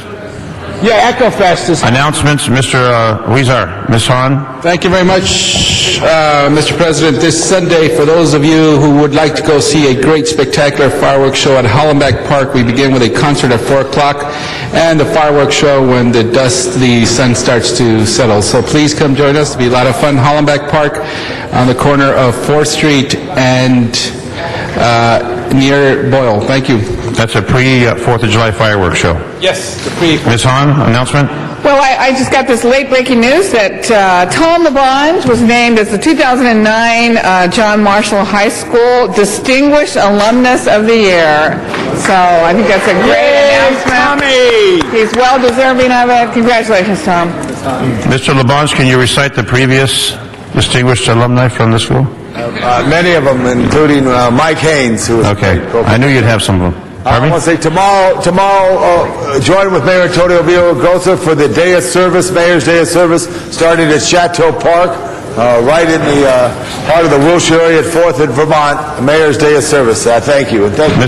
Mr. Rosendahl, announcement. Yeah, the Echo Fest at Venice Beach, the second annual Echo Fest, will take place this Saturday right there on the beach at Windward, and there'll be all kinds of booths and all kinds of ways in which we can become more ecologically sensitive. And I urge you, if you're going to go to the beach this Sunday, it's going to be a warm, sunny weekend, go through Echo Fest on Saturday.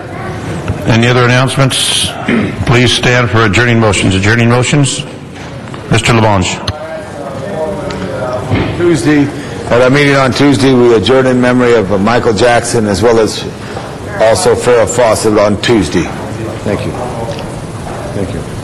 A formal adjournment Tuesday. Mr. Rosendahl. Yeah, I'm going to do a bit of an adjournment now because there's a rosary tonight and a mass tomorrow, and I want people to know about it.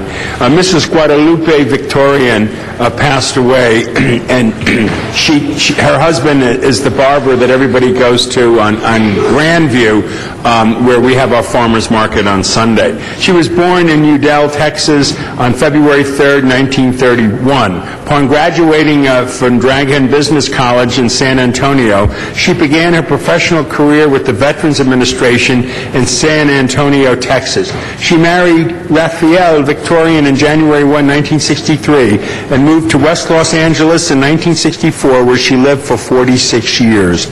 She left the Veterans Administration to care for her children, but worked and volunteered at her children's elementary school to be close to them. Always involved in her church since the 80s, she has worked and volunteered at St. Augustine's Catholic Church in Culver City until her passing. She was the church's wedding coordinator. She enjoyed walking along Venice Beach, attending Mass at the Cathedral of Our Lady of Angels in downtown Los Angeles, and a glass of Merlot wine with good friends. She's survived by her husband Raphael, her 4 children, her 10 grandchildren, and her 1 great-granddaughter. Her viewing is tonight at 6 o'clock.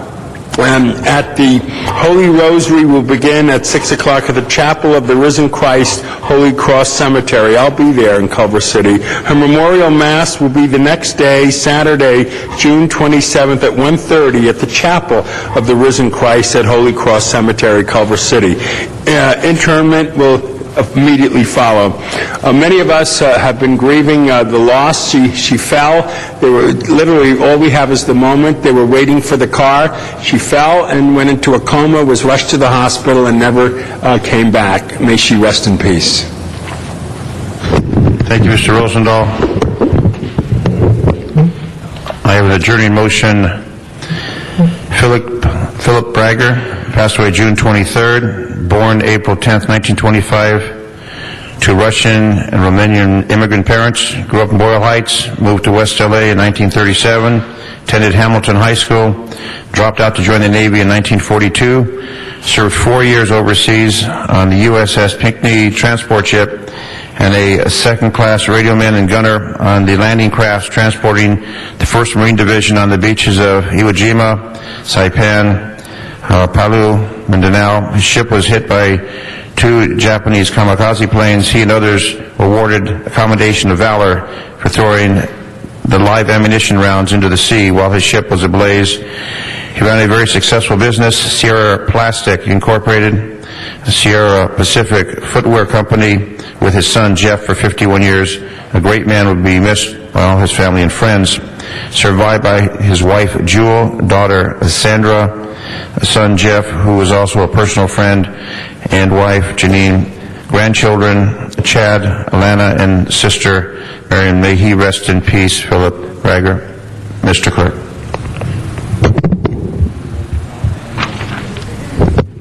That adjourns our meeting. We will return next Tuesday. Thank you. Have a lovely weekend.